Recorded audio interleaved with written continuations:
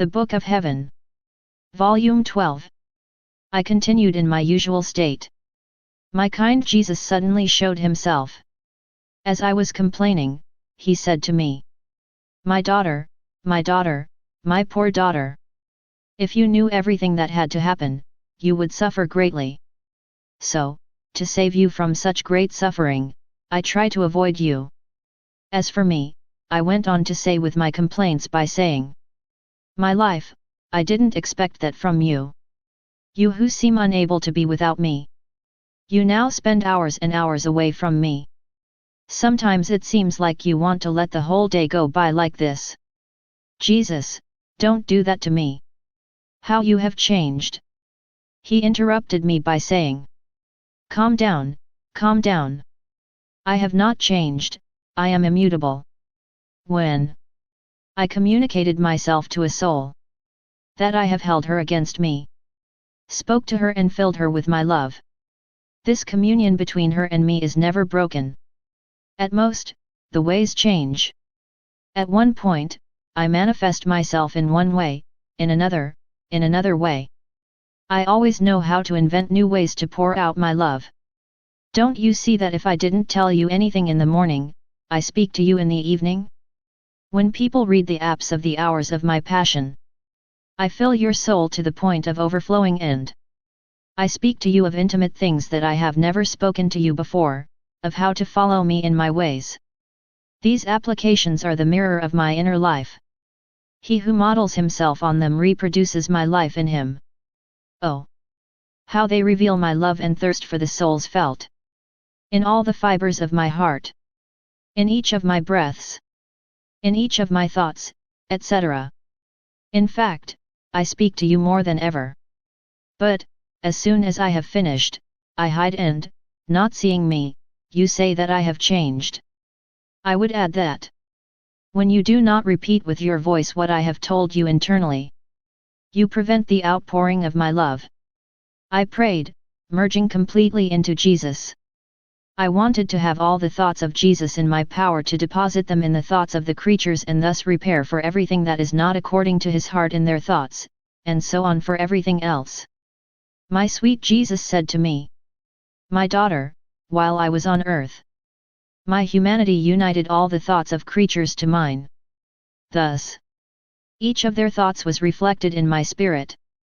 Each of their words in my voice. Each of their heartbeats in my heart.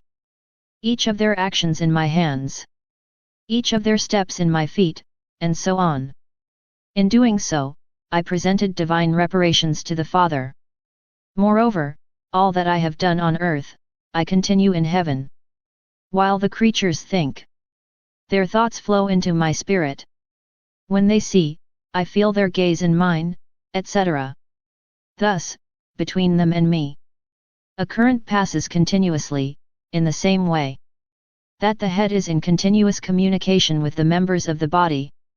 I say to the Father, my Father, it is not only I who beg you, make reparation and soothe you, but there are creatures who do with me what I do. By their sufferings, they replace my now glorious humanity and incapable of suffering. The souls that blend into me repeat what I have done. When they are with me in heaven, what will be their contentment? They who have lived in me and who, with me, have embraced all creatures and repaired for each. They will continue their lives in me. And when the creatures still on earth will offend me in their thoughts, the thoughts of these souls will reverberate in the minds of those wounded souls, and will continue the repairs they made while they were on earth. With me, they will be sentinels of honor before the divine throne. When the creatures on earth offend me, they will do the opposite acts in heaven. They will be the guardians of my throne and will have the places of honor. They will be the ones who understand me best. They will be the most glorious. Their glory will be melted into mine and mine into theirs. Therefore, let your life on earth be completely melted into mine. Do not do any action without going through me. Every time you melt into me, I pour into you new graces and a new light. I will be a vigilant sentinel of your heart to save you from the very shadow of sin. I will keep you as my own humanity. And I will command the angels to form a crown around you, so that you are defended against all and everything. I was in my usual state and my ever-kind Jesus showed himself briefly. He was so distressed that he felt pity. I said, "What's wrong, Jesus?" He replied, "My daughter. Sudden and unexpected things will happen, revolutions will break out everywhere. Oh! How things will get worse." Then, all overwhelmed, he remained silent. I said to him, "Life of my life, tell me another word." Acting as if he wanted to blow into me, he said to me, "I love you. By this I love you." It seemed to me that every human being and everything received new life. I continued, "Jesus, say yet another word." He continued, "I can't tell you a more beautiful word than I love you. Coming from me, this I love you fills heaven and earth. It circulates among the saints who receive a new glory from it. It descends into the hearts of earthly pilgrims whose some receive the grace of conversion and others that of sanctification. He enters purgatory and pours out a beneficial and refreshing dew on the souls there. Even the elements feel invested with a new life in their fertility and growth. All hear the I love you of your Jesus. Do you know when the soul attracts to it an I love you from me? When, merging into me, she takes the divine attitude and does everything I do. With that, I say to Jesus, "My love, it is difficult to always have this divine attitude." He continued, "My daughter, if the soul cannot always do this in its everyday actions, it can do so by its goodwill. So, I am so happy with her that I am the vigilant sentinel. With all his thoughts, of all his words, all its heartbeat, etc. Placing them inside and outside me as an escort. Looking at them with love as fruits of his goodwill. When, merging into me, the soul does its common actions in union with me, I feel so attracted to it that I do with it all that it does. Changing his actions into divine actions. I take everything into account and reward everything, even the smallest things. None of his acts of goodwill go unrewarded. I complain to my always kind Jesus about my usual prayer of him, saying to him, "My love, what a continual death! The deprivation of you is a death. This death is all the more cruel because it does not actually lead to death. I do not understand how the goodness of your heart can tolerate watching me suffer these continual deaths and leave me alive." As I entertained these thoughts, blessed Jesus came and, pressing me firmly on his heart, said to me, "My daughter, press yourselves hard against my heart and come back to life. Know that suffering, which satisfies me and pleases me the most, which is the most powerful and most similar to mine, is that of the deprivation of me. For it is a divine suffering. Souls are so close to my heart that they are as if chained to my humanity. And when one of them gets lost, the chain that holds it to me is broken and I feel pain as if a limb was torn from me. And who can repair that broken chain, repair the tear?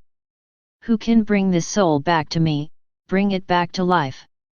The sufferings of the deprivation of me. For these are divine sufferings. My sufferings caused by the loss of souls are divine. The sufferings of souls who do not see and feel me are divine. These two species of divine suffering meet, embrace each other. They have such power that they can take souls separated from me and to reunite them again with my humanity. My daughter, does the deprivation of me cost you much? If so, do not make useless a suffering of such a great price. Since I give you this suffering, don't keep it to yourself alone but circulate it among the combatants. To grasp souls in the midst of battle and lock them in me. May your suffering circulate throughout the world to save souls and bring them all back to me." Finding me in my usual state, my ever amiable Jesus came. As I was in a little pain, he took me in his arms and said, "My beloved daughter, my dear little girl, rest in me. Do not keep your sufferings to yourself alone, but join them to my cross as an escort and relief from my sorrows. My sufferings will join yours and support you. Our suffering will burn in the same fire. I will see your sufferings as if they were mine. I will give them the same effects and value as mine when I was on the cross. They will fulfill the same office before my Father for souls. Better yet, come to the cross yourself. How happy we will be there, even in pain. In fact, it is not suffering that makes the creature unhappy.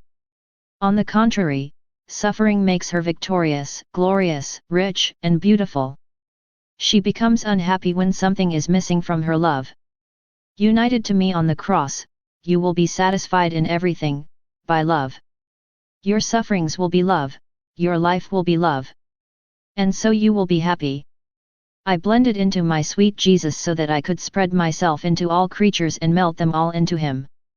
I wanted to stand between Jesus and the creatures so that they would be unable to offend Jesus. While I was doing this, Jesus said to me, "My daughter, when you blend in with me in my will, a sun is formed in you.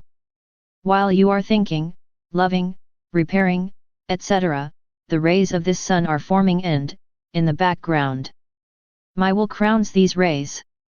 This sun rises in the sky and radiates like a beneficial dew on all creatures. The more you blend into me, the more you form such suns. Oh! How beautiful it is to see those suns which, rising, blend into my own sun and bring down a beneficial dew on all. How many graces do creatures not receive in this way? I am so seized of it that, as soon as a soul melts into me, I rain down graces on it in abundance. So that it forms an even larger sun. So that we can then pour a more abundant dew on all. Par la suite, pendant que je me fondeis en lui. Jai ressenti la lumière, l'amour et les graces pleuvoir sur ma tête. Me trouvant dans monde état habituel, je me plaignais au monde du Jesus d'être privé de sa présence en disant. Monde amour, qui pourrait avoir à quel point la privation de toi m'est pénible? Je me sens mourir petit à petit. Chaque acte que je fais est un mort que je ressens parce que je ne trouve pas celui qui est ma vie. Mourir et vivre en même temps est plus cruel que la mort. C'est un double mort. Monde aimable Jesus vint et me dit. Ma fille, sois courageous et ferme en tout. Et pousse, ne veux-tu pas m'imiter? Je suis également mort petit à petit. Pendant que les creatures me erdent dans mes pas, je sentais mes pieds se décrire avec des spasms capables de me donner la mort. Cependant, même si je me sentais mourir, je ne suis pas mort. Quand les creatures m'offensient par leurs actes, je sentais la mort dans mes mains. Je me sentais mourir, mais la volonté de monde per m'empêcher de mourir. Les mauvaises conversations et les horribles blasphemes des creatures retentissaient dans ma voix. Alors je me sentais suffoquer. I felt death in my voice, but I am not dead. And my heart tortured? As he throbbed, I felt the bad lives of creatures and souls detached from me. My heart was constantly torn and lacerated. I continually died for every creature, for every offense. Here again, love and divine will compelled me to live. That's why you too are dying little by little. I want you by my side. I want your company in my dead. Aren't you happy? Continuing in my miserable state, I tried to blend into my sweet Jesus. According to my habit. However, all my efforts were useless. Jesus himself distracted me. Breathing loudly, he said to me, "My daughter, the creature is nothing but my breath. When I breathe, I bring everything to life. All life is in the breath.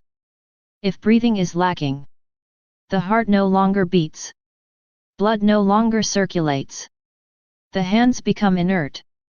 Intelligence dies, and so on. Human life resides in the gift of my breath and its acceptance.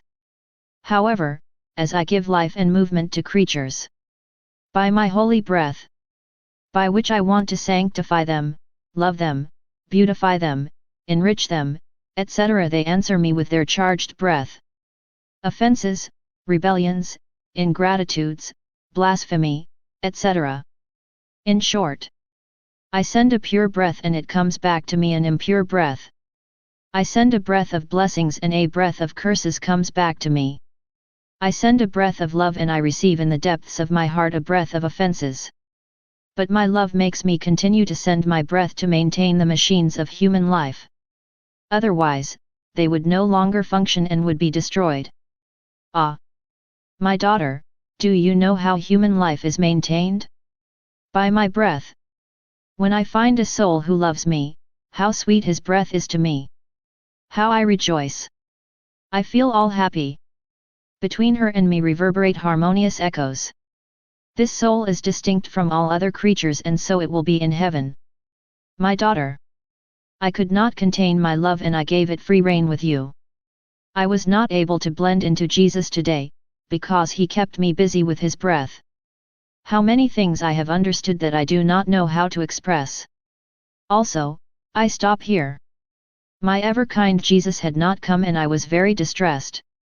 As I prayed, the following thought came to my mind. Did it ever occur to you that you could be damned? Really, I never think about that. I was a little surprised that this thought came to my mind. My good Jesus, who always watches over me, moved in me and said to me, my daughter. This thought is an oddity that greatly saddens my love. If a girl said to her father, I'm not your daughter. You won't give me a share of your inheritance. You don't want to give me food. You don't want me in your house. And that she was grieving about it, what would the poor father say? He would say, absurd. This girl is crazy. Then, with love, he would add. If you are not my daughter, who are you then?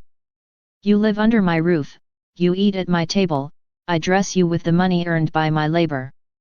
If you are sick, I assist you and provide you with all the care for you to heal. Why then do you doubt that you are my daughter? With many more reasons, I would say. To the one who doubts my love and fears being damned, what is this to say? I give you my flesh to eat, you live from all that belongs to me, if you are sick, I heal you with the sacraments. If you are dirty, I wash you with my blood. I am always at your disposal and you doubt? Do you want to sadden me? And then, tell me, would you like someone else? Do you recognize another as a father? And you say you are not my daughter.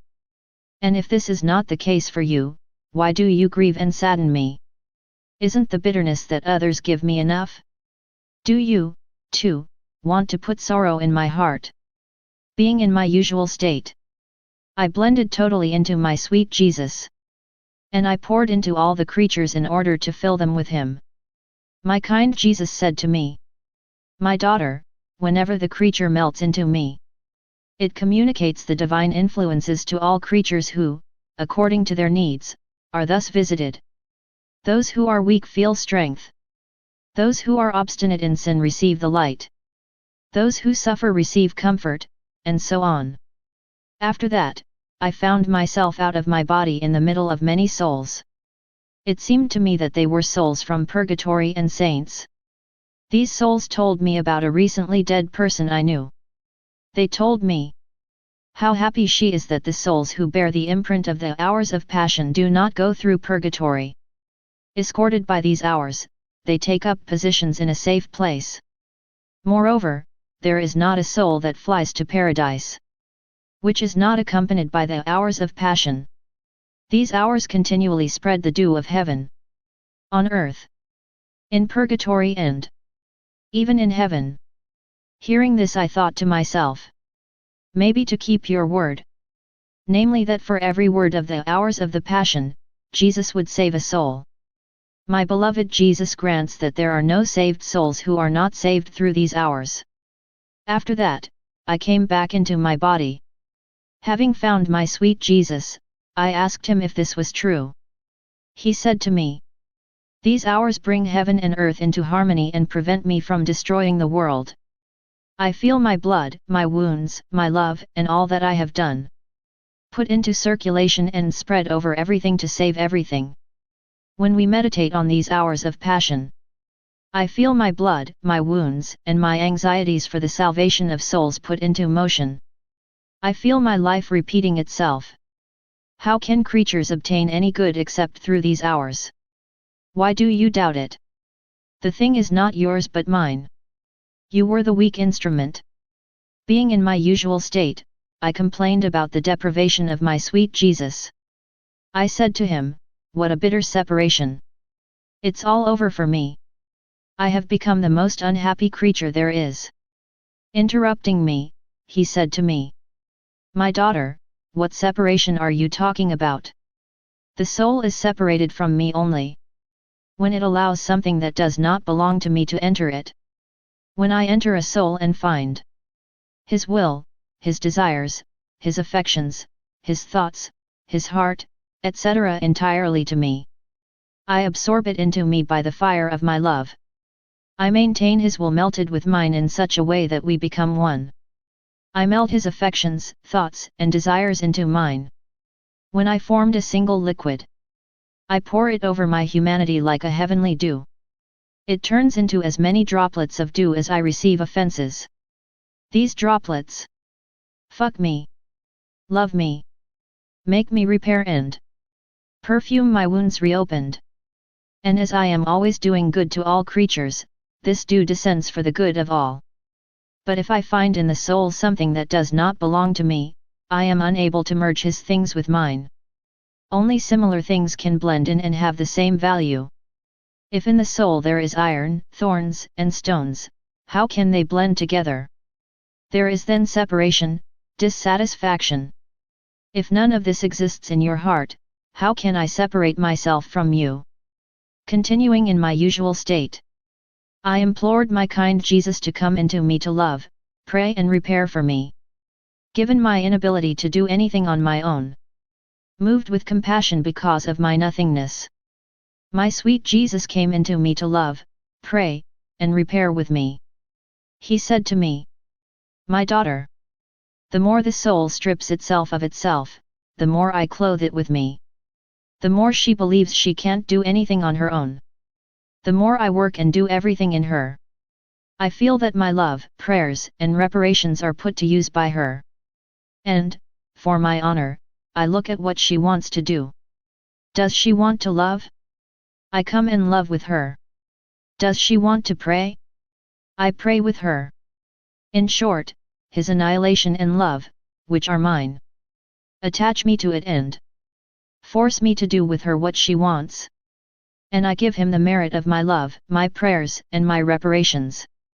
With immense contentment, I feel my life repeating itself and I bring down the fruits of my deeds for the good of all, because they are not things of the creature, hidden in me, but of mine." Continuing in my usual state, I was in some pain. As I came, my adorable Jesus stood before me. There seemed to me to be several lines of communication between him and me. He said to me, "My daughter, every suffering of the soul is an additional communication between it and me. It is that all the sufferings that the creature can live have been suffered in my humanity and were thus clothed with a divine character. And since the creature cannot live them all together, my goodness communicates them to him little by little. Through his sufferings, the union with percent oi grows. It grows not only through its sufferings, but also through all that the soul does well. C'est en zkse développement des lignes entre la creature et moi. Un autre jour, je pensis à la chance que d'autres aimes ont de pouvoir être devant le saint sacrement pendant tu et moi, pauvre petite chose. Cela mest refuse.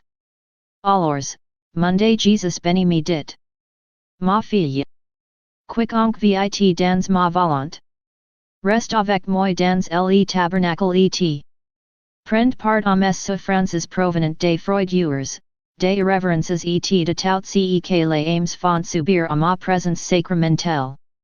Quiconque vit dans ma volonté doit exceller en tout. Et la place d'honneur lui est réservée. Qui a le plus de profit? Celui qui est devant moi ou celui qui est avec moi? For the one who lives in my will, I do not tolerate Not even the distance of a step between him and me. Nor difference between us in pain or joy. Maybe I will place it on the cross, but I will always have it with me. This is why I always want you in my will.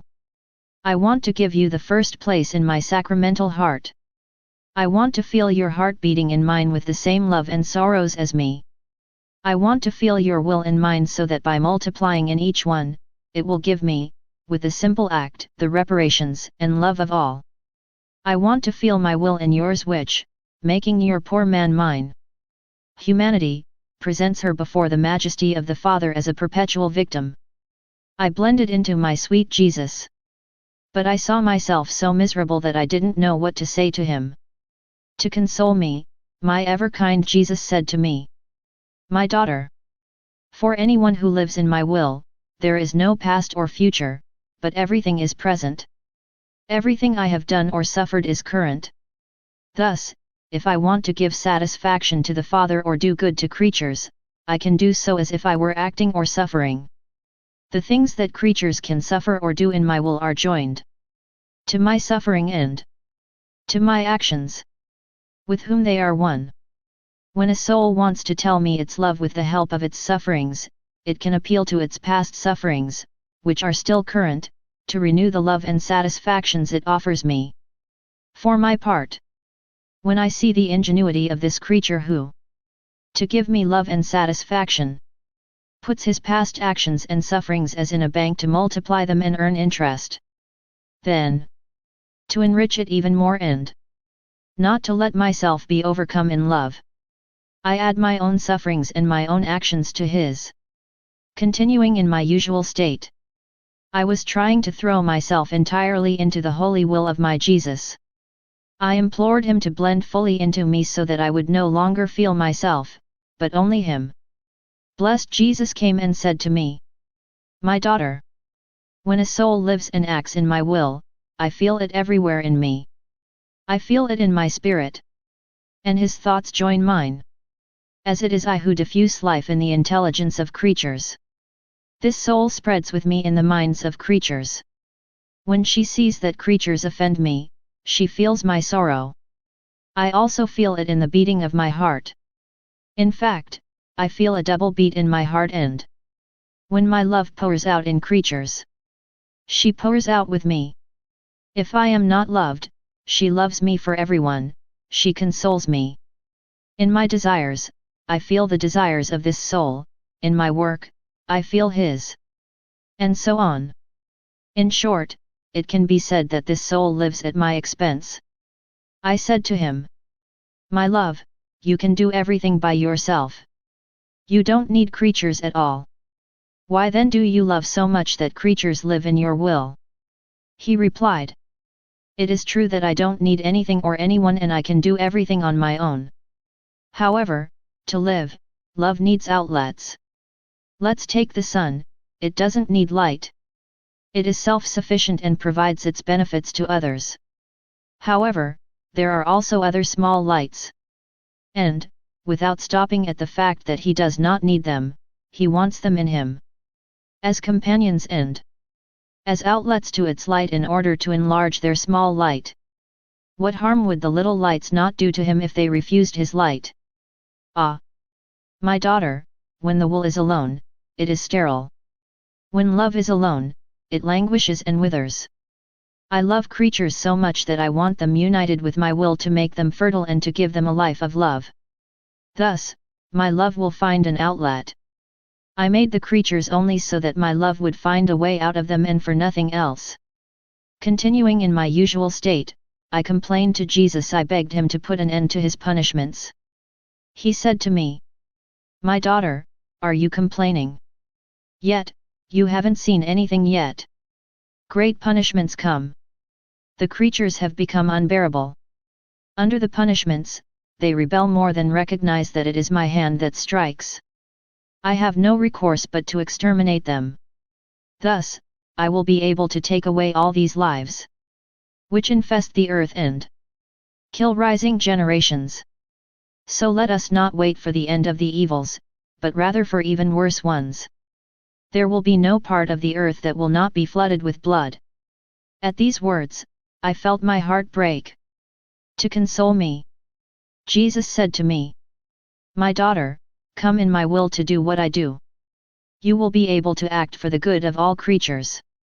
By the power of my will, you will be able to rescue them from the blood in which they swim and bring them back to me, washed in their own blood." I replied, "My life, I'm so bad, how can I do that?" He continued, "You have to know that the most sublime and heroic act a soul can perform is to live and act in my will. When a soul decides to live in my will, our two wills merge into one.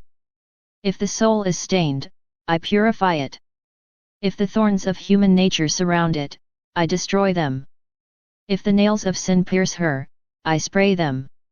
Nothing bad can enter into my will. All my attributes invest the soul and change its weakness in strength, his ignorance in wisdom, its misery in wealth, etc. In other souls, there is always something left of oneself. But this soul stripped of itself I fill entirely with myself. While I was in my usual state, my ever-kind Jesus came.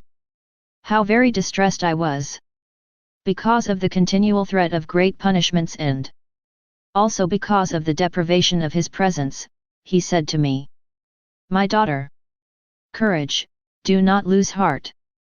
My will makes the soul happy even in the midst of the greatest storms.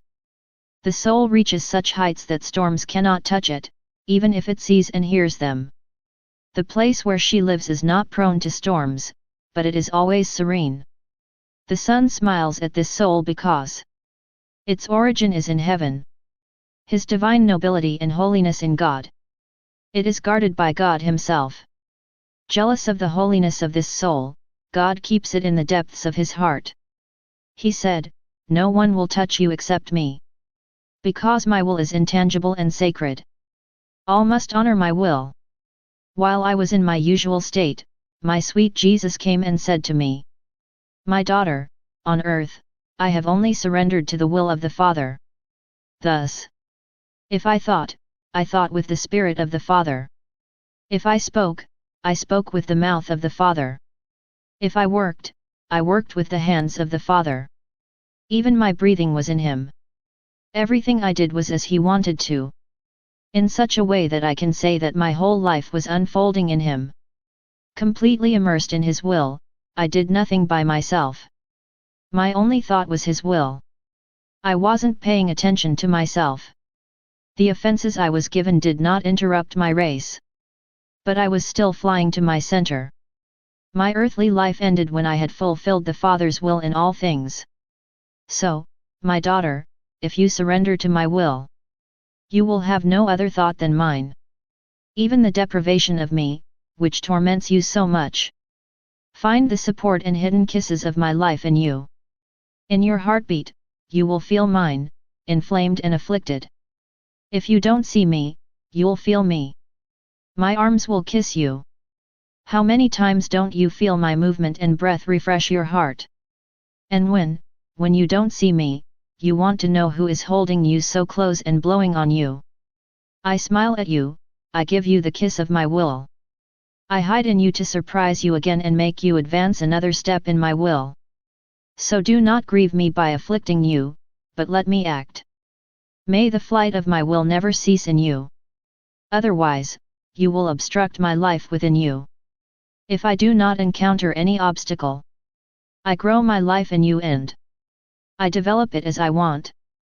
That said, out of obedience, I have to say a few words about the difference between living resigned to the divine will and living in the divine will. According to my poor opinion, to live resigned to the divine will is to resign oneself in everything to the will of God. As much in prosperity, that in adversity. Seeing in all things the reign of God over His creation, according to which not even a hair can fall from our head without the permission of the Creator.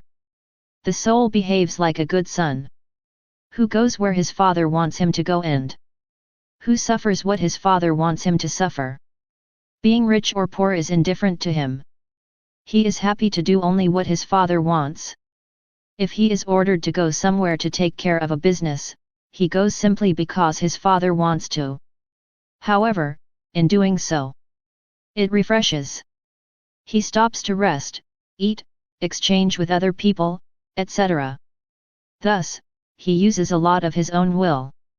Not to mention, however, that he goes there because that's how his Father wants him. In many things, he finds the opportunity to do his own will. Thus, he can be days and months away from his Father, without his Father's will being specified to him in all things. Thus, for the one who lives only resigned to the divine will, it is almost impossible that he does not involve his own will. He is a good son, but he does not share in all the thoughts, words, and life of his heavenly Father. As he goes, returns, and talks to other people, his love is intermittent. His will is not in continual communication with that of the Father. Thus, he maintains the habit of doing his own will. Nevertheless, I believe that this is the first step towards holiness. To speak now of what it is to live in the divine will, I would like the hand of my Jesus to guide mine. Only he can say all the beauty and holiness of life in the divine will. For my part, I feel unable to do this, and I don't have many concepts in mind. I miss the words. My Jesus, pour yourself into my words and I will say what I can. To live in the divine will means to do nothing by oneself. Because, in the divine will, the soul feels incapable of anything by itself. She does not ask for or receive any orders. Because she feels unable to go alone, she says, if you want me to do something, let's do it together as one person. If you want me to go somewhere, let's go together as one person. Thus, the soul does all that the Father does. If the Father thinks, she makes his thoughts her own. She has no other thought than her own. If the Father looks, speaks, works, walks, suffers, or loves, she look at what the Father is looking at. Repeat the words of the Father. Works with the hands of the Father. Walk with the feet of the Father. Suffers the same sufferings as the Father and loves what the Father loves. She does not live outside but inside the Father. Thus, she is a perfect replica of him. This is not the case for the one who lives only resigned. It is impossible to find this soul without the Father or the Father without this soul. And this is not only external. His whole interior is intertwined with the interior of the Father, transformed into him. Oh! The rapid flight of this soul! The divine will is immense. It circulates everywhere, orders everything and gives life to everything. The soul that immerses itself in this immensity flies to everything, invigorates everything and loves everything. It acts and loves like Jesus, which cannot be done by the soul, which is only resigned. For the soul that lives in the divine will, it is impossible to do anything by itself. His human labors, even holy ones, make him nauseous. Because the things of the divine will, even the smallest ones, look different. It acquires a divine nobility, a divine splendor and divine holiness, also a divine power and a divine beauty. These divine qualities multiply indefinitely in her. And, in an instant, she does everything. After doing everything, she says, I didn't do anything, it was Jesus who did everything, and that's my happiness. Jesus did me the honor of receiving me in his will, which allows me to do what he did. The enemy is unable to disturb this soul. Whether she has done her job well or poorly, that she has done little or a lot, because everything was done by Jesus and her together. She is peaceful, not prone to anxiety. She doesn't love one particular person but she loves them all, divinely. It can be said that she repeats the life of Jesus, that she is his voice, the beating of his heart, the sea of his graces. In this alone, I believe, consists of true holiness. For those who live in the divine will, the virtues are of divine order. Otherwise, they are of a human nature, subject to self-esteem, vanity and passions. Oh! How many souls doing good deeds and receiving the sacraments weep because, not being invested with the divine will, they do not produce fruit. Oh! If all understood what true holiness is, how everything would change. Many are on a false path of holiness. Many put it in pious practices. And woe to anyone who would want to change them. These souls deceive themselves. If their will is not united with that of Jesus and transformed into Him, then, with all their pious practices, their holiness is false. With great ease, they pass from pious practices to defects, diversions, discord, etc. Oh! How unsightly this false holiness is! Other souls put their holiness to go to church often, and to attend all services. But their will is far from that of Jesus. These souls care little about their own duties. If they are prevented from going to church, they are angry and their holiness evaporates. They complain, disobey, and are cumbersome in their families. Oh! What false holiness! Other souls put their holiness to confess often, to be directed spiritually in the minute details and to have scruples about everything. However, they have no scruples. Let their will not be melted with that of Jesus. Woe to those who contradict them! They are like inflated balloons that, when a small hole is made to them, deflate. Thus, under the contradiction, their holiness evaporates. They complain that they are easily sad. They always live in doubt and they like to have a spiritual director just for them, to notify them in all things, reconcile and console them. Nevertheless, they still remain agitated. Poor holiness than that one, how falsified it is! I would like to have the tears of my Jesus, to weep with Him over these false holiness and make known to all how true holiness is to live in the divine will. This holiness has such deep roots that there is no danger of it faltering. The soul that has this holiness is firm, not subject to inconsistencies and willful defects. She is attentive to her duties. She is sacrificed and detached from everything and everyone, even spiritual directors. It grows to the point that its flowers and fruits reach heaven. It is so hidden in God that the earth sees little or nothing of it. The divine will absorbed it. Jesus is His life, the craftsman of His soul and His model. She has nothing of her own, everything being in common with Jesus. His passion and characteristic trait is the divine will. On the other hand, the balloon of false holiness is subject to continual inconsistencies. The soul seems to fly at a certain height.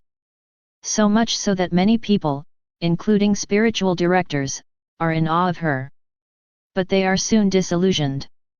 Because, to deflate the balloon, it is enough humiliation or a preference of the director for another person. The soul believes that it is stolen, believing itself to be in most need. While she has scruples for trifles, she comes to disobey. Jealousy is the vermin of this soul. This jealousy vents his balloon which deflates and falls to the ground. And if we look at the so-called holiness that was in that balloon, we find self-esteem, resentments and passions, camouflaged under the aspect of the good. It can be seen that this soul was the demon's toy. Only Jesus knows all evils of this false holiness, of this life of unfounded devotions, based on false piety.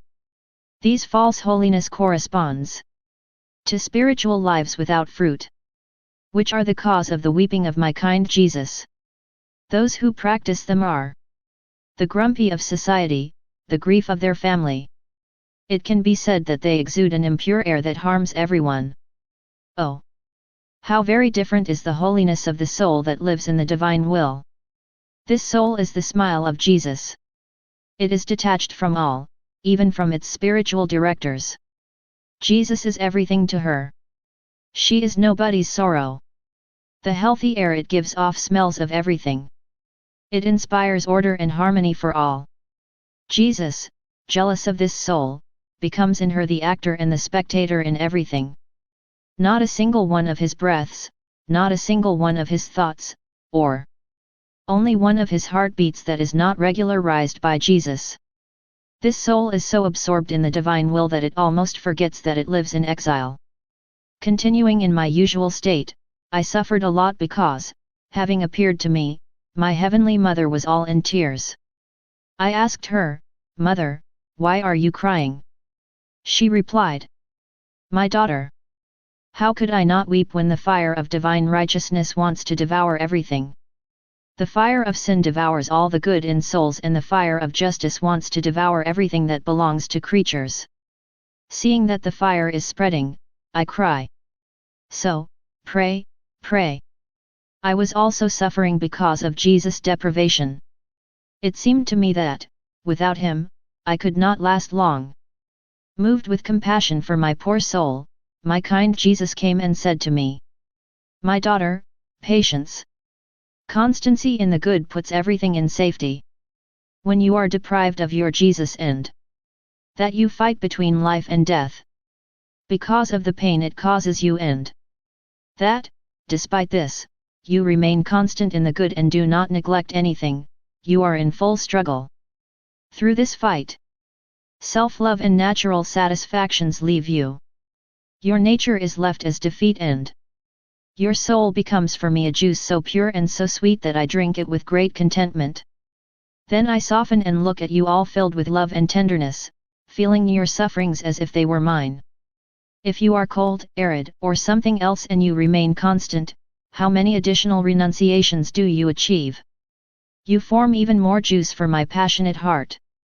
It is like a fruit, which has a thorny and hard peel, but which contains inside a soft and useful substance. If the person is constant in removing the thorns, then, by squeezing the fruit, he enjoys all the substance. The poor fruit is thus emptied of its contents and its thorny peel discarded. Similarly, through coldness and aridity, the soul rejects natural satisfactions and it empties itself of itself in constancy. It stays with the pure and sweet fruit of the good that I delight in. If you are constant, everything will contribute to your good and I will give you my grace in abundance. Continuing in my usual state, my sweet Jesus said to me, "My daughter, the darkness is thick and the creatures are falling more and more. In this darkness, they dig the precipice where they will perish. Man's mind has remained blind. He no longer has the light to see good, he sees only evil. This evil will flood him and make him perish. Where he thinks he will find safety, he will find death. Alas! My daughter, alas!" He added, "The actions done in my will are like suns illuminating everything. As long as the actions of the creature remain in my will, new suns shine on blind minds, and souls who have a minimum of good will find the light to escape the precipice. All the others will perish. In these times of darkness so thick, what good do the creatures living in my will? Souls who survive will do so only because of these creatures." Then he left. Later, he returned and added, "I can say that the soul that lives in my will is my mount. At home, I hold the reins of everything, those of her spirit, his affections and of his desires. I leave nothing under his power. I sit on his heart to be more comfortable. My dominance is complete and I do what I want.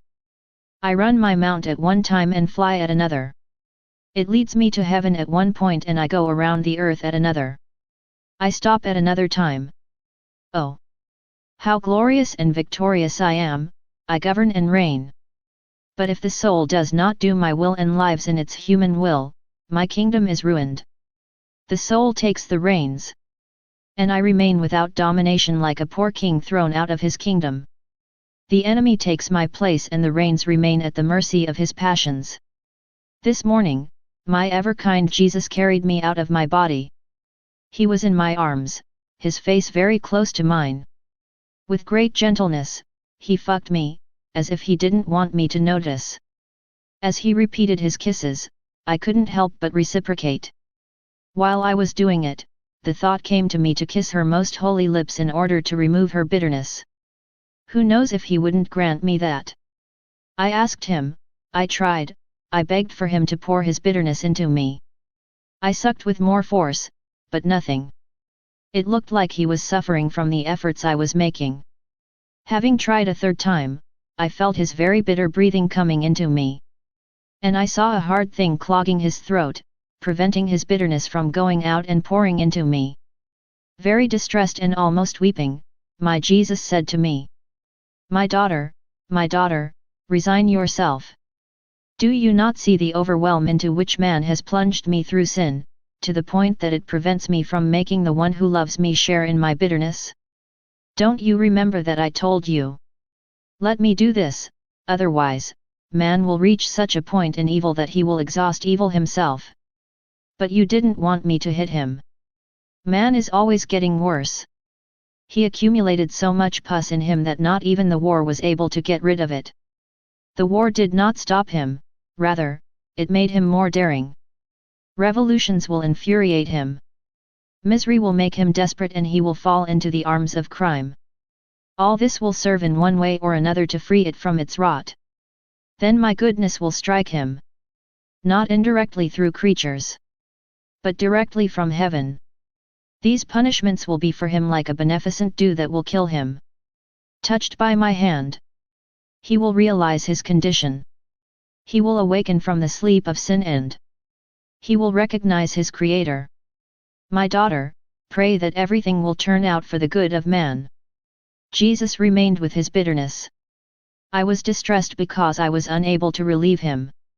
I only felt his breathing, after which I found myself in my body. However, I felt worried. Jesus' words tormented me. I saw in my mind the terrible future. To calm me down and distract me, Jesus came back and said to me, so much love, so much love. While I was in pain, I said, my suffering, run, goes in search of man. Help him and be his strength in his sufferings. As I shed my blood, I said with every drop, run, run, save man for me. If he is dead, give him life, but a divine life. If he flees, run after him, surround him, confuse him with my love until he surrenders. During the flogging, as the wounds of my body were forming, I repeated, my wounds, do not stay with me, but seek man. If you find him wounded by sin, place yourself as a bandage to heal him. So, with everything I said and did, I surrounded the man to save him. You too. Out of love for me. Do not keep anything for yourself but make everything run to man to save him. And I will look at you as another myself. While I was in my usual state and in great pain, my kind Jesus came and said to me, my daughter, everything I have done is eternal. My humanity has not suffered only for a time, but its suffering continues until the end of the world. As my humanity in heaven cannot suffer, I use the humanity of creatures, making them participate in my suffering, and thus extending my humanity on earth. And this I do with justice. For when I was on earth, I incorporated into myself the humanities of all creatures for the purpose of to keep them safe and to do everything for them. Now that I am in heaven, I diffuse into creatures my humanity, my sufferings and all that my humanity has done for the good of lost souls. I do this especially in the souls who love me so that I can say to the Father, my humanity is in heaven and also on earth, in the souls who love me and suffer. Thus, because of the souls who love me and substitute themselves for me, my satisfaction is complete. My sufferings are still active. Console yourself when you suffer, because you receive the honor of substituting yourself for me. Having received my Jesus in Holy Communion, I thought, how can I give him love for love, since he is not in my power to shrink me as he does in the host out of love for me? Then my beloved Jesus said to me, my daughter, if you cannot reduce yourself out of love for me in the form of a small host, you can very well reduce yourself completely in my will, thus making you host in my will. With every action you do in my will, thou shalt be a host for me and I will feed on you as you feed on me. What is the host? Isn't it my life? And what is my will? Isn't it the totality of my life? You can make yourself a host out of love for me. As much as you do actions in my will. As much as you can form hosts to give me love for love. This morning, after receiving Jesus blessed, I said to him, Jesus, my life, tell me what was your first gesture after receiving yourself by instituting the Eucharist? He replied, my daughter, my first act was to multiply my life in as many lives. That there will be human lives on earth. Thus, each one will have my life for himself alone. A life that constantly prays, thanks, satisfies and loves. This, in the same way that I multiplied my sufferings for each soul, as if I had suffered for her alone. At this supreme moment to receive me in sacramental form. I gave myself to each one to suffer my passion in every heart in order to conquer it. By force. Suffering and of love. By totally giving my divinity, I took possession of all. Alas! My love was disappointed by many. I anxiously await loving souls who, upon receiving me, will unite with me to multiply in all and want everything I want. I will receive from these souls what others do not give me. I will have the contentment of having souls in accordance with my desires and my will. So, my daughter, when you receive me, do what I did. And I will be contented that there is at least one soul who wants the same thing as me. As he said this, he looked very distressed. I said to him, Jesus, what afflicts you so much? He replied, Ah! What floods there will be! What evils, what evils! Italy is heading for very sad times. Come closer to me and pray that the evils will not be worse. I resumed, Ah! My Jesus! What will happen to my country? So you don't love me like you used to? By not sparing others out of love for me? Almost sobbing, he replied. No, I love you very much. I continued in deprivation, suffering and bitterness because of so many evils I heard about, especially the entry of foreigners into Italy. I was begging my good Jesus to stop the enemies and I said to him, Is this the flood you told me about a few days ago? The good Jesus said to me, My daughter, this is the flood I told you about and it will continue. Foreigners will continue to invade Italy. Is this not well deserved? I had chosen Italy as my second Jerusalem. However, she ignored my laws and refused to give me back what is due to me. Ah! I can say that she does not behave in the manner of humans, but in the manner of beasts. Even under the heavy scourge of war, I am not recognized and she wants to continue to behave like my enemy. It is just right that she suffered defeat.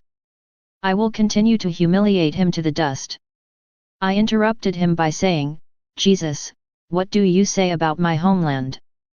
My poor homeland, how lacerated you will be. Jesus, have mercy, stop this flood of strangers. He continued, My daughter, to my great sorrow, I must allow the advance of foreigners. You, because you do not love souls like me, would like victory. If Italy won, it would be the ruin of souls.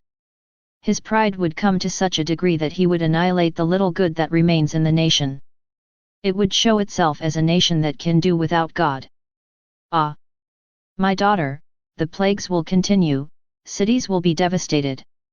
I will deprive them of everything. The poor and the rich will be on the same footing. They did not want to recognize my laws.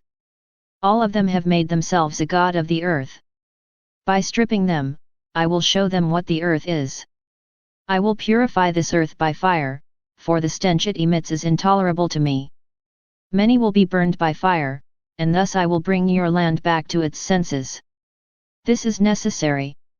The salvation of souls requires it. I have been telling you about these scourges for a long time. The time has come, but not completely. Other evils will come, I will bring the earth back to his senses, I will bring it back to his senses. I said to him, My Jesus, calm down. Enough for now. He resumed, Ah! No. You pray and I will make the enemy less cruel. I continued in my state of suffering.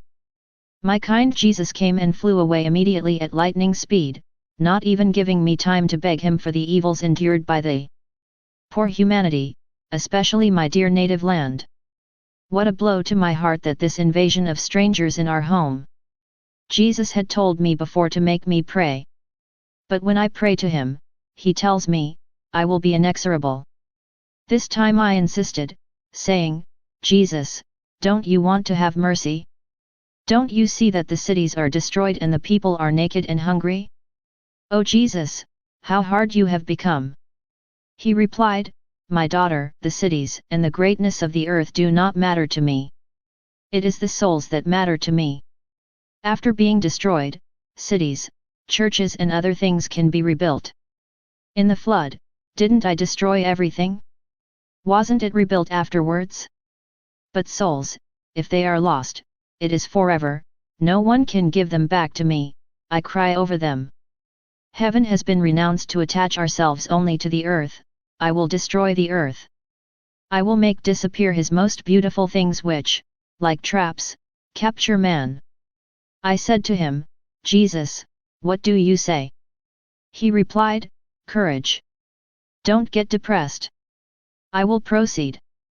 And you, come in my will and live in it, may the earth no longer be your dwelling place but only me. Thus, you will be totally safe. My will has the power to make the soul transparent.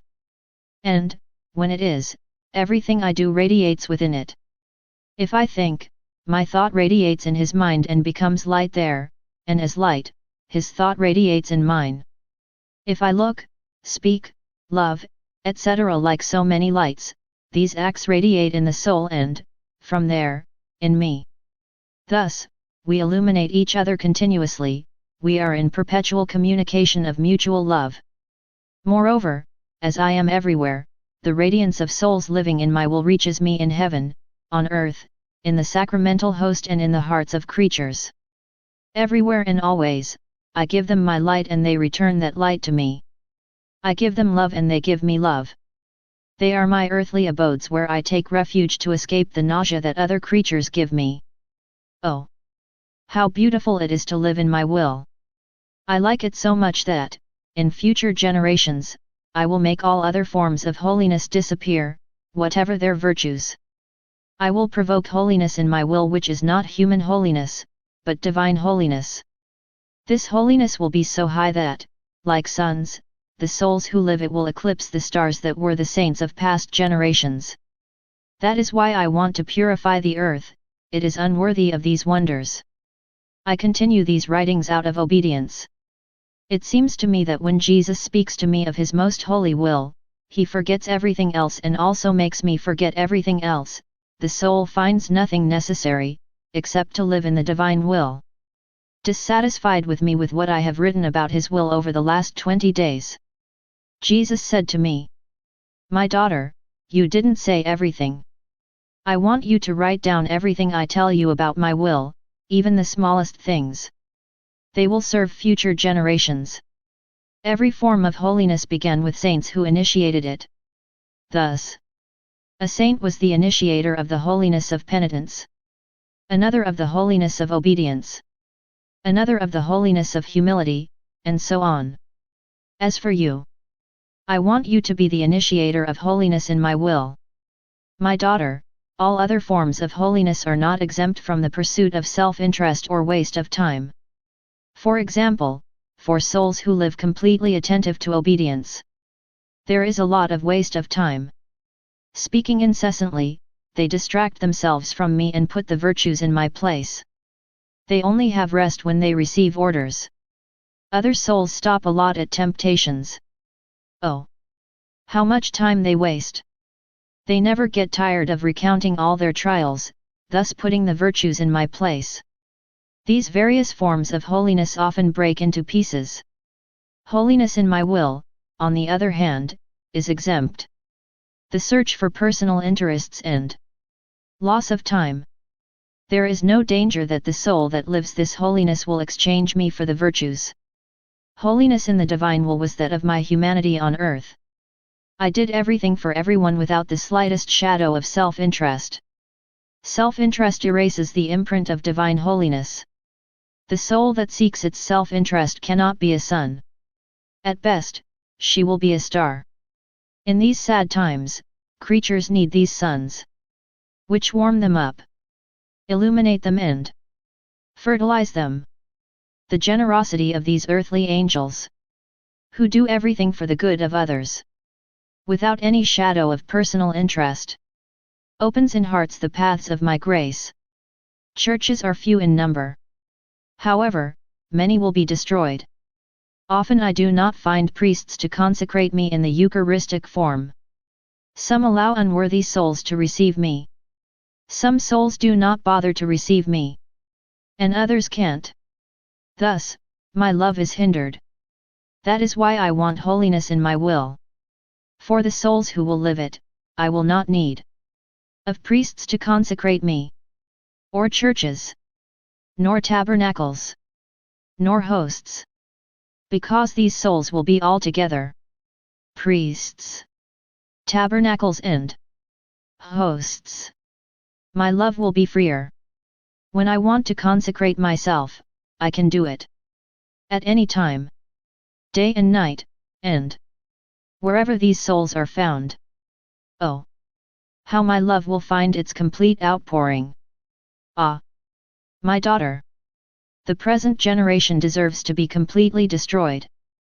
If I allow a few people to stay, it will be to form those sons of holiness in my will that will do for me all that other creatures, past, present and future, owe me. Then, the earth will give me real glory and my Fiat Volontés toi on earth as in heaven will know its total fulfillment. After receiving Jesus in the Blessed Sacrament, I said to him, I fuck you with the kiss of your will. You're not happy if I only give you my kiss. You also want the kiss of all creatures. Thus, I give you the kiss of your will because there are all the creatures on the wings of your will. I take all the mouths of the creatures and give you the kiss of all. I fuck you, not with my love, but with your own love. Thus, you will feel the contentment, gentleness, and kindness of your own love on the lips of all creatures. And you will be forced to give your kiss to everyone. Who could tell all the other idiocies I said to my kind Jesus? He said to me, my daughter, how sweet it is for me to see and feel a soul in my will. Without her noticing, she places herself at the level of my actions and prayers as I did them when I was on earth. She almost puts herself at my level. In my smallest deeds, I carried all creatures past, present, and future, so as to present to the Father complete deeds in the name of all. Not a single breath of the creatures escaped me. Otherwise, the Father would have found exceptions and would not have recognized all creatures or all their deeds. He could have said to me, you didn't do everything for every creature, your work is not complete. I can't recognize all creatures because you haven't incorporated them all into you and I only want to acknowledge what you've done. Thus, in the immensity of my will, love, and power, I have done everything for every creature. Actions that are not done in my will cannot please me, however beautiful they may be. They are low, human, and limited. On the other hand, the actions done in my will are noble, divine, and infinite, like my will. They are similar to mine and I clothe them with the same value, love, and power. I multiply them in all and extend them to all generations. I don't care if they are small. It is my actions that are repeated and that is enough. The soul then places itself in its true nothingness. Not in an attitude of humility, where she always feels something about herself. But, as nothing, it enters into the all that I am and it works with me, in me, and as me. Completely stripped of itself. It does not stop at its merits or its personal interest. Rather, all attentive to make me happy. She gives me absolute dominion over all her actions. Without trying to find out what I am doing with it. Only one thought occupies him, to live in my will, begging me to grant him this honor. That is why I love him so much. All my predilections and all my love are for her. And if I love others, it is by virtue of the love I bring to this soul. My love for them goes through her. In the same way that the Father loves creatures by virtue of the love he brings to me.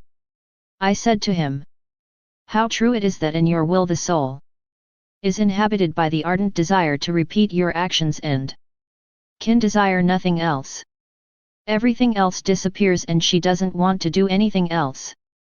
Jesus continues. And I make him do everything and I give him everything. Continuing in my usual state. I was merging into the holy will of my sweet Jesus. I prayed, loved, and made reparations. Jesus said to me, my daughter, would you like a comparison regarding the acts done in my will? Look at the heavens. You will find the sun there. A ball of light that has its limits and shape. However, the light that comes from within its limits fills all the earth and all the space. Not a limited space. But wherever there is land, mountains, and seas. Investing them with its majestic light and beneficial warmth. He is the king of the planets. He has supremacy over all created things. These are the acts done in my will, and even more. By doing one's actions by one's own will, the creature acts in a poor and limited way. But if it enters into my will, his actions take on immense proportions.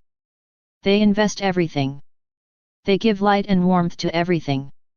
They rule over everything and they acquire supremacy over all the acts of creatures. Thus, the soul governs, commands and conquers. Although small in themselves, the acts done in my will undergo an incredible transformation. This is not even given to the angels to understand. Only I can measure the true value of the actions done in my will. They are the triumph of my glory, the outpouring of my love, the completion of creation. They reward me for creation itself. Therefore, my daughter is moving ever further in my will. Being in my usual state and suffering a little, my thought was as follows. How come I can't find rest either day or night? The weaker and more suffering I am, the more awake and unable my mind is to rest. My sweet Jesus tells me, my daughter, you don't know why, but I'll tell you.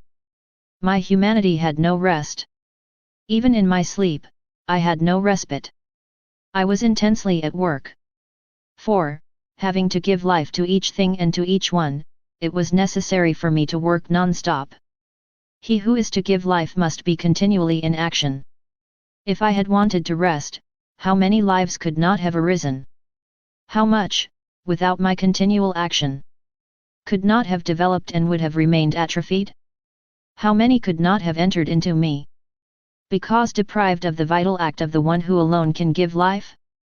My daughter, wanting you in my will, I want you in continual action.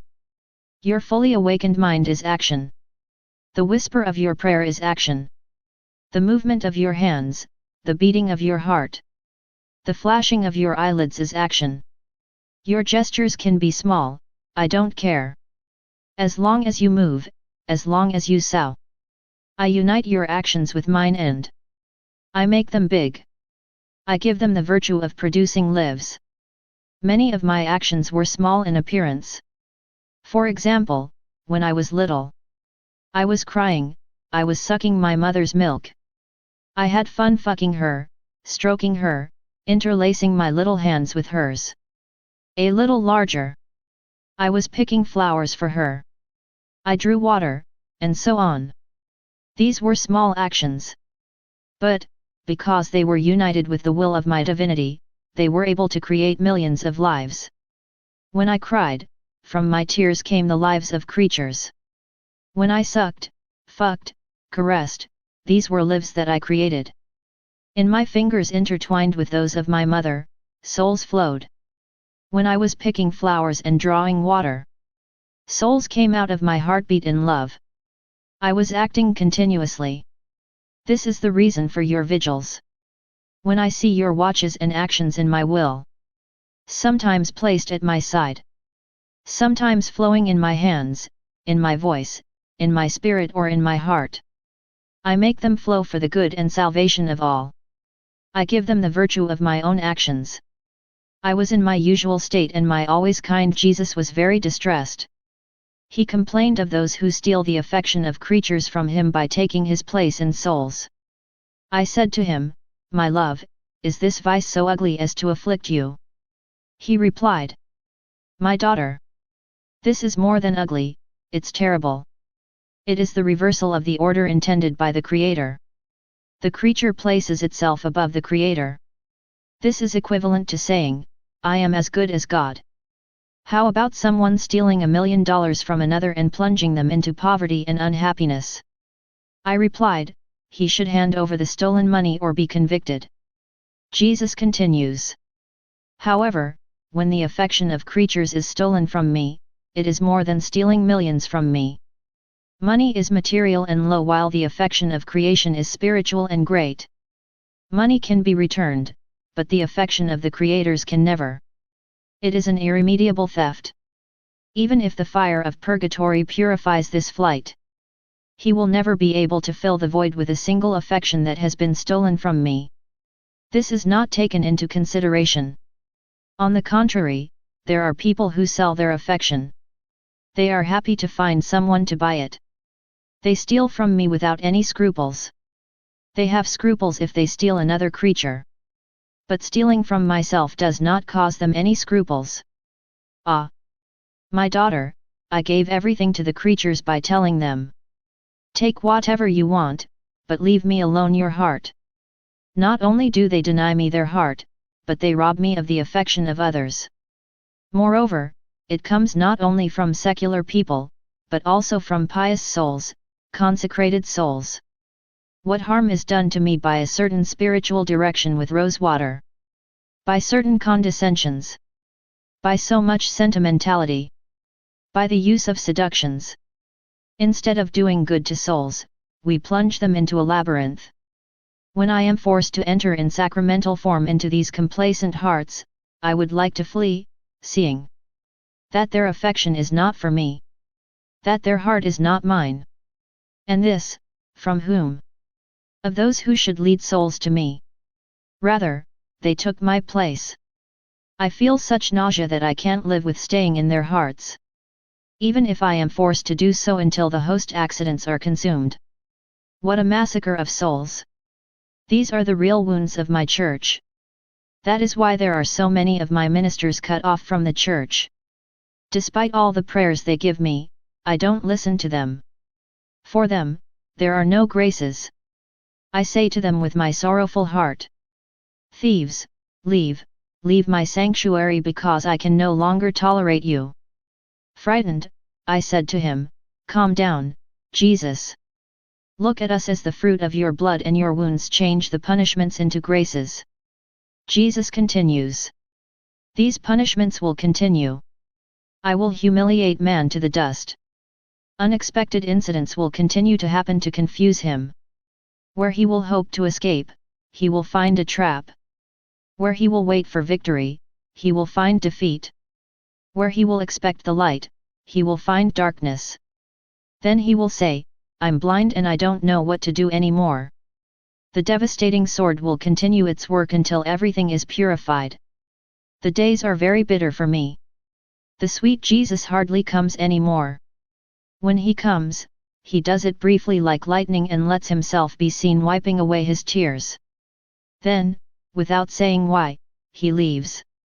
Finally, after much deprivation, he said to me, "My daughter, after dealing with me for so long, have you not come to know my ways of acting and the reason for my absence? Yet I have told you this many times. How easy it is for you to forget. Things will get worse. That's all I have to tell you." Then, having found myself out of my body, I saw people saying that 2 or 3 nations would be rendered incapable of defending themselves, and that much misery and ruins would ensue, because other nations were going to oppress them to the point of seizing them. I surrendered myself completely to Jesus. He said to me, "My daughter, melt into me. Fund your prayer in mine for. May our prayers be one end. That we cannot know which one is yours and which one is mine. Your sufferings, your actions, your will and your love.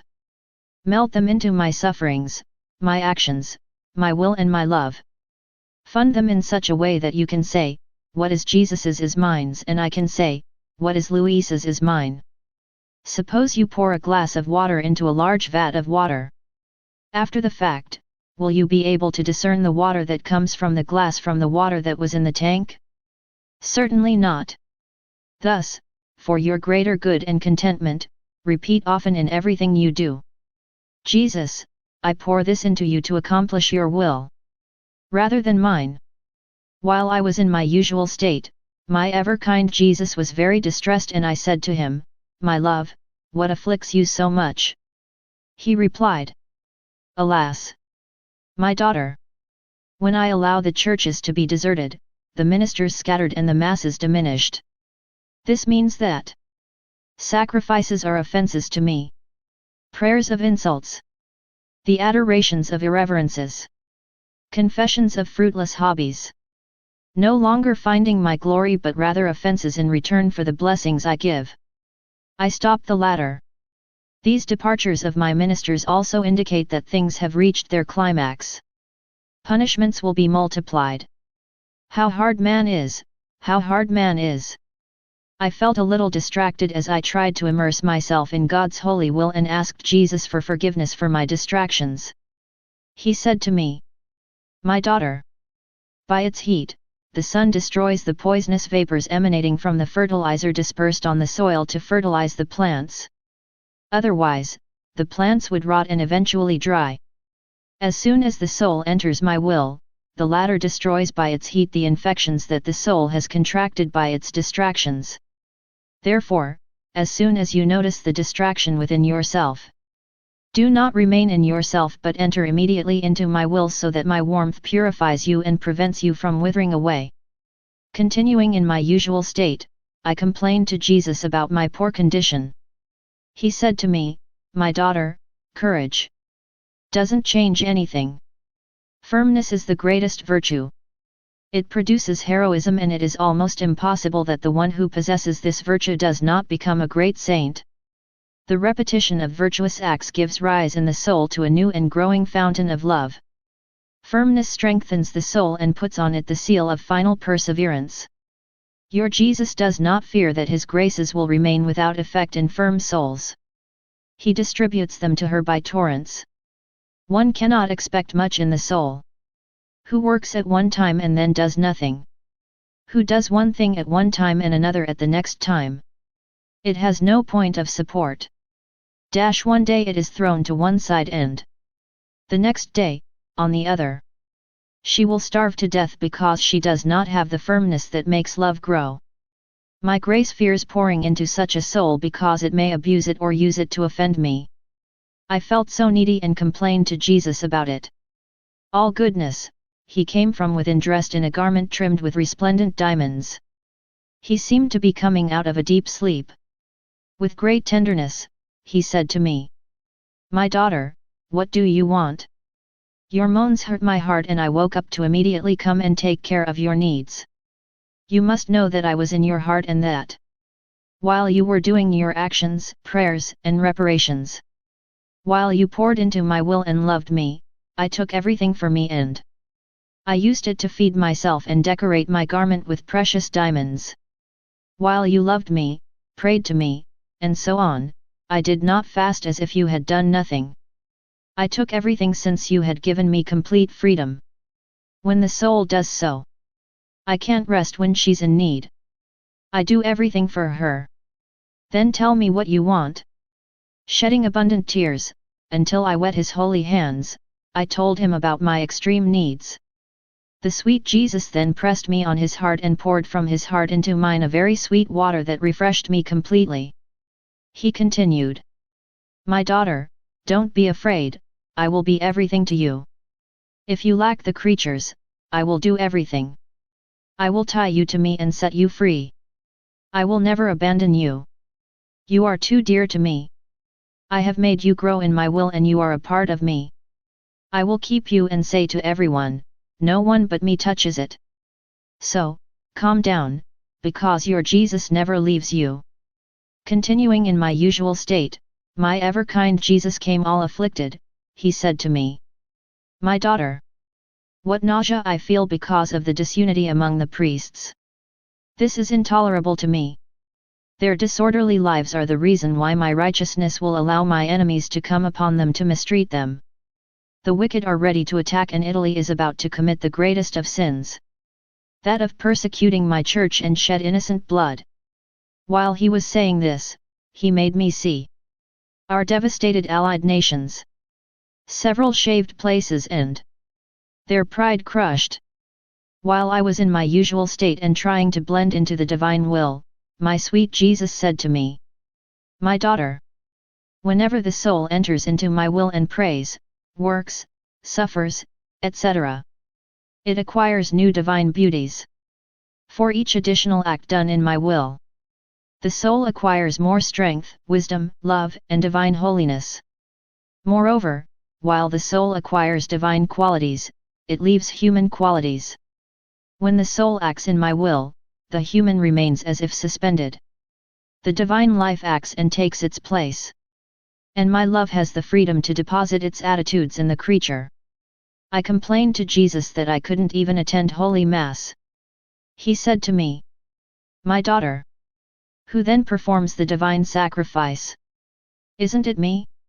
When I am sacrificed at Mass, the soul that lives in my will is sacrificed with me. Not just at a Mass, but at all Masses. She is consecrated with me in all the hosts. Never leave my will and I will make you go wherever you want. There will pass such a stream of communication between you and me that you will not do any act without me and I will not do any act without you.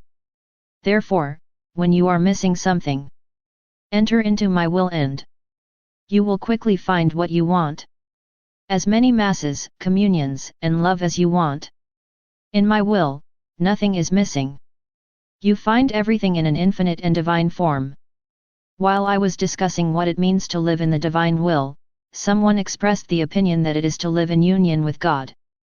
Showing himself to me, my ever-kind Jesus said to me, "My daughter, there is a big difference between to live simply united with me and live in my will." As he said this, he stretched out his arm towards me and said, "Come for a moment in my will and you will see the great difference." I found myself in Jesus. My little atom was swimming in the eternal will. As this will is a simple act comprising all other acts, past, present and future, I took part in this simple act. To the extent that this is possible for a creature. I even took part in acts which do not yet exist and which will exist at the end of the centuries and as long as God is God. For all this, I loved Him, thanked Him, blessed Him, etc. There was no act that escaped me. I was able to make my own the love of the Father, the Son, and the Holy Spirit, since their will was mine. I gave them this love as my own. How happy I was! They found full contentment in receiving from me their own love. But who can say it all? I miss the words. Blessed Jesus said to me, "Have you seen what it means to live in my will? It is disappearing. And, to the extent that it is possible for a creature, enter in the sphere of eternity, in the Almighty of the Lord, in the uncreated Spirit, and take part in every divine act. It is to enjoy all the divine qualities even while one is on earth. It is hating evil in a divine way. It is to cover everything without exhausting oneself, since the will that animates the soul is divine. It is holiness not yet known on earth and which I will make known. The most beautiful and the brightest, which will be the crown and completion of all other holiness. On the other hand, the one who simply lives united with me does not disappear. Two beings are together, not melted into one. Whoever does not disappear cannot enter the sphere of eternity to take part in all divine acts. Think carefully and you'll see a big difference. Finding myself in my usual state, I felt an extreme need to be with Jesus, to rest in Him. My sweet Jesus came and said to me, "My daughter, rest in me. You will always find me at your disposal, I will never fail you. The more you rest in me, the more I will pour into you." Often, feeling the need to rest, I will come to you and rest in you, serving myself the rest I grant you.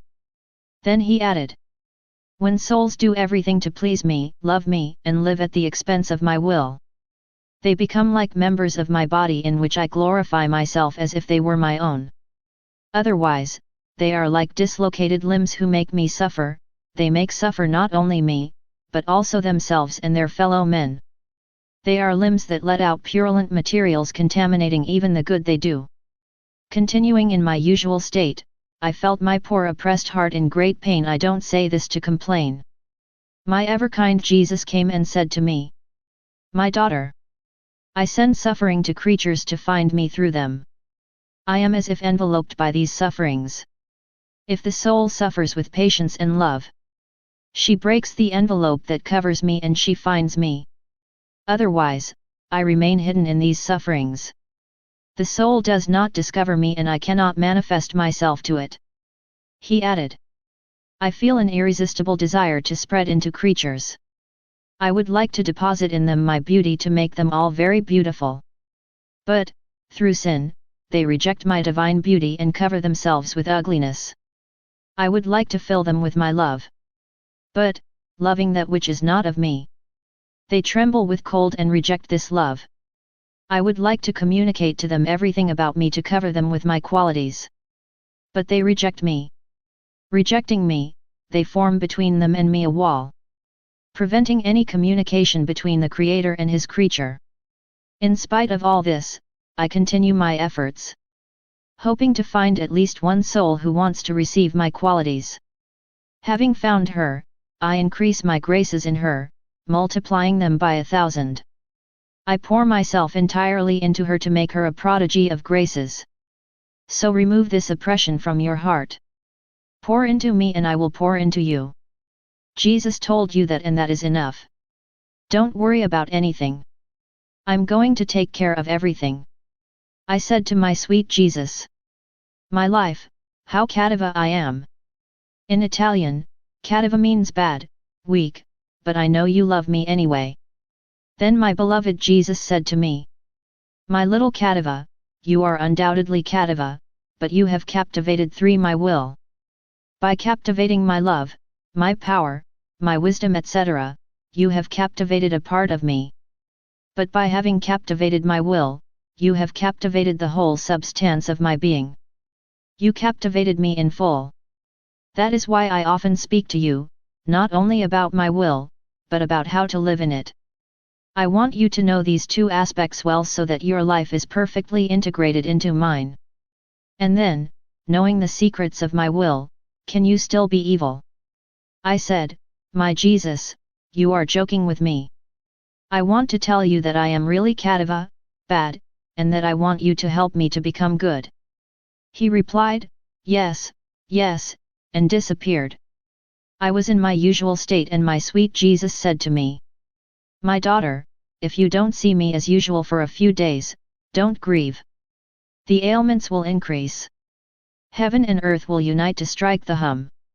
And I don't want to afflict you by making you see so many evils. I replied, my good Jesus, the greatest suffering for me is to be deprived of you.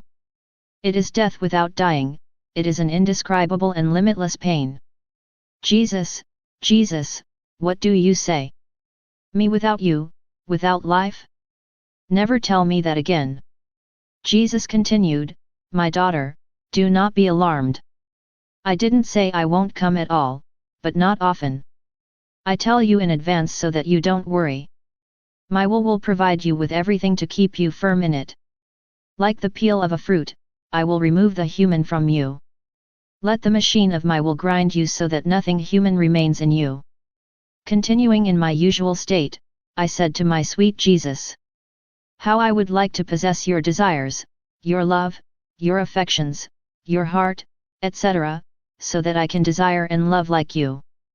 Then my ever-kind Jesus said to me, my daughter, I have no desire or affection, everything is concentrated in my will.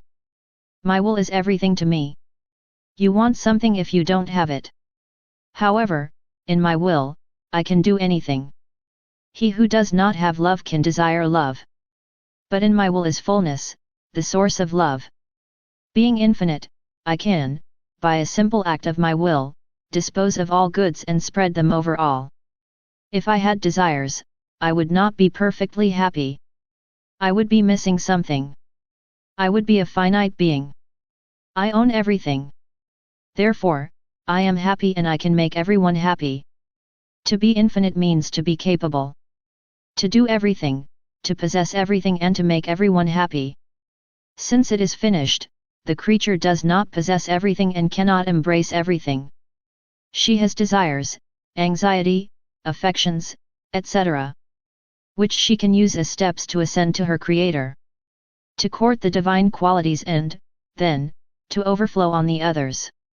If the soul blends totally into my will, it does not only court my qualities, but, in one sip, it absorbs me completely. His own desires or affections disappear and are replaced by those of my will. This morning, my sweet Jesus did not come and I spent that day in sighs, anxiety and bitterness. However, I was all immersed in His will. When night came, I could no longer hold on and I called Jesus vehemently. I couldn't close my eyes and I was restless. I wanted it at all costs. He finally came and said to me, "My dove, who could say? The flights you make in my will. The space you walk. The air you inhale? No one can say, not even you. Only I can say it, me. Which gauges your fibers? Who counts your thoughts and the beating of your heart? As you fly, I see the hearts you touch. Don't stop. Fly to other hearts, knock and fly away again. On your wings, bring my I love you to other hearts to make me love. Then come into my heart to rest so that, subsequently, you can start again with even faster flights. I have fun with my little dove and I invite the angels and my mother to have fun with me. And I don't tell you everything. The rest, I will tell you in heaven. So many surprising things I will tell you." Then he placed his hand on my forehead, adding, "I leave you the breath of my will. Fall asleep." And I fell asleep. Finding myself in my usual state, I said to my beloved Jesus, "Jesus, love me. I have more right than anyone else to be loved by you, because I have never loved anyone but you and no one else loves me. And if it seems that someone loves me, it is for what they receive from me and not for me. In short, between my love for you and yours for me, no other love comes in between." My sweet Jesus answered me, "My daughter, you must see there nothing but my most powerful love for you. He is so great that his jealousy keeps you away from everything. My jealousy is such that I remain on the lookout so that not even a shadow of love of creatures comes to touch you. At most, I tolerate that someone loves you in me, but not outside of me, otherwise, I would make him flee. Thus, you have not entered into any other heart and no other heart has entered into you." Around evening, Jesus returned with the Queen Mother. They called me by name as if they wanted me to listen to them. How beautiful it was to see Jesus and his mother talking together. The Heavenly Mother said, "My son, what are you doing? That's enough. I have my rights as a mother and I am saddened to see my children suffer so much. Do you want to indulge in punishments to destroy creatures and their food? Do you want to flood them with contagious diseases? What will they do? You say you love this girl, if you do that, how much will she not suffer? In order not to make her bitter, don't do that." Saying this, she pulled Jesus towards me. But Jesus answered firmly, "I can't.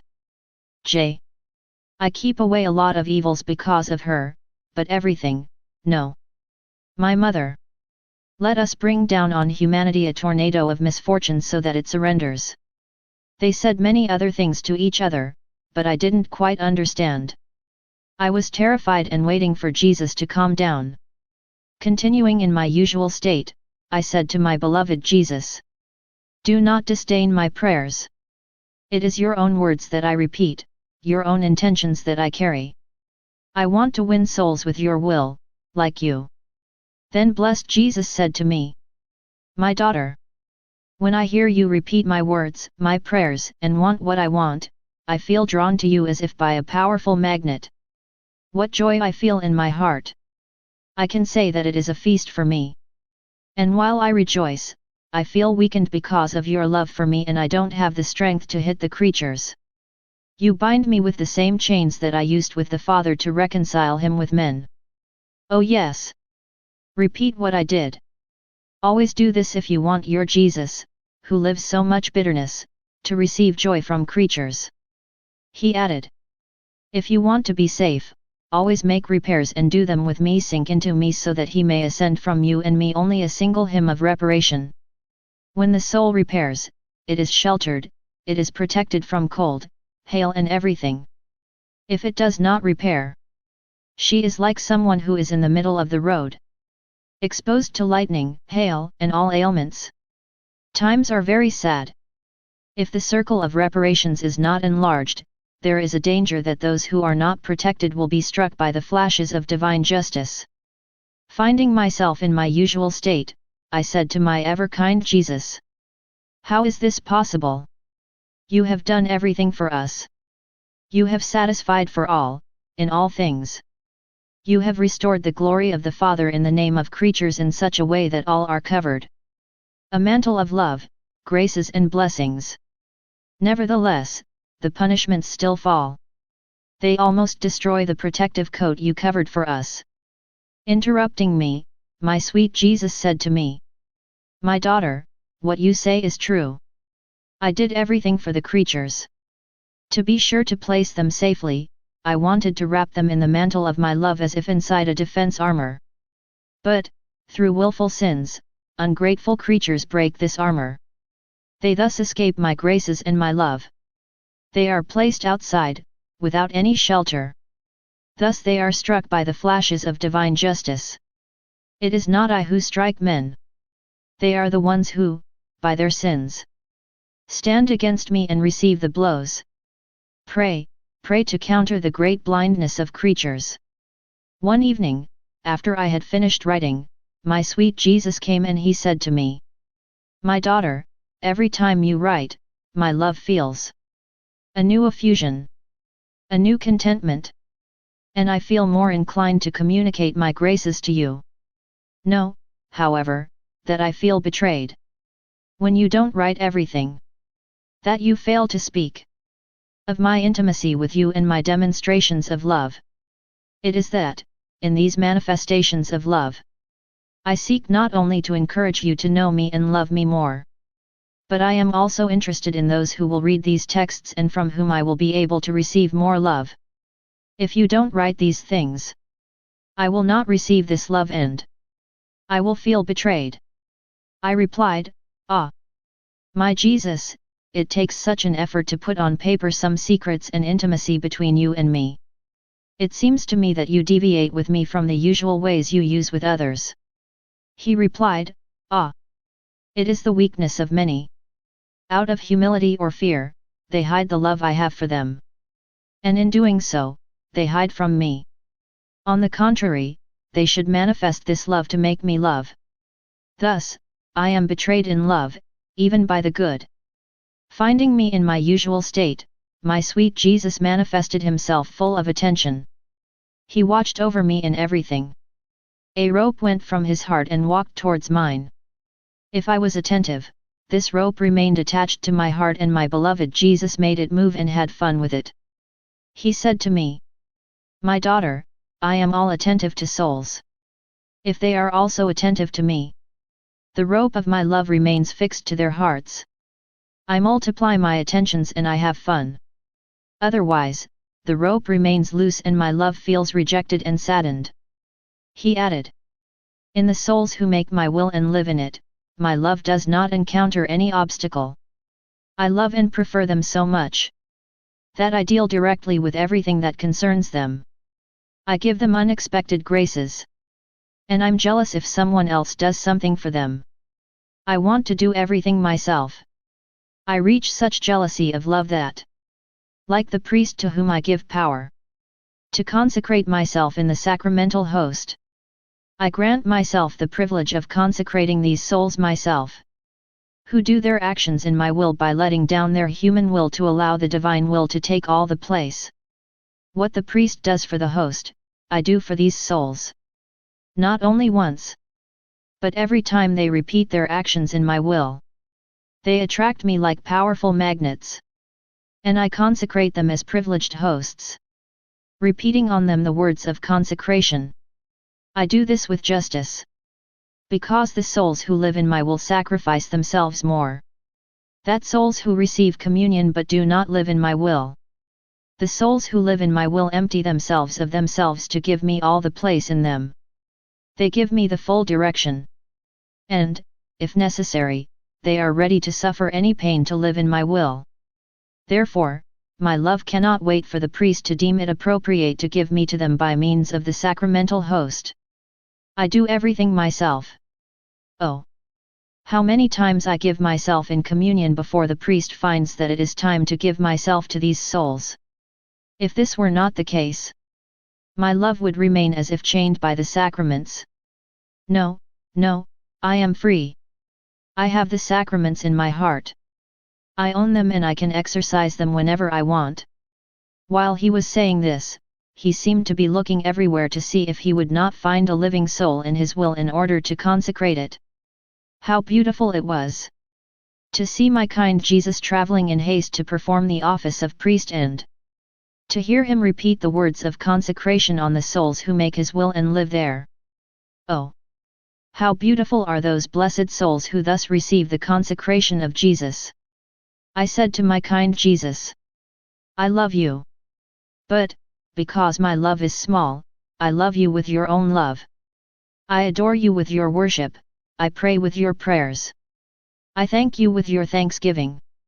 As I prayed like this, he said to me, my daughter, when you love with my love, when you worship with my adorations, when you pray with my prayers and when you thank with my thanksgiving, these acts are fixed in mine where they are enlarged. I feel loved, adored, prayed, and thanked as I want creatures to do. Ah! My daughter, a great surrender to me is necessary. When the soul gives itself to me, I surrender myself to it. Filling her with me, I do for her what she should do for me. On the other hand, if the creature does not surrender to me, what it does remains fixed in itself rather than in me. His actions are filled with imperfections and misery, which cannot please me. While I was in my usual state, my sweet Jesus came and said to me, my daughter, I am all love. I am like a fountain of love, such that everything that enters into her is transformed into love. In my righteousness, wisdom, goodness, fortitude, etc. there is only love. But, who controls this fountain of love? This is my will. My will dominates, governs, and orders. All my qualities bear the imprint of my will. The soul, who allows himself to be dominated by my will, who lives in it, lives in my love base. She is inseparable from me. And, for her, everything turns into love. Thus, his thoughts, words, heartbeat, actions, steps, etc. are love. For her, it is always clear. On the other hand, for the soul separated from my will, it is night. Miseries, passions, and weaknesses invade him and do their job, a job to make people cry. I prayed for a dying soul with a little fear and anxiety. My kind Jesus came and said to me, my daughter, why do you fear? When a soul meditates on my passion, remembering my sufferings, by maintaining thoughts of compassion and repair, paths open between her and me, and various beauties come to adorn his soul. This soul made the hours of my passion, and I will receive her as a daughter of my passion, clothed in my blood and adorned with my wounds. This flower was grown in your heart, and I bless her and receive her in my heart as a flower of predilection. While he was saying this, a flower came out of my heart and flew to Jesus. This morning my sweet Jesus came and said to me, my daughter, do not remain in yourself, in your own will, rather enter into me, into my will. I am huge. Only the one who is immense can multiply his acts as much as he wants. Whoever dwells in the heights can send light lower. See the sun, because it is in the heights, it is light for all.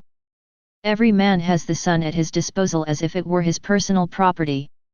On the other hand, further down, plants, trees, rivers and seas are not available to all. They are not like the sun that could tell if it could speak. If I want to, I can take ownership of everything. Which in no way prevents others from taking advantage of me. Indeed, all the things below benefit from the sun. Some of its light. Others of its heat. Others of his fecundity. Other of its colors. I am the eternal light. I'm at the top. Therefore, I am everywhere. Including in the greatest depths. I am the life of all and everyone receives me as if I exist only for him alone. As for you, if you want to do good to all, enters my immensity and screw in the heights, detached from everything, including yourself. Otherwise, you will be surrounded by earth. You will be able to be a plant, a tree, but never a sun. Rather than giving, you will only receive and the good you will do will be so limited that it can be measured. I lived the anxiety and deprivation of Jesus and I often complained to him. He came and, pressing me firmly on his heart, he said to me, "Wood on my side." I drank the most holy blood that sprang from the wound of his heart. How happy I was! However, dissatisfied with the fact that I drank only once. He tells me that I can drink a second time, then a third. I was amazed that, without my having asked him, he offered me to drink his blood. He added, "My daughter, when you suffer from being deprived of me, your heart is wounded by a divine wound that is reflected on my heart and hurts it. This wound is sweet to me and is a balm for my heart. It has the virtue of softening the cruel wounds that come to me from the indifference of the creatures, their contempt, and even their total oblivion. When the soul feels cold, arid, and distracted and suffers from it because of its love for me, it hurts me and I feel comforted.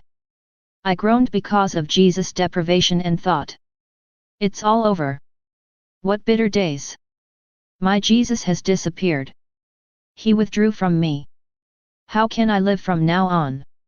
While I was telling myself this and many other nonsense, my always kind Jesus said to me in an intellectual light from him, "My daughter, my self-immolation on the cross still continues in souls. When a soul is well disposed and welcomes me, I live in her as in my own humanity, the flames of my love burn me and I can't wait to prove it to other creatures. I said to them, see how much I love you. My self-immolation on the cross is not enough for my love. I also want to consume myself with love for you in this soul that welcomes me. And I make this soul feel my self-immolation. She feels as if crushed and in agony. No longer feeling in her the life of her Jesus, she feels consumed. Feeling that my presence in it, with whom she is accustomed to living, misses her.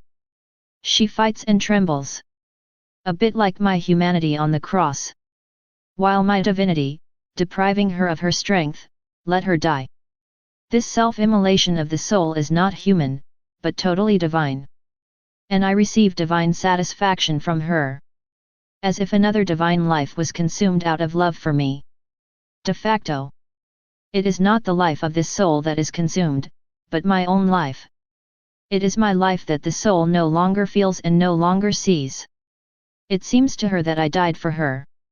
Thus, I renew the effects of my sacrifice for other creatures. And, for this soul, I double graces and glory. I feel in my humanity a sweet enchantment to have done what I wanted. So let me do what I want in you and my life will develop in you. Another day when I was complaining, I told him, "How come you left me?" Then, in a serious and imposing tone, he said to me, "Be calm and don't say nonsense. I didn't leave you. I remain in the depths of your soul.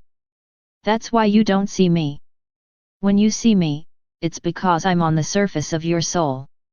Don't be distracted. I want you. All attentive to me. Always available for the good of all. Continuing in my usual state, I told myself that if the Lord wanted something from me, he would only have to give me a sign, without me having to resort to a priest. Then, blessed Jesus showed himself in my interior with a ball in his hand, in a position to throw it on the ground. He said to me, "My daughter, you desire that I free you from the embarrassment where my will has placed you. I have put you in this situation in consideration of the whole world so that I do not let it down and that I do not destroy it completely. If I set you free from this situation, what you could do well would be very little." I replied, "My Jesus, I don't understand you.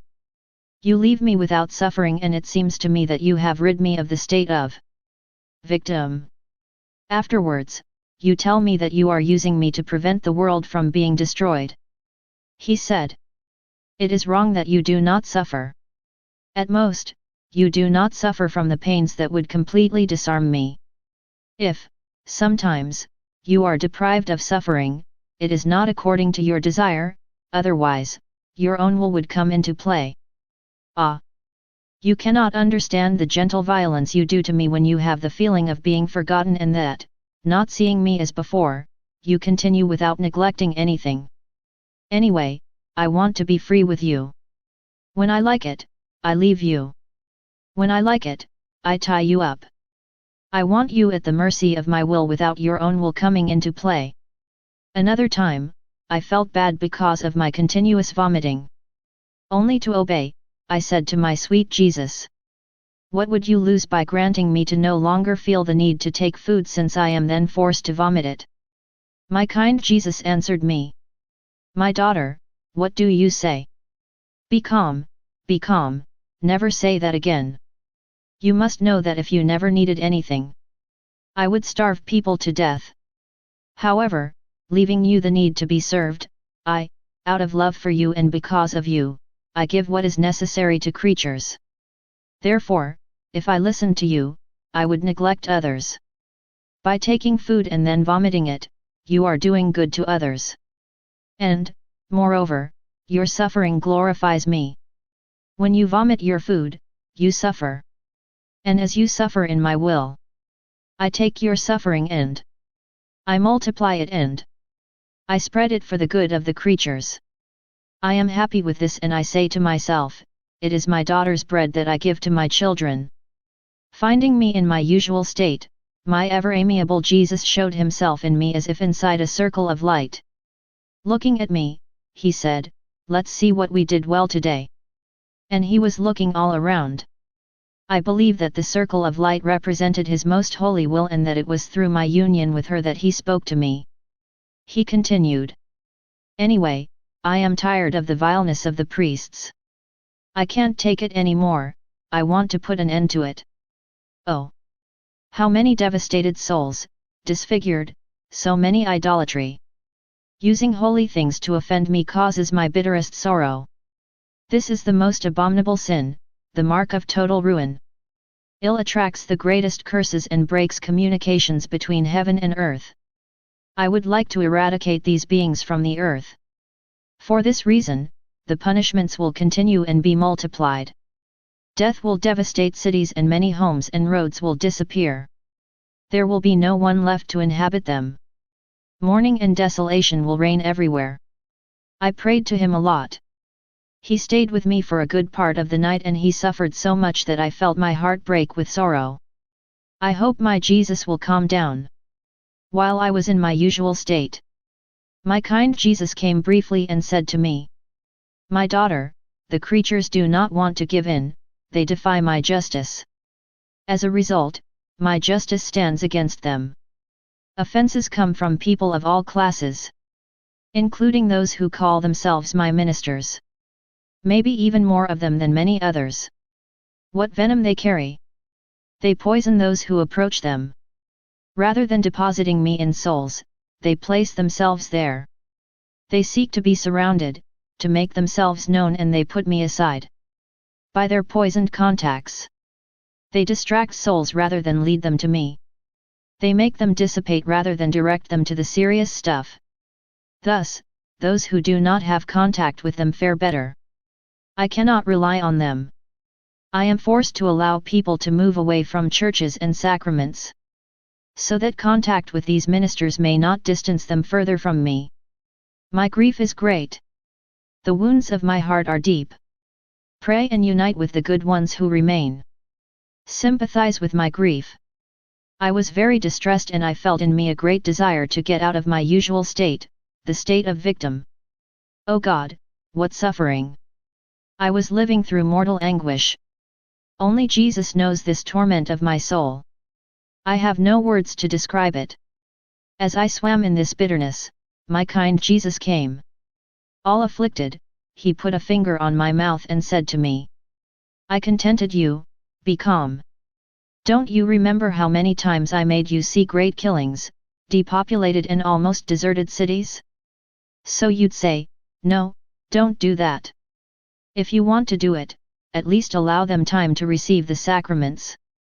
I do as you asked me. What more do you want? Man's heart is hard. All this is not enough for him. It has not yet touched the depths of all evils. And so, he is not satiated, he does not surrender. He looks with indifference at the epidemic that is spreading. But these are only the beginnings. The time will come in which I will almost make this malevolent and perverse generation disappear from the earth. I trembled when I heard these words and prayed. I wanted to ask Jesus. And me, what should I do? But I didn't dare. Jesus added, what I desire is that you do not leave your state by yourself. However, being free, you can do it. I want you at the mercy of my will. In the last few days, it was I who forced you to leave your usual state. I wanted to spread the scourge of the epidemic and I did not want to keep you in this state to be freer to act. I begged my blessed Jesus to calm down. He came briefly and I said to him, Jesus, my love, that it is painful to live in these times. Everywhere we see tears and suffering. My heart bleeds. If your holy will did not sustain me, I would be unable to live. Oh! How sweet death would be to me! My sweet Jesus said to me, my daughter, my justice is balanced. Everything in me is balanced. The scourge of death continually touches creatures. With the accompaniment of my grace. In such a way that almost all of them ask for the last sacraments. Man is such that it is only when he sees his skin affected and he feels beaten that he wakes up. Many of those who are not affected live in indifference and continue their lives of sin. It is necessary for death to make its harvest, in order to touch those who only place thorns under their feet. And this, both among the religious and among the laity. Ah! My daughter, these are times that require patience. Don't worry. Pray that everything may contribute to my glory and to the good of all. I found myself in my usual state, filled with bitterness and deprivation. My sweet Jesus came and said to me, my daughter, governments feel the ground slipping under their feet. I will use all means to bring them to submit, to enter into themselves, and to understand that only by me they can achieve a true and lasting peace. Thus, I humiliate sometimes one, sometimes the other. I lead them to be sometimes friends, sometimes enemies. I will make them run out of weapons. I will do unexpected things to confuse them and make them understand the instability of human things. I will make them understand that only God is stable and that only through Him they can hope for all goods. If they want justice and peace, they must come to the fountain of true justice and true peace. Otherwise, they will get nowhere and will continue to fight. Of course, they will continue to agitate. And if they can agree on peace, it will not last. Later, they will resume their battles, and even more fiercely. My daughter, only my almighty finger can fix things. And, in due course, I will. But, beforehand, major tests are to be expected. And there will be many in the world. Therefore, great patience is required. He added in an emotional tone. My daughter, the greatest punishments will result from the action of the perverts. Purifications are still needed. And, in their triumph, the perverts will purify my church. Later, I will spray these perverts and scatter them like dust in the wind. Therefore, do not be impressed by their triumph. Rather, weep with me over the sad fate that awaits them. I felt very distressed because of the deprivation of my kind Jesus. My mind was deeply clouded by the thought that everything in me was the work of my fantasy and the enemy. Rumors of peace and triumph were running in Italy. And I remembered that my sweet Jesus had told me that Italy would be humiliated. What pain, what torment caused me the thought that all my life had been a continual deception. I felt that Jesus wanted to talk to me. But I didn't want to hear it and I rejected it. I fought for 3 days against Jesus. Sometimes I was so exhausted that I no longer had the strength to reject him and he would talk to me. Drawing my strength from his words, I would say to him, I don't want to hear anything. Finally, Jesus surrounded my heart with his arms and said to me, calm down, calm down. It's me, listen to me. Do you remember that in the past months, when you cried with me over poor Italy, I said to you, my daughter, who loses wins and who wins loses. Italy and France have already been humiliated and will continue to be humiliated until this year. That they are purified and that they come back to me freely, voluntarily, and peacefully. In the apparent triumph they enjoy, they suffer humiliation. That not they, but foreigners, not even Europeans, came to expel the enemy. Also, if it can be called a triumph which is not one, it belongs to foreigners. But this is nothing. They lose more than ever. As much in the spiritual field. Only in the time domain. Because these events have them to commit greater crimes. To live from ferocious internal revolutions. To the point of surpassing even the tragedy of war. What I am telling you is not only about the present time, but also about the future. What doesn't happen now will happen later. If someone finds it difficult or doubtful, it means that he does not understand my way of speaking. My word is eternal, as I am myself. Now I want to tell you something consoling. Italy and France are now losing and Germany is winning. All nations have their dark areas. And all of them deserve to be humiliated and crushed. There will be general unrest and confusion everywhere. I will renew the world by sword, fire, and water. With sudden deaths and contagious diseases. I will do new things. The nations will become a kind of Tower of Babel. They will come to not even understand each other anymore. People will revolt among themselves. They will no longer want kings. All will be humiliated. True peace will come only from me. And if you hear them talk about peace, it will not be true peace, but only apparent peace. When I have purified everything, I will put my finger down in a surprising way and give true peace. Those who were humiliated will come back to me. Germany will be Catholic, I have great plans for her. England, Russia, and all the countries where the blood has been shed will regain faith and be incorporated into my church. It will be a great triumph and a great union among the peoples. Therefore, pray. Patience is needed because it won't come soon, but it will take time. I was preparing to receive my sweet Jesus in the sacrament of the Eucharist by asking him to make up for my great misery. He said to me, my daughter, to ensure that the creature has all the means to receive me in the Eucharist, I instituted this sacrament at the end of my life.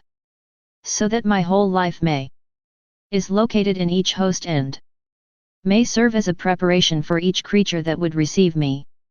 The creature could never have received me if she had not had a God to prepare her for it.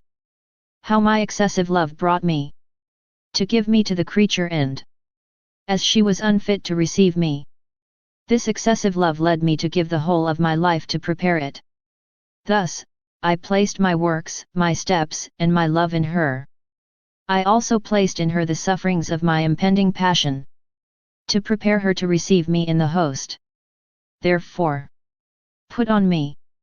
Cover yourself with each of my acts and come and receive me. Then I complained to Jesus that he was not making me suffer as he used to. He said to me, "My daughter, I don't look so much at the suffering of the soul, but I look to her goodwill and to the love with which she suffers. With love, the smallest suffering becomes great. Nothingness comes to life in the whole end. His actions acquire value. Not suffering is sometimes more difficult than suffering itself. What sweet violence the creature does to me when she wants to suffer out of love for me. How important to me that she does not suffer when I see that not suffering is a more pungent nail for her than suffering itself. On the other hand, lack of goodwill, things done by force and without love, as great as they may seem, are small in my eyes. I don't look at them. Rather, they weigh on me.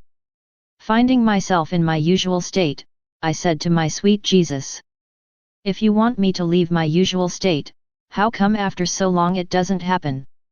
He replied, girl, the soul who makes my will and lives in it, not only for a short time, but for a period of his life forms a prison for me in his heart.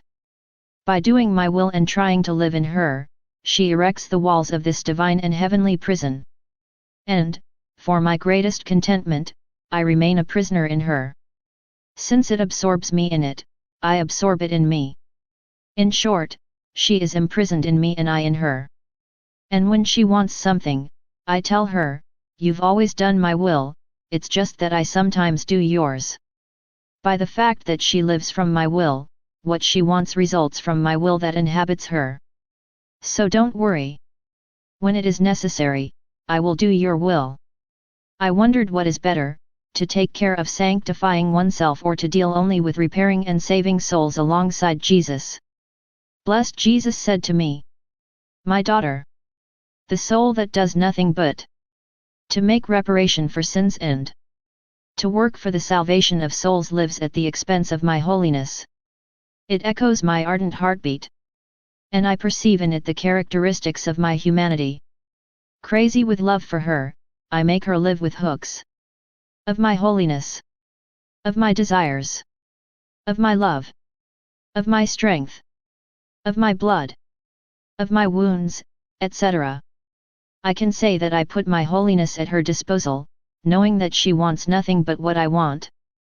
On the other hand, the soul who is mainly concerned with sanctifying himself lives at the expense of his own holiness, its own strength and of his own love.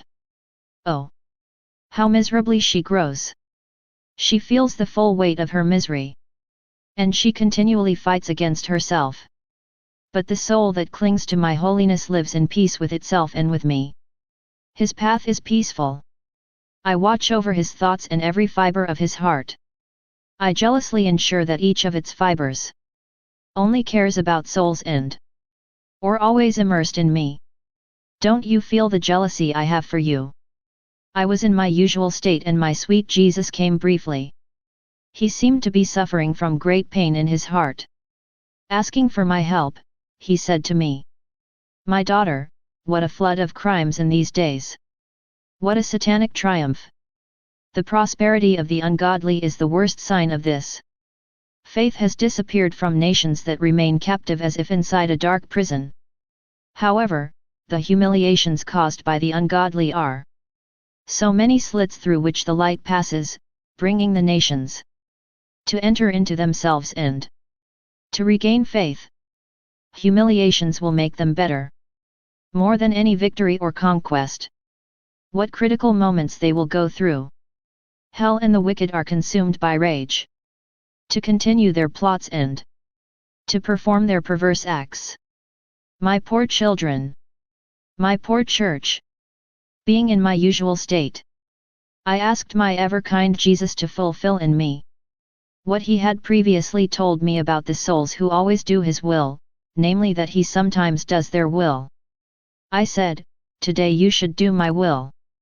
Jesus came and said to me, my daughter, do you know that coming out of my will is for the soul like a day without sun, without heat, without the life of divine acts in her? I resumed, my love, may heaven protect me from doing this. I would rather die than get out of your will. So put your will in me and then say to me, It is my will that today I do your will. Jesus said, "Ah, naughty girl, very good, I will satisfy you. I will keep you with me for as long as I want. Then I will leave you." Oh! How happy I was! Since, while doing his will, Jesus was going to do mine. So my kind Jesus spent some time with me. It seemed to me that he plunged the tip of his finger into his precious blood and signed my forehead, my eyes, my mouth, and my heart. Then he kissed me. Seeing him so affectionate and so gentle, I wanted to draw from his mouth the bitterness of his heart, as I had already done. But Jesus walked away a little. And he let me see in his hand a bundle of plagues. He said to me, "See, these are plagues ready to be poured out on the earth. Therefore, I will not pour my bitterness into you." The enemies made their plans for the revolution. All they have to do is put them into action. My daughter, how sad my heart is. I have no one to unload my grief on. It is for this reason that I want to unload it on you. I want you to be patient. By often hearing me talk to you about sad things. I know it makes you suffer, but it is love that drives me to do this. Love wants to make its pain known to the loved one. I can't help but pour out into you. I felt very bad to see Jesus so bitter. I felt his grief in my heart. To comfort me, he made me taste a very sweet milk. Then he said to me, "I withdraw and leave you free." I spent that night with Jesus in prison. I felt sorry for him. I grabbed his knees to comfort him. He said to me, "My daughter, during my passion, I wanted to suffer the prison to free the creatures from the prison of sin." Oh! What a horrible prison is sin for man! His passions follow him as if he were a vile slave. My prison and my chains free him. My prison formed for loving souls, prisons of love, in which they can be protected from everything and everyone. I detached them into living prisons and tabernacles, able to warm me up. The coldness of stone tabernacles and even more of the coldness of the creatures which, keeping me prisoner in them, make me die of cold and hunger. That is why I leave so many times the prisons of tabernacles and I come into your heart to warm me and feed me with your love. When I see you looking for me through the tabernacles of the churches, I say to you, "Aren't you my true prison of love? Seek me in your heart and love me." I said to my sweet Jesus, "See, I don't know how to do anything and I have nothing to give you. Nevertheless, I give you my nothingness. I unite this nothingness to the whole that you are and I ask you souls. When I breathe, my breaths ask you for souls. Accompanied by incessant tears. The beating of my heart asks you for souls. The movements of my arms. The blood circulating in my veins. The flashing of my eyes and the movements of my lips ask you for souls. And I make this request to you by uniting myself with you, with your love, in your will." While I was saying this, my Jesus moved in me and he said to me, "My daughter, how many are sweet and pleasing to my ears. The prayers of souls intimate with me. I feel in them repeating my hidden life of Nazareth. Without appearance. Away from the crowds, without the sound of bells. Barely known. I was rising between heaven and earth and asking for souls. Each of my heartbeats, each of my breaths called for souls. Thus, my voice reverberated in heaven and led the Father's love to give me souls. How many wonders have I not accomplished during my hidden life? They were known only of my Father in heaven and of my Mother on earth. So it is for my intimate souls when they pray. Even if no sound is heard on earth, their prayers ring like bells in heaven. They invite all of heaven to unite with them to implore divine mercy to manifest themselves on earth so that souls may be converted. While I was in my usual state, I felt distressed for various reasons. Compassionate with me, blessed Jesus said to me, "My daughter, don't get so depressed. Courage, I am with you and I continue my life in you. At some point, you feel the weight of divine justice. As is currently the case and what you would like to be delivered from. At another time, you feel torn because of the souls that are getting lost. At another moment, you feel tormented by the need to love me for all, and, seeing that you do not have enough love in you, you immerse yourself in my love and you draw enough to provide everyone with what he must give me. You love me for everyone. In all these things, do you believe that it is you who acts? Not at all. This is me. It is I who repeat my life in you. I burn to be loved by you, not with a creature love, but with my own love. As a result, I transform you. I want you in my will so that you can compensate for others. I want you as an organ capable of emitting all the sounds I desire. I replied, my love, there are times when my life becomes particularly bitter because of the conditions in which you place me. Understanding what I meant, Jesus continued. What do you fear? I take care of everything. When I give you someone to lead you, I give him the graces I want. It is not you that he serves, it is me. To the extent that he appreciates my action, my words, and my teachings, I am generous with him. I repeat. My Jesus, the confessor greatly appreciated what you told me. So much so that he insisted that I write it. What will you give him? He replied. I will give him heaven as a reward. I will consider him to be fulfilling the office of Saint Joseph and my mother who, providing for my life on earth, have had to suffer the difficulties inherent in their mission. Now that my life is in you, I consider the assistance and sacrifices of your confessor in the same way as if my mother and Saint Joseph were watching over me. Aren't you happy? Thank you, O Jesus, I added. In the last few days, I have not written anything of what Jesus was telling me. I was particularly unwilling to do so. Jesus came and said to me, my daughter, why don't you write? My words are light. Just as the sun illuminates all eyes so that everyone has enough light for their needs. My words are apt to enlighten every mind and warm every heart. Every word I say to you is a sun emanating from me. They currently serve you, but, by writing them, they will also serve others. By not writing, you suffocate these suns. You prevent my love from manifesting itself and you deprive others of all the benefits that these suns can give. I replied. My Jesus, who then will meditate on these words of you that I put on paper? He continued, this is not your business, but mine. And even if they were not meditated by others, which will not be the case like so many suns, they will rise majestically, to be accessible to all. If you don't write them down, you'll keep those suns from rising and you'll do a lot of harm. If anyone could prevent the natural sun from rising in the blue sky, how many evils would ensue on earth? The harm that nature would suffer, you do to souls by not writing. It is the glory of the sun to shine majestically and to bathe the earth and all that is in it with its light. Evil is for those who do not take advantage of it. So it is for the sons of my words. It is my glory to make an enchanting sun rise for every word I say. The harm is for those who do not take advantage of it. He looked at me with his sweet gaze and asked me for help and refuge. I rushed towards him, to remove him from these blows and to enclose it in my heart. He said to me, my daughter, my humanity remained silent under the blows. Not only was my mouth silent, but also the esteem of creatures, glory, power, honors, etc.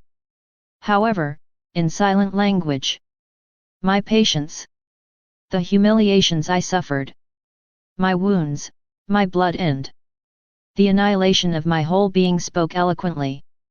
My ardent love for souls made me embrace all these sufferings. Everything must be silent in the soul. The esteem of others, glory, pleasures, honors, greatness, self-will, creatures, etc. And if there are some of these things there, they must be there as if they were not.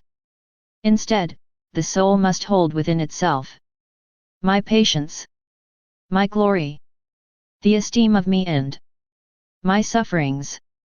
Everything she does and thinks should not be that love identified with my love and claim of souls. I am looking for souls who love me and who, taken by the same madness of love as me, suffer and claim souls. Alas! How small is the number of those who hear this language! Continuing in my usual state, I was afflicted to the extreme by the deprivation of my sweet Jesus. Nevertheless, I did my best to remain united with him by meditating on the hours of passion. I was at the point of Jesus on the cross. When I perceived Jesus in me with my hands clasped together and saying in an articulated voice, "My Father, accept this girl's sacrifice and the pain she feels because of the deprivation of me. Don't you see how much she suffers? Her suffering leaves her almost lifeless, so much so that I am forced to suffer with her to give her strength. Otherwise, she would succumb. O Father, accept his suffering united with that which I felt on the cross when I was completely abandoned, even by you. Grant that the deprivation of my presence that she feels is light and divine life for souls and provides them with all that I have deserved by my abandonment." That said, he disappeared. I felt petrified with pain and, while crying, I said to Jesus, "Jesus, my life, oh! Yes, give me souls. May the excruciating pain that the deprivation of you gives me compel you to give me souls. As I live this suffering in your will, let all feel my pain, hear my cries and surrender." Around evening, my wounded Jesus came back and said to me, "My daughter and my refuge, what sweet harmony your suffering has caused today in my will. My will is in heaven and your pain, being in my will, has had its echo in heaven and claimed souls from the most holy Trinity. Moreover, as my will dwells in all angels and saints, they all together claimed souls, shouting, 'Souls, souls!' My will also flowed into all creatures. And your suffering touched every heart by saying to everyone, 'Be saved, be saved.' Like a resplendent sun, my will, focused on you, bent over all to convert them. See what great good has resulted from your sufferings experienced in my will." I was in my usual state and deeply saddened by the absence of my sweet Jesus. He came unexpectedly, tired and afflicted, wanting to take refuge in my heart to forget the serious offenses that are done to him. Sighing, he said to me, "My daughter, hide me. Don't you see how much they persecute me? They want to chase me away or give me the last place. Let me pour me into you. It has been several days since I have spoken to you about the fate of the world or the punishments that creatures snatch from me by their wickedness. My heart is burdened with pain. I want to tell you about it in order that you participate. That we bear together the fate of the creatures. That we pray, suffer, and weep together for their good. Ah! My daughter, there will be a lot of fights. Death will reap many lives and even priests. Oh! How many of them are just simulacra of priests? I want to remove them before the persecution of my church and the revolutions begin. Who knows if they will not convert at the time of their death? Otherwise, if I leave them, those who are disguised as priests will take off their masks in persecution. They will unite with the sectarians, become fierce enemies of the church, and their salvation will be all the more difficult." So distressed, I said to her, "My Jesus, what a pain to hear you speak like this. People, what will they do without priests? They are already so few and you want to take more? So who will administer the sacraments? Who will teach your laws?" Jesus continued, "My daughter, don't grieve too much. The small number is nothing. I will give to one the grace and strength that I give to 10, to 20. I can compensate for everything. Moreover, not being good, many priests are the venom of the people. Instead of doing good, it is the evil they are doing. I will do nothing but remove the elements that poison the people." Then he disappeared and I remained with a nail in my heart. I was anxious thinking about the sufferings of my sweet Jesus and the fate of the poor creatures. Later, he returned and, surrounding my neck with his arms, he said to me, "My beloved, courage. Enter me and throw yourself into the immense sea of my will and love. Hide in the uncreated will and love of your Creator. My will has the power to make infinite everything that enters into it and to transform the acts of creatures into eternal acts. Everything that enters into my will becomes immense, eternal and infinite. Loses its characteristics of being small, of having had a beginning and of being finite. What if you shout very loudly, I love you? I will hear in this cry the music of my eternal love, and I will feel the created love hidden in uncreated love. I will feel that I am loved by an immense, eternal, and infinite love, therefore by a love worthy of me, capable of gratifying me with the love of all. I remained surprised and delighted and commented, Jesus, what do you say? He continued, my dear, don't be surprised. Everything is eternal in me. Nothing has started and nothing will end. You and all other creatures were eternal in my creative thinking. The love with which I realized creation, and with which I endowed each heart, is eternal. Why surprise you? That by leaving one's own will, the creature can enter mine? Or that by attaching oneself to the love that has desired and loved her from all eternity, it can acquire its value and eternal, infinite power? Oh! How little is known about my will! That's why. That it is neither loved nor appreciated, and that the creature is content with so little and acts as if it had only a temporal beginning. I do not know if I am speaking left-handedly. My kind Jesus sheds such a light on his most holy will in my mind that not only am I unable to embrace this knowledge, but I lack words to express myself. As my mind lost itself in this light, blessed Jesus gave me an example by telling me, to make you better understand what I have just told you, imagine the sun.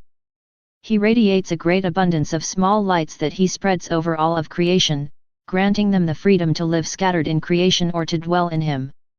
Isn't it that the little lights that live in the sun, with their actions and love, acquire the warmth, love, power, and immensity of the sun?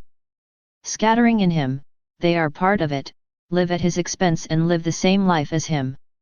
In no way do small lights add or remove anything from the sun, because what is immense is not subject to increase or decrease. The sun receives the glory and honor that the little lights give it by living a life together with it. And all this is the fulfillment and satisfaction of the sun. The sun is me. The little lights that stand out from the sun are the creatures. The lights that live in the sun are the souls that dwell in my will.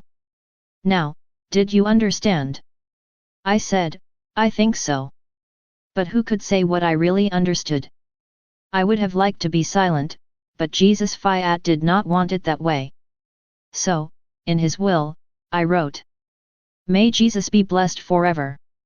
After very bitter days spent in the deprivation of my sweet Jesus, my life, my all, my poor heart could not take it any more. I thought, what a harsh spell is befalling me. After so many promises, he left me. Where is his love? Who knows if I am not the cause of his desertion, having made myself unworthy of him? Ah! It may be as a result of that night, where he wanted to tell me about the troubles of the world. Where he told me that man's heart is thirsty for blood. That the battles are not over, since the thirst for blood is not extinguished in the hearts of men. And that I said to him, Jesus, you always want to talk to me about these troubles. Let's put them aside and talk about something else. While he, afflicted, became silent. Maybe I offended him. My life, forgive me, I will never do this again. But come. Pendant que j'entretenais de tels pensées idiots.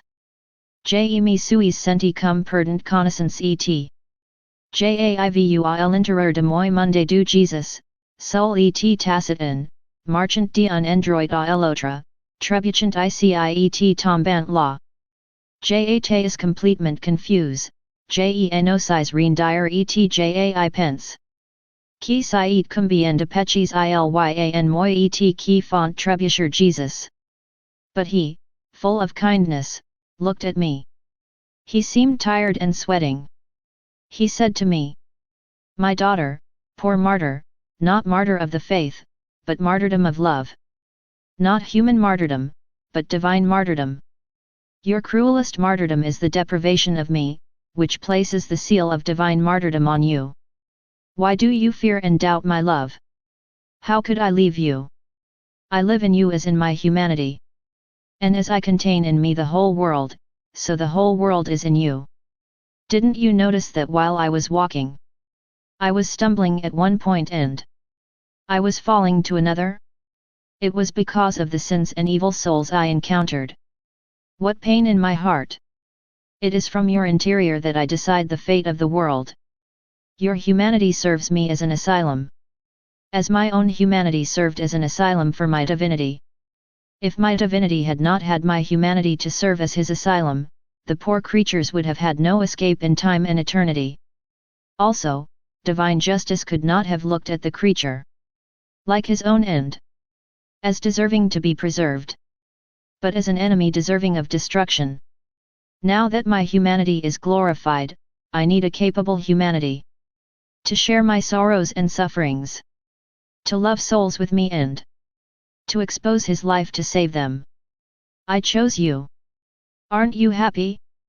Thus, I want to tell you everything about my sufferings and the punishments that creatures deserve, so that you may take part in everything and become one with me. I want you in the heights of my will so that which you cannot attain by yourself, you can by my will. And that you may possess all that it takes to hold me office as humanity. Therefore, do not be afraid that I will abandon you. I have had enough of these things with other creatures. Do you want to add to my suffering? No, no. Be sure that your Jesus will never leave you. He later returned in the form of a crucified man. Transforming me into himself and making me feel his sufferings, he added, "My daughter, my will is light. The soul that lives in it becomes light. As long as light, it easily enters my very pure light. And she has the key to take what she wants. However, to work properly, a key should not be rusty or dirty. In addition, the lock must be of iron. To open with the key of my will, the soul must not be soiled. Rust of his own volition or the mud of earthly things. Only in this way will we be able to unite together, so that you can do whatever you want with me and that I can do what I want with you." Then I saw my mother and one of my confessors who had died. I wanted to tell them about my condition when they told me, "In these days, there has been a great danger that the Lord will suspend you from your status as a victim. And we, as well as all of heaven and purgatory, have interceded much so that the Lord does not suspend you. You can understand from this that justice is about to bring down serious punishments. Therefore, be patient and don't get tired." I was in my usual state. My ever-kind Jesus came. He showed me his adorable heart covered with bloody wounds. Full of sorrow, he said to me, "My daughter, among all the wounds of my heart, there are 3 whose pain exceeds that of all the others together. There is, first, the sufferings of my loving souls. When I see a soul all of my own suffering because of me, tortured, trampled, and ready to suffer the most painful of the dead for me, I feel her sufferings as if they were mine. And perhaps more. Ah! Love can give rise to the deepest tears, supplanting any other sorrow. In this first injury, my loving mother occupies the very first place. Oh! How his heart pierced because of my sufferings overflowed into mine, and how much my heart felt all his sufferings. Seeing her die because of my death, although not dying, I felt in my heart the bitterness of her martyrdom. I felt the pain caused by my death, and my heart died with his. My sufferings, united with those of my mother, surpassed everything.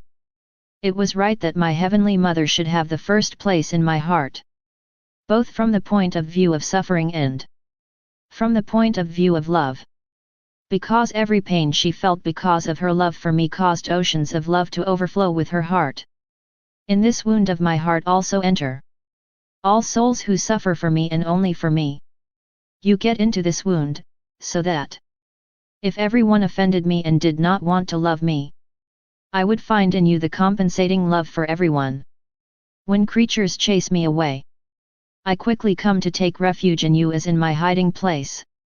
Finding there my own love, a love suffering only for me, I do not regret having created heaven and earth and having suffered so much. A soul that loves and suffers for me is my comfort, my happiness and my reward for everything I have done. Forgetting almost everything else, I rejoice and have fun with her. This wound of love of my heart, which is the most painful of all, has two simultaneous effects. She gives me both extreme pain and intense joy, an unstoppable bitterness and an indescribable sweetness, a painful death and a glorious life. These are the excesses of my love, incomprehensible to the created mind. How many contentments has my heart not found in the pains of my pierced mother? The second mortal wound of my heart is ingratitude. By ingratitude, the creature blocks the entrance to my heart, takes the key and the farm with double tower. Then my heart swells with sorrow because he would like to pour out his graces and love and he cannot. He goes crazy and loses hope that his wound will be healed. The ingratitude of souls gives me mortal suffering. The third mortal wound of my heart is stubbornness. Stubbornness destroys all the good I have done for the creature. Through it, the creature declares that it no longer recognizes me and no longer belongs to me. It is the key to the hell to which the soul rushes. Before the stubborn soul, my heart falls apart. I feel like one of these pieces is being ripped from me. What a mortal wound is obstinacy for my heart. My daughter, enter into my heart and share these three wounds with me. Comfort my torn heart and together let us suffer and pray. I entered his heart. How painful and beautiful it was to suffer and pray with Jesus. I worshipped the wounds of my blessed Jesus. In the end, I recited the creed with the intention of entering into the immensity of the divine will. Where are the actions of past, present and future creatures? As well as the actions they should have done but which, out of negligence or malice, they did not do. I said to Jesus, my Jesus, my love, I enter into your will. I want, by this creed, make the acts of faith that the creatures have not done. Repair for their doubts and to give God the worship due to him as Creator. As I said this and various other things, I felt my intelligence get lost in the divine will and a light invest my intellect, in which I could see my sweet Jesus. This light spoke to me a lot. But who could say it all? I feel that I will express myself confusedly and feel extremely keen to do so. If obedience were more forgiving, it would not impose such sacrifices on me. But you, my life, give me strength and do not leave the poor ignorant that I am alone. It seems to me that Jesus said to me, my beloved daughter, je verti faire connaître l'ordre de ma providence. A tous les 2000 ans, jai renouvelle le monde. At the end of the first 2000 years, I renewed it with the flood.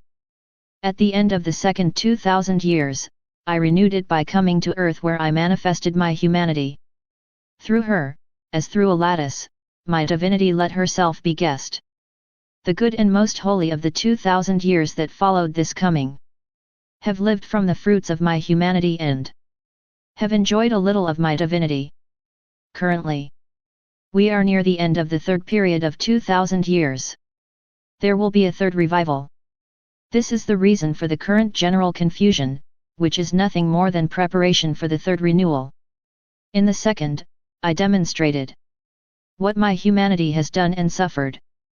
But I have made very little known what my divinity has done there. To this third renewal, after the earth has been purified and a large part of the present generation destroyed, I will be even more magnanimous to creatures. I will achieve renewal by demonstrating what my divinity has done in my humanity. How my divine will has worked in concert with my human will. How everything is connected in me. How I have redone all things. How every thought of the creatures was remade by me and sealed by my divine will.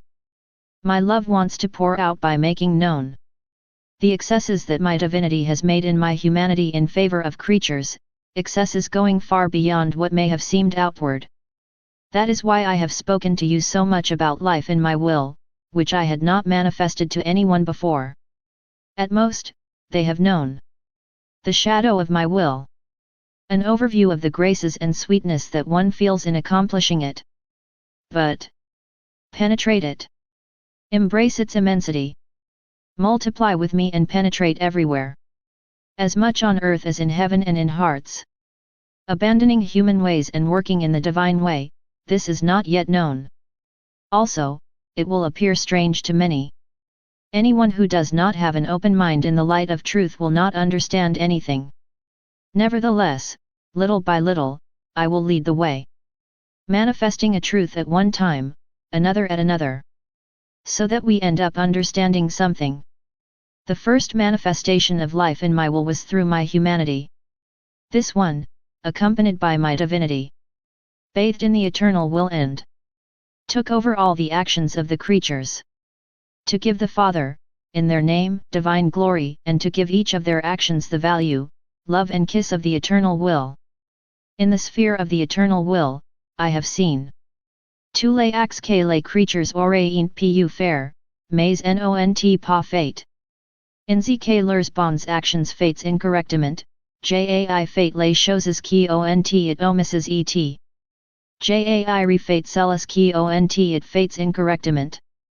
The acts not performed as well as those that were not done for me alone remain suspended in my will, waiting for the creatures who will live in my will to repeat to them all that I have done. And I have chosen you as a link of junction with my humanity, that your will, as one with mine, may repeat my actions. Without this, my love cannot be totally poured out. And I could not receive glory from creatures for all that my divinity has accomplished through my humanity. As a result, the first end of creation would not be attained. This end which is found in my will and which must attain its perfection there. It would be as if I had shed all my blood without anyone knowing. So who would have loved me? What heart would have been moved? No one. In no heart would my humanity have found its fruit. With these words, I interrupted him, saying, My love, if living in your divine will results in so much good, why have you not manifested this truth before? He continued. My daughter, I first had to make known what my humanity has done and suffered externally, to prepare souls to know what my divinity has done internally. The creature is unable to understand the meaning of my actions in one fell swoop. Therefore, I manifest myself little by little. To the link of junction with me that you are will be attached the links of other creatures. Thus, I will have a cohort of souls living in my will who will repeat all the acts of the creatures. I will have glory of all outstanding actions done only by me, as well as those made by creatures. This glory comes from all categories of creatures, virgins, priests, lay people, each according to his status. These souls will no longer work humanly, but, immersed in my will, their actions will multiply for all in a completely divine way. I will receive from creatures divine glory for so many sacraments administered and received. In a humane way. Or desecrated. Or covered with the mud of personal interests, likewise. That for so many so-called good deeds that dishonor me more than they honor me. I long a lot after this time. You yourself pray and languish with me. Do not detach your link of junction with me, you, the first. While I was in my usual state and for about 3 days, I felt my mind absorbed in God. The good Jesus led me several times into his most holy humanity where I could swim in the immense ocean of his divinity. Oh! How many things I could see! How clearly I saw all that his divinity did in his humanity! Many times, in the midst of my surprises, Jesus spoke to me. He told me among other things, Do you see, my daughter, with what excesses of love I have loved creatures? My divinity was too jealous to entrust a creature with the fulfillment of the redemption, thus, I have inflicted on myself the passion. No creature would have been able to die as many times as there had been and was going to be of creatures to know the light of creation. For every mortal sin committed by them, my divinity wanted a life.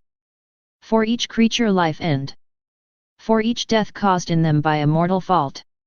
Who could have been powerful enough to give me so many dead if not my divinity?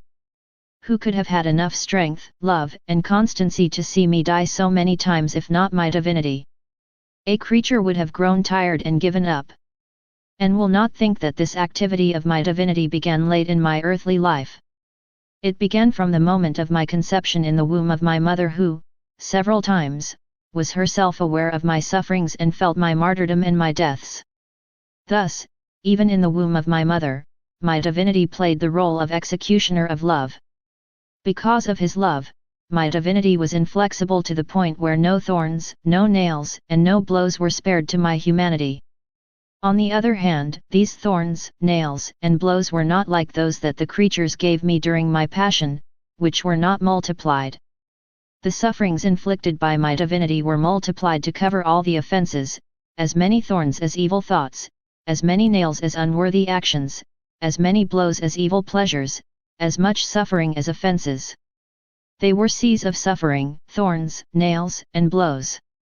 Before this passion that my divinity has inflicted on me, throughout the course of my life, the passion that the creatures subjected me to in the last days of my life was only a shadow, only an image. This is how much I love souls. It was for lives that I was paying. My sufferings are inconceivable to a created mind. Enter into my divinity, see and touch with your hands what I have suffered. At that moment, I do not know how, I found myself inside the divine immensity. There were erected thrones of justice. One for each creature, before whom the sweet Jesus had to answer for the actions of the creatures, paying and suffering death for each. Like a sweet little lamb, Jesus was killed by divine hands and then came back to life and suffered more deaths. O God, O God! What immeasurable pains! Die to come back to life and come back to life to die again from an even more cruel death. I felt myself dying. Seeing my sweet Jesus being killed so many times. I would have liked to spare even one death to the one who loves me so much. Oh! How I understood that only the divinity could make the sweet Jesus suffer so much and boast of having loved men so much, through such sufferings.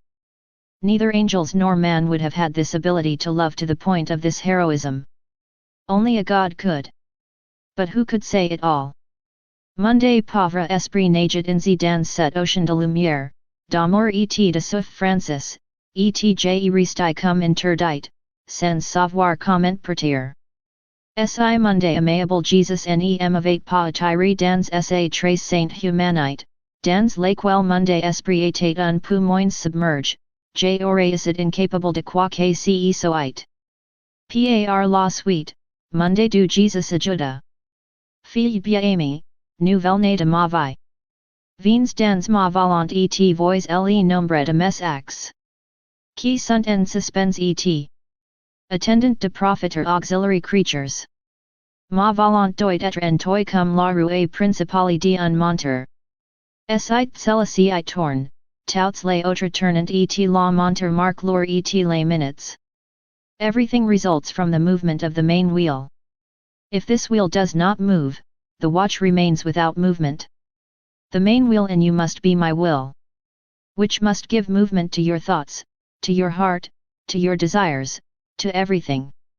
As my will is the center of my being, of creation, and of everything, your movement, emanating from this center, can replace the movements of all creatures. By multiplying for all, he will bring the actions of all before my throne, substituting himself for each. Therefore, be careful. Your mission is great and totally divine. I blended totally into my sweet Jesus. I was doing everything I could to enter into his divine will, for the purpose of to attach myself to my eternal love and to make him hear my continual cry for souls. I wanted to graft my small and temporal love to his infinite and eternal love. Give him infinite love, infinite reparations and to replace me all, as he taught me. While I was doing so, my sweet Jesus hurriedly came and said to me, "My daughter, I'm very hungry." Then he seemed to take small white balls in my mouth and eat them. Then, as if he wanted to satisfy his hunger completely, he entered my heart. And, with both hands, took several crumbs, large and small, and avidly ate them. Then, as if he had eaten enough, he leaned on my bed and said to me, "My daughter, when the soul immerses itself in my will and loves me, she imprisons me in her soul. By his love, it draws up the elements that imprison me and she forms a host for me. By suffering, making repairs, etc., she forms hosts to give me communion and so that I can nourish myself in a divine way, worthy of me. As soon as I see the hosts formed in her, I will take them to feed on it and to satisfy my insatiable hunger, my hunger to receive love for love of creatures. Thus, the soul can say to me, 'You are communing to me and I am also communing you.'"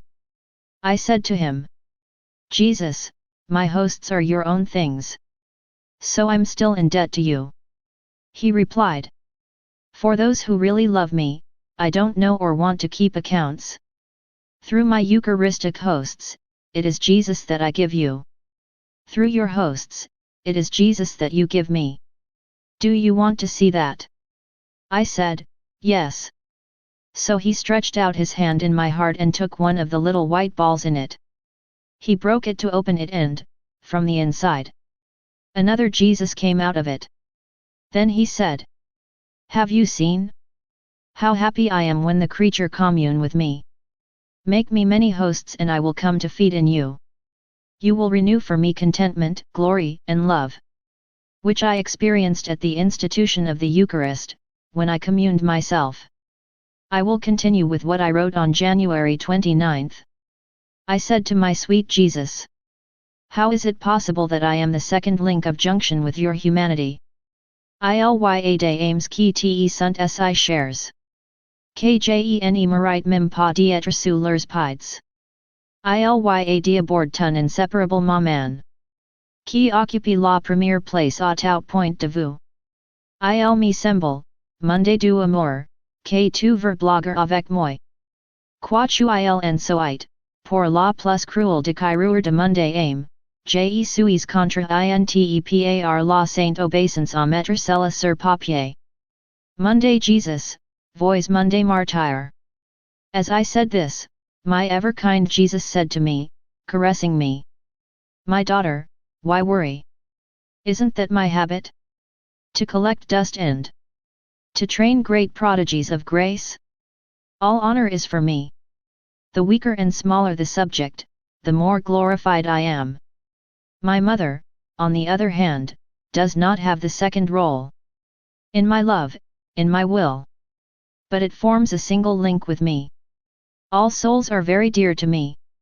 But this does not exclude that I choose one or the other for a high function and to whom I want to give the holiness necessary to live in my will. Graces that were not necessary for others, that I have not called to live in the holiness of my will, are necessary to you whom I have elected for this purpose from all eternity. In these sad times, I have elected you so that, living in my will, you may give me a divine love, divine reparations and satisfactions, which cannot be found then in the souls who live in my will. In these times, my love and my will want me to spread more in love. Am I not free to do what I want? Could someone stop me? No, no. So calm down and be faithful to me." While I was in my usual state, my ever-kind Jesus came. Holding my hands clenched in his, he said to me with majestic affability, "My daughter, tell me, do you want to live in my will? Do you accept to be the second link of junction with my humanity? Do you accept my love as yours, my will as life? Do you accept to share the sufferings inflicted on my humanity by my divinity, which I feel the irresistible need not only to make known, but also to share with a creature, as far as possible? I can only make these things known and share with one person, who lives in my will, who lives entirely from my love.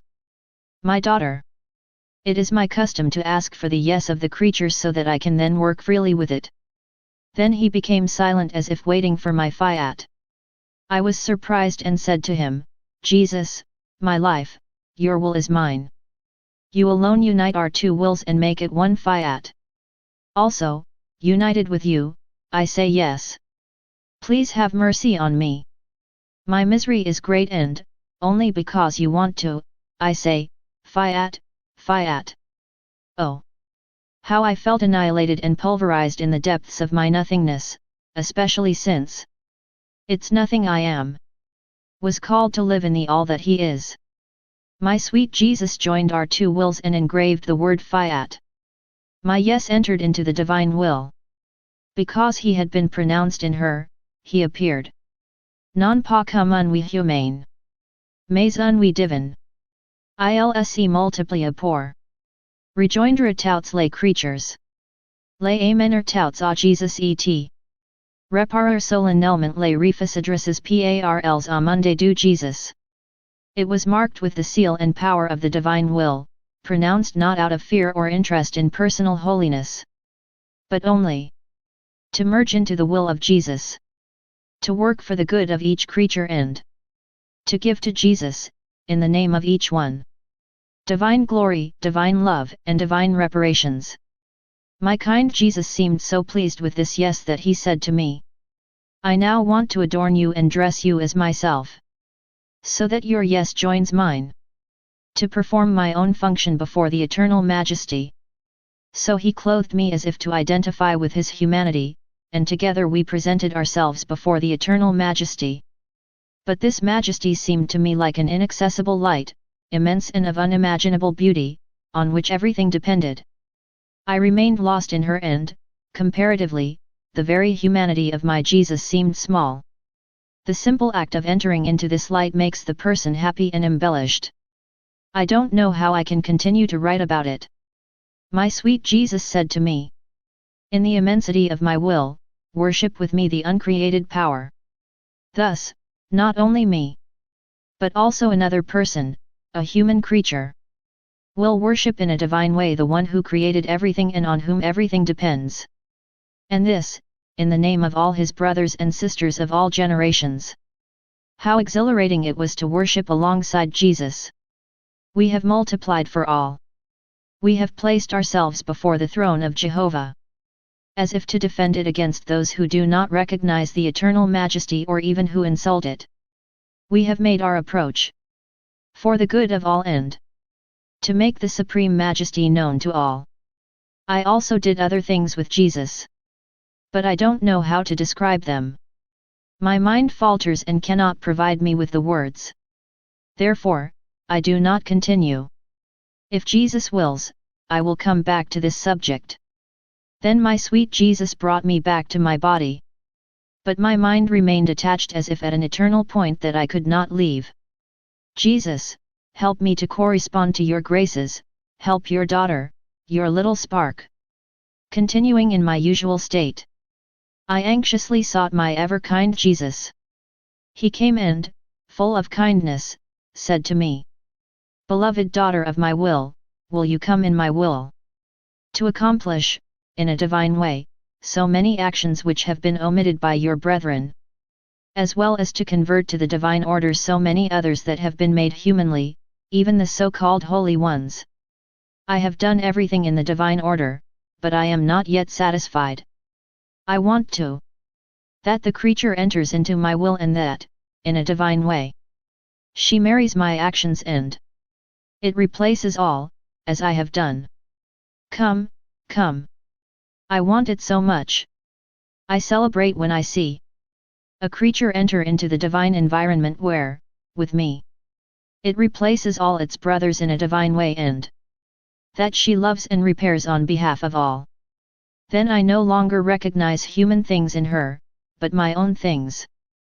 By her, my love rises and multiplies. Repairs multiply to infinity and substitutions are divine. What a joy! What a party! Even the saints unite with me and celebrate. ILLS wait anxiously that one of their own converts to the divine order their own deeds. Saints in the human order, but not yet in the divine order. They pray that I will immediately bring creatures into this divine environment and that in this way all their acts be immersed in the divine will and marked with the imprint of the Lord. I did it for everyone. Now I want you to do it for everyone. With that, I said to him, My Jesus, your words confuse me. I know that you are enough for everything and that everything belongs to you. He continued, It is certain that I am enough for everything and everyone. However, am I not free to choose a creature and to give him this role at my side? To make it sufficient for all? Also, what does it matter to you if everything belongs to me? Can I not give you what belongs to me? Give you everything because of my full contentment? If you do not match and do not accept, you don't like me. You betray this chain of graces that I have deposited in you for this purpose. So I entered Jesus and did what he was doing. Oh! How clearly I saw all that Jesus had just told me. With him, I became multiplied in all, even in the saints. But, once I returned to my body, some doubts arose in me. Jesus said to me, A single act of my will, even for a brief moment, is filled with creative life. And whoever contains my will can, in an instant, give life to everything and preserve everything. From my will, the sun receives the existence, the light, the preservation of the earth, the life of creatures. Why, then, do you doubt? I have my court in heaven and I want another one on earth. Can you guess who will form this court? I replied, The souls who live in your will. He said, Well said. It is the souls who, without the shadow of a search for personal holiness but totally deified, will live for the benefit of their brothers. These souls make only one chorus with heaven. I was in my usual state and Jesus was with me. At one point, he showed himself in the form of a child and, at another, in the form of a crucified. Transforming me into himself, he said to me, My daughter, enter into my divinity and swim in my eternal will. You will find the creative power in the very act of setting in motion the great machine of the universe. Everything created was intended to be a bond of love, a channel of graces between the Supreme Majesty and creatures. But they weren't going to pay attention to these bonds of love and to these channels of grace. As a result, God should have suspended the creation that was not going to be appreciated by the creatures. However, seeing that my humanity was going to appreciate it so well and that in the name of all created things and all humans, she was going to present to the Lord all the gratitude and all the love expected. He did not let himself be stopped by the evil sides of his other sons. Thus, for his greatest contentment, he deployed the firmament, adorning it with countless, graceful, and varied stars, which were going to be like channels of love between my humanity and the Supreme Being. The Lord looked at the firmament. He rejoices in seeing his fairy harmonies and the communications of love that he would maintain between heaven and earth. He continued, by creating with a simple word the sun as the permanent spokesman of the Supreme Being, equipping it with light and heat, arranging it between heaven and earth, in a position to dominate, fertilize, warm and illuminate everything. With its luminous and searching eye, the sun seems to say to all, I am the most perfect preacher of the Divine Being.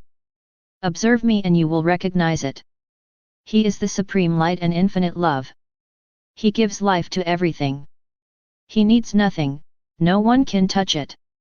Look at me and you will recognize it. I am his shadow, the reflection of his majesty and his perpetual spokesman. Oh!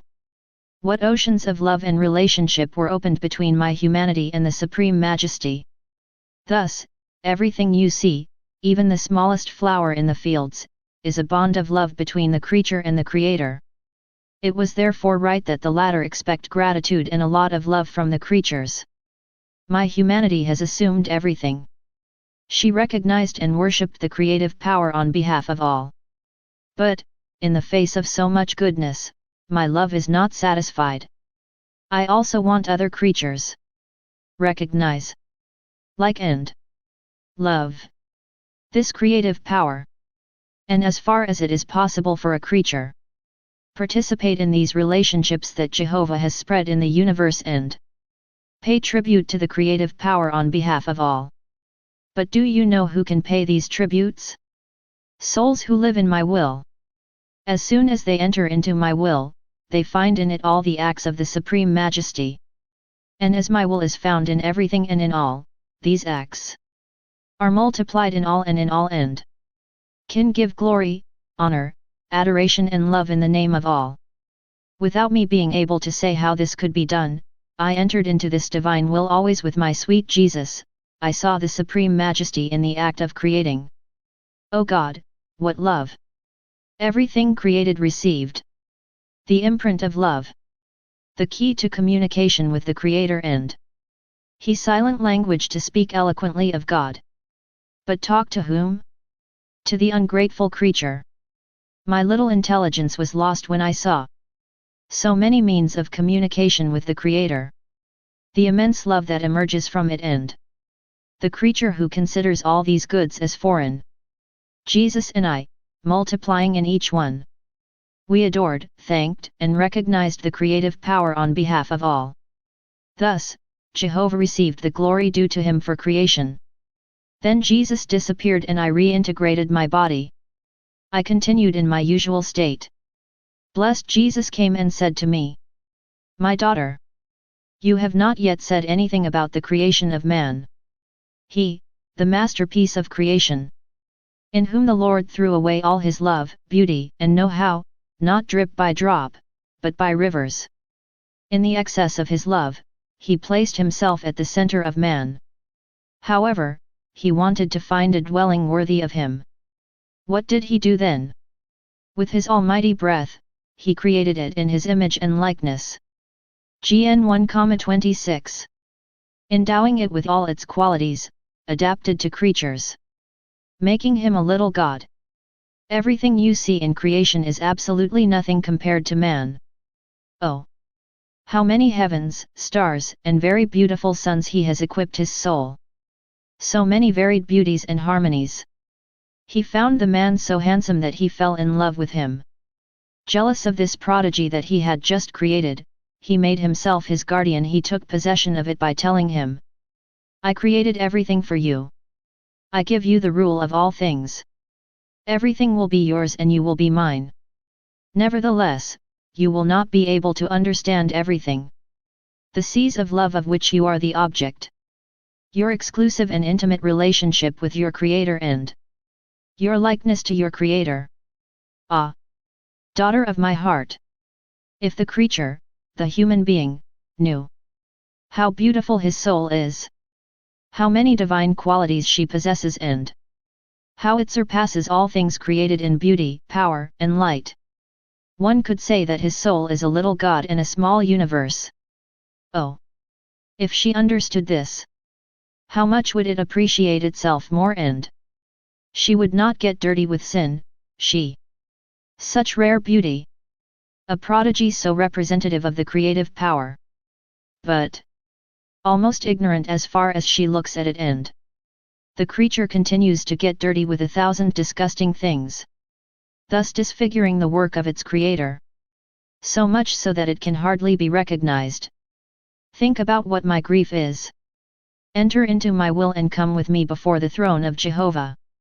Substitute yourself for all your brothers so ungrateful and to take in their place the acts of recognition which they should address to their Creator.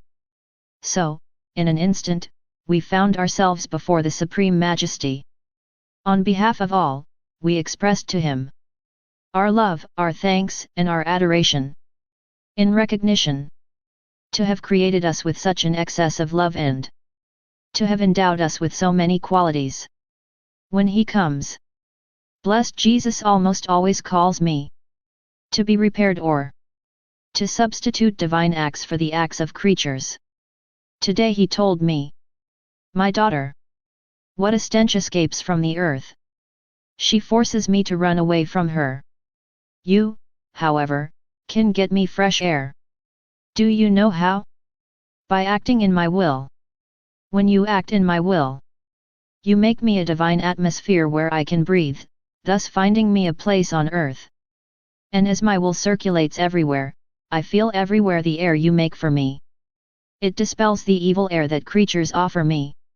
A little later, he came back and added, My daughter, what darkness! The earth appears to me as covered with a black coat. It is so dark that the creatures do not see. Or they are blind. Or they have no light to see. I do not only want divine air for me, but also light. Consequently, may your actions be continually performed in my will.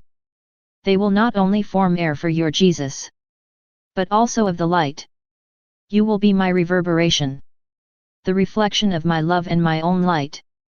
Even more, by acting in my will, you will erect tabernacles for me.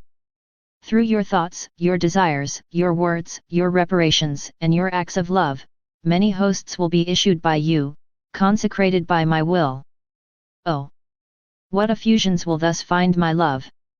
I will have free reign in all things, no longer feeling obstruction. I will have as many tabernacles as I want. The hosts will be countless. At every moment we will communicate together and I will shout, Freedom, freedom! Come all in my will to taste true freedom. Apart from my will, how many obstacles does the soul not encounter? In my will, on the contrary, it finds freedom. The soul can love me as much as it desires and I say to it, Leave what is left to you human, take what is divine. I am not petty or jealous of my possessions, I want you to take everything. Love me immensely. Take all my love. Hold my power and beauty. The more you take, the happier your Jesus will be. The earth offers me few tabernacles. Hosts can almost be counted. In addition, there are sacrileges, irreverences. Oh! How my love is offended and obstructed. In my will, however, nothing is obstructed. There is not a shadow of offense and the creature gives me divine love. Divine reparations and a total correspondence. Moreover, with me, she replaces with divine acts those of creatures to repair all the evil of the human family. So be attentive and do not leave the place, where I want you. Continuing in my usual state, I was completely immersed in the divine will. My ever-kind Jesus came and, pressing me on his heart, he said to me, You are the firstborn daughter of my will. How precious you are to me! So much so that I have prepared for you a divine Eden. Unlike what it was for your first parents who were placed in an earthly Eden. In this earthly Eden, the union between the first parents was human. They could enjoy of the most beautiful delights of the earth and, at certain times, of my presence. In divine Eden, union is divine. You enjoy it. The most beautiful heavenly delights and of my presence as much as you want. I am your life and we will share together sweets, the joys and, if necessary, suffering. In earthly Eden, the enemy was able to break in and the first sin was committed. In divine Eden, the entrance is closed to the devil, passions, and weaknesses. Satan does not want to show himself there, knowing that my will would burn him more than the fire of hell. The mere sensation of my will brings him into disarray. Moreover, the acts performed in my will are immense, infinite and eternal. They embrace everything and everyone. I interrupted him by saying, My love, the more you tell me about the divine will, the more confused and frightened I feel. I live such annihilation that I feel destroyed and totally unable to match your designs. Full of kindness, he resumed. It is my will that destroys the human in you. Rather than being frightened, you must throw yourself into its immensity. My plans for you are great, noble and divine.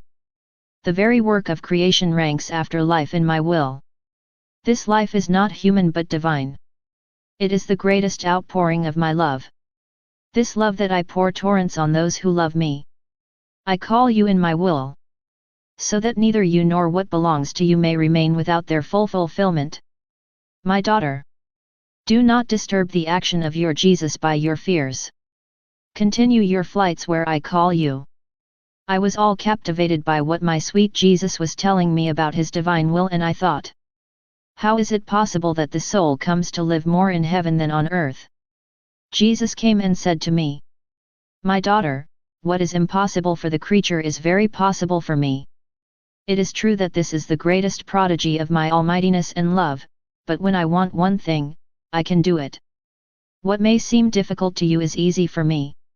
Nevertheless, I need the yes of the creature, and it must lend itself like a soft wax to all that I want to do with it.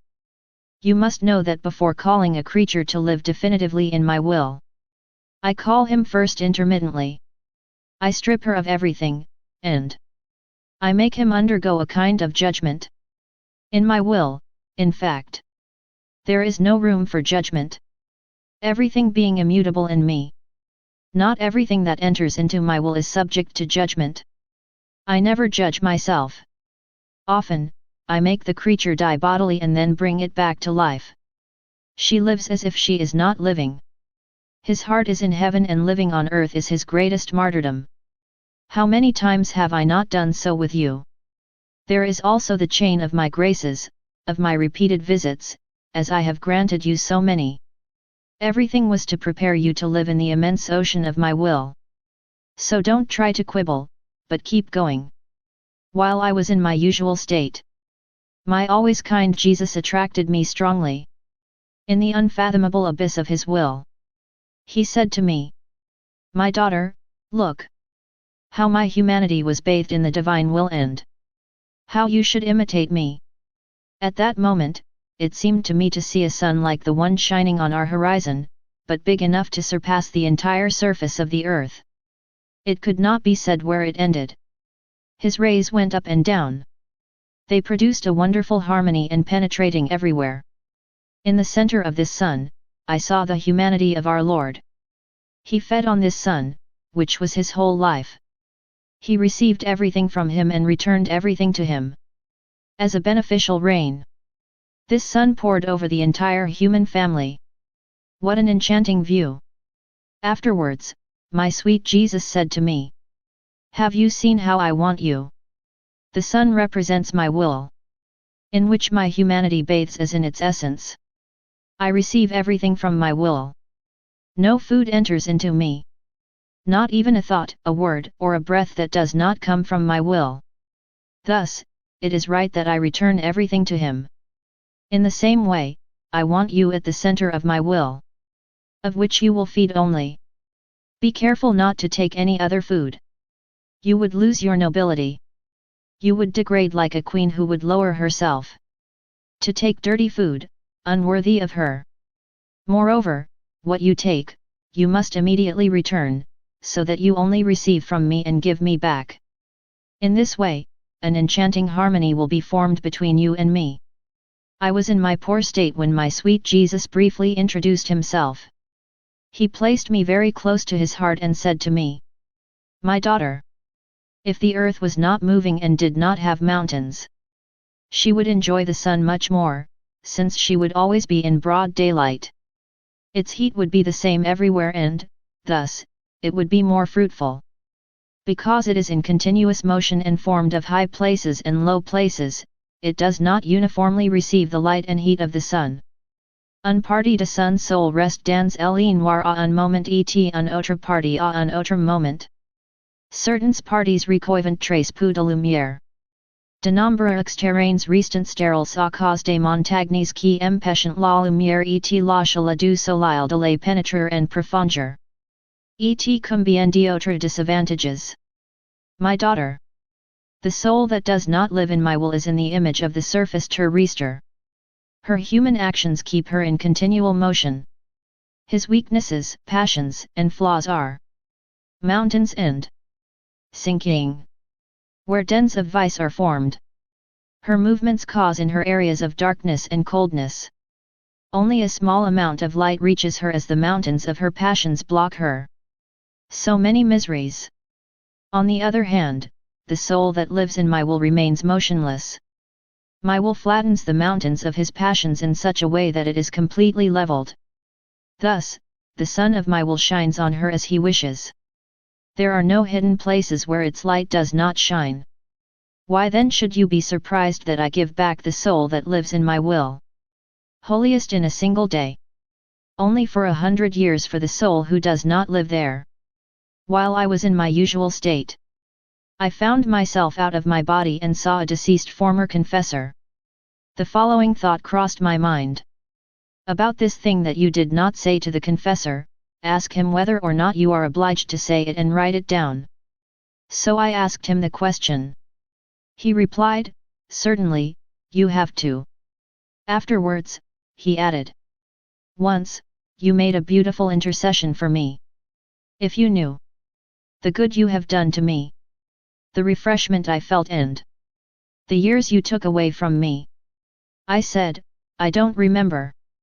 Remind me what it was for me to do it again. He says, you immersed yourself in the divine will and took his power, the immensity of his love, the immense value of the sufferings of the Son of God and divine qualities, and you poured them over me. I was then immersed in the bath of love of the Supreme Being, in the bath of its beauty, in the bath of the blood of Jesus and in the bath of all divine qualities. Who could say the good that followed for me? Do it again for me, do it again for me. While he was telling me this, I came back into my body. Right now, to conform to holy obedience and in utter confusion and repugnance, I will say what I have failed to say and write. I remember that one day, talking to me of his most holy will and of the sufferings that his divinity subjected to his most holy humanity, my sweet Jesus said to me, my daughter, as you are the first to live in my will, I want you to take part in the suffering that in my will my humanity received from my divinity. Whenever you enter into my will, you will find the sufferings that my divinity gave me, not those given to me by the creatures, even if they were also willed by the eternal will. By the fact that they were given to me by the creatures, these sufferings were over. So, I want you in my will, in which you will find suffering innumerable and endless.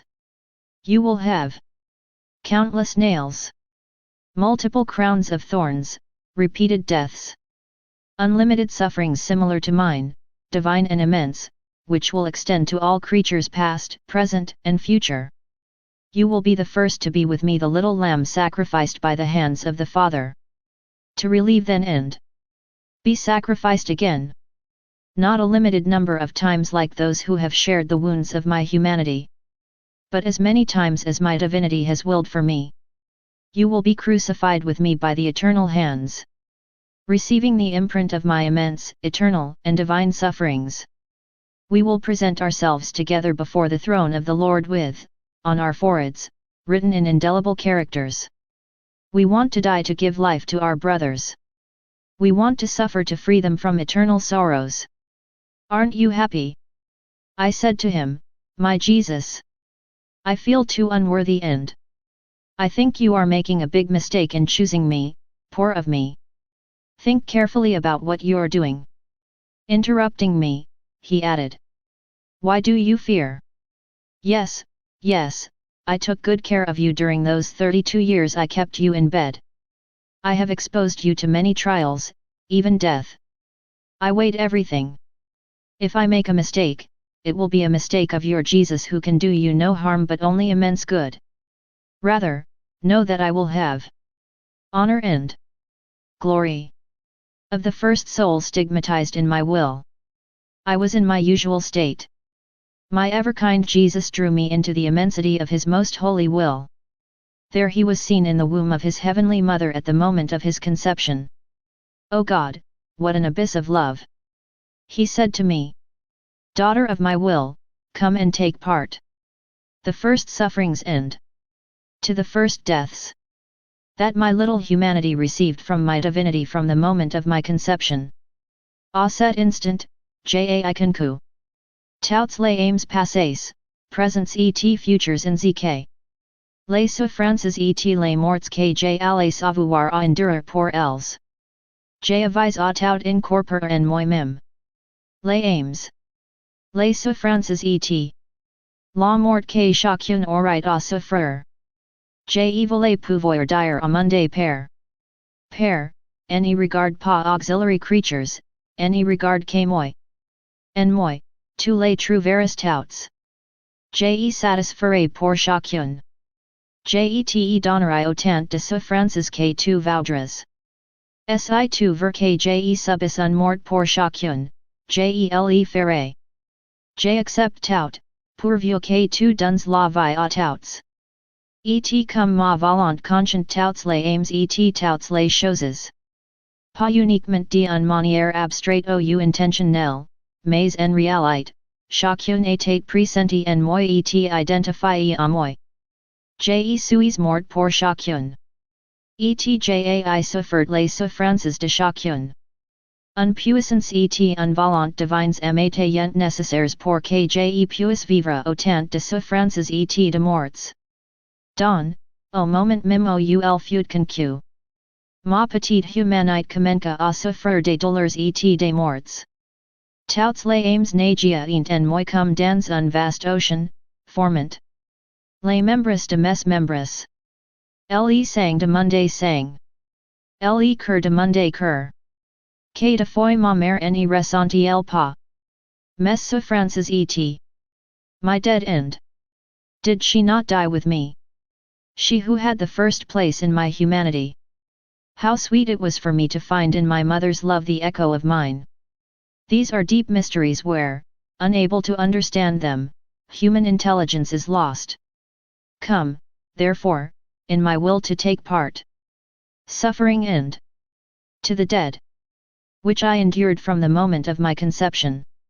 That way, you will be able to better understand what I am telling you. I cannot explain how. But I found myself in the womb of our Queen Mother. There I could see the baby Jesus so small and, nevertheless, containing everything. A stinger of light came off his heart and walked towards me.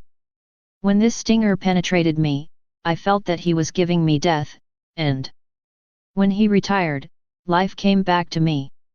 Every touch of this stinger produced in me a very sharp pain to the point that I felt annihilated. Actually die. Then, by the same touch, I felt revived. I really don't have the proper words to explain these things. Therefore, I will stop here. I felt my poor mind immersed in the sufferings of my kind Jesus. As I had been told that it was impossible for him to have suffered so much suffering and death, my Jesus said to me, "My daughter, my will can do anything. It is enough that I want one thing for it to come true. If this were not so, my will would have limited power, contrary to the fact that everything in me is infinite. Whatever I want, I do. Ah! How little I am understood by creatures and, as a result, unloved. Come into my humanity and I will make you see and touch with your hands what I say to you." Then I found myself in the humanity of Jesus, inseparable from his divinity and his eternal will. His will repeated a lot of deaths, suffering, lashes and stings without thorns with great ease. In the same way that it created millions of stars from a single fiat. Without her needing to pronounce as many fiats as there should be stars. Only a fiat was enough and the firmament was adorned with millions of stars. So it was in the firmament of the most holy humanity of our Lord where, of a single fiat, the divine will created lives and deaths as many times as it wanted. So I found myself in Jesus at the moment when he suffered flogging by divine hands. It was enough for the divine will to want it for that. In an atrocious manner and without lashes.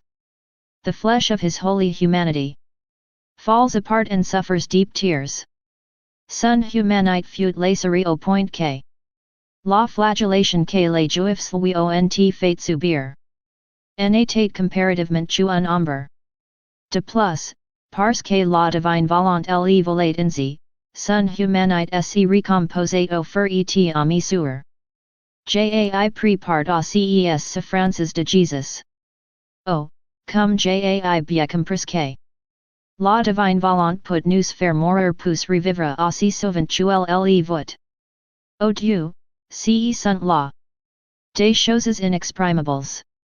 Des excès d'amour et des mystères presque inconcevables pour des esprits cris. Après avoir subi ces souffrances. Je me sentis incapable de revenir à la vie et à l'usage de mes sins.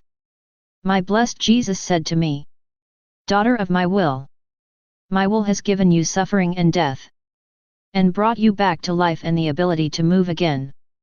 I will often call you into my divinity so that you may take part to the many deaths and sufferings that I have really suffered for souls. My sufferings for souls were real, contrary to what one might think.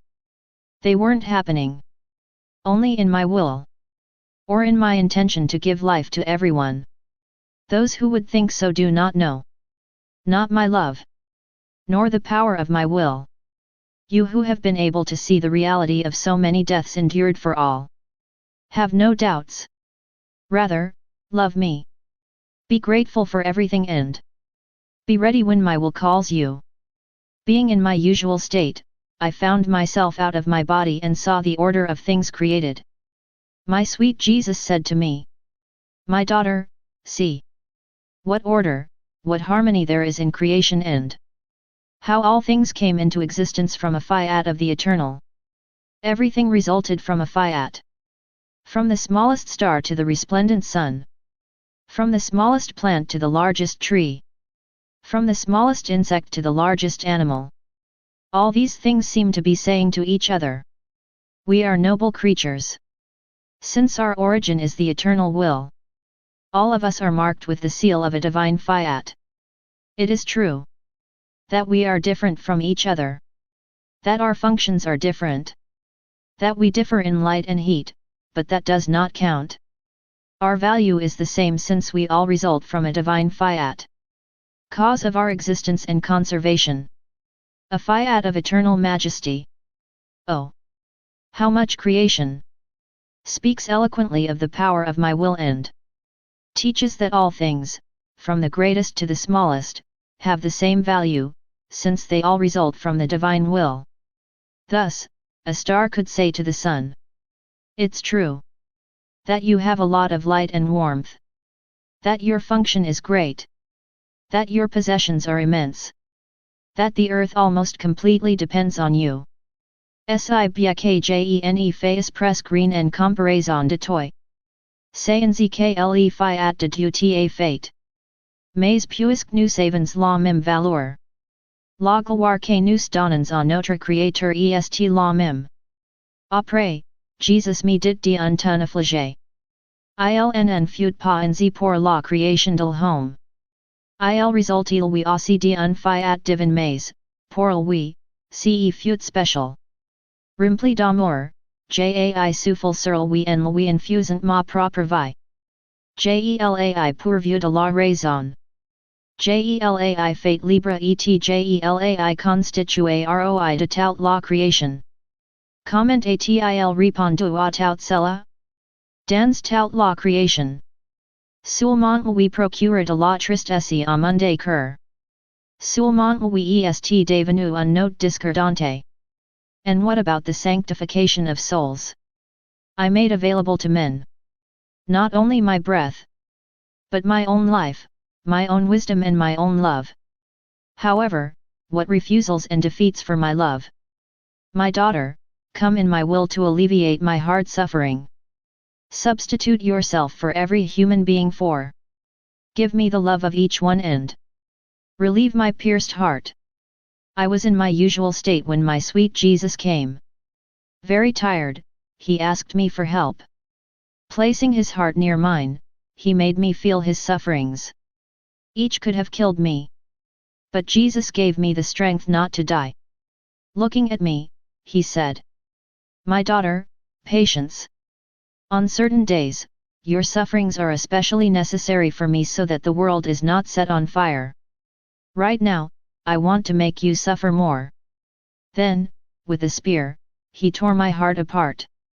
I suffered a lot, but I felt happy thinking that my Jesus shared his sufferings with me and that, by the relief he received from it. It would spare the people from imminent and terrible plagues ready to occur. After a few hours of these intense pains, he said to me, "My beloved daughter, you are suffering a lot. Come and rest in my will, we will pray together for poor humanity." So, I don't know how, I found myself in the immensity of the divine will, in the arms of Jesus, repeating after him everything he said to me in a low voice. I will give an idea of what he told me, because it is impossible for me to repeat everything. I remember that in his will I was able to see all his thoughts, all the good he has done us with his intelligence, and how, from his spirit, all the intelligences were conceived. But, O God, what abuses the creatures have made of their spirits! So many offenses! I said to him, "Jesus, I multiply my thoughts in your will to give to each of your thoughts the kiss of a divine thought, an act of worship, a divine reparation imbued with divine love, as if I were another Jesus myself. And I want to do this on behalf of all humans, for all their thoughts, past, present, and future. I want, in your will, to supplement for what the creatures have neglected to do, and even for the thoughts of lost souls. I want the glory that comes to you from the creatures to be complete, that nothing is missing." After that, Jesus made me understand that he wanted reparations concerning his eyes. I told him, "Jesus, I blend into your eyes to offer you as many looks of divine love as you have had for creatures. I melt into your tears to weep with you over the sins of creatures, so as to give you in the name of each of the divine tears. I want to give you glory and complete reparations for all the eyes of creatures." Then Jesus wanted me to continue to repair concerning his mouth, his heart, his desires, etc., multiplying me in his will. To describe all this would be too long. Also, I stop here. Then Jesus said to me, "My daughter, as you did your acts of love and reparation in my will, many suns were formed between heaven and earth. I can only look at the earth through these suns, otherwise, so many things disgust me on earth that I can no longer look at it. Anyway, the earth receives little light and heat from these suns, given its great darkness." Then Jesus carried me among the creatures. Who could say everything I saw there? In a sorrowful tone of voice, he said to me, "What a mess in the world! This disorder comes from ecclesiastical leaders as well as civil leaders. Their lives being filled with corrupt interests. They do not have the strength to correct their subjects. They turn a blind eye to their misdeeds because, really, they would blame them for their own misdeeds. If they take up their subjects, it is only in a superficial way. They are not themselves inhabited by the good. How could they infuse it into others? How many times have they not preferred evil to good? Also, I will hit them in a special way." I said to Jesus, "Jesus, spare the heads of the church, they are already so few. If you hit them, we will run out of leaders." He replied, "Don't you remember that with 12 apostles I founded the church? In the same way, those who remain will be in sufficient numbers to reform the world. The enemy is already on their doorstep. Revolutions are already at work. Nations will swim in blood and their leaders will be scattered. Pray and suffer that the enemy will not have the freedom to throw everything into ruin." I immersed myself in the holy will of my ever-loving Jesus and, in his company, my intelligence focused on the act of creation, worshipping and thanking the Supreme Majesty for everything and for all. All slumped, my sweet Jesus said to me, "My daughter, creating heaven. I first created the small luminaires and then the sun as a large luminaire, giving it a light that eclipses all stars and the is king of the stars and of all nature. It is my custom to do the minor things first and then the major things as the crowning of the firsts. The sun, my spokesman, represents the souls whose holiness will be in my will. Saints who lived in the reflection of my humanity, in the shadow of my will, will be the stars. Although coming after Those who have formed their holiness in my will be the sons. I proceeded in this way regarding the redemption. My birth was without fanfare. In front of men, my childhood did not have the splendor of great things. My life in Nazareth was so hidden that I was ignored by all. I have bound myself to the smallest and most common things of earthly life. In my public life, there was some greatness. However, who knew my divinity? Nobody. Not even all the apostles. I passed through the midst of the multitude as an ordinary man. So much so that everyone could approach me, talk to me and even despise me, as it happened. I interrupted Jesus by saying to him, "Jesus, my love, how happy these times were! How lucky were the people who, if they wanted to, could approach you, talk to you, be with you." Jesus continues, "Ah, my daughter, only my will brings true happiness. She alone provides all the goods to the soul, making it queen of true happiness. Only souls who have lived in my will be queens with my throne because they will be born of my will. Je dois te signaler que les personnes de monde entourage n'étaient généralement pas heureuses. Plusieurs me voyaient sans me connaître. Parce que ma volonté n'était pas le centre de leur vie.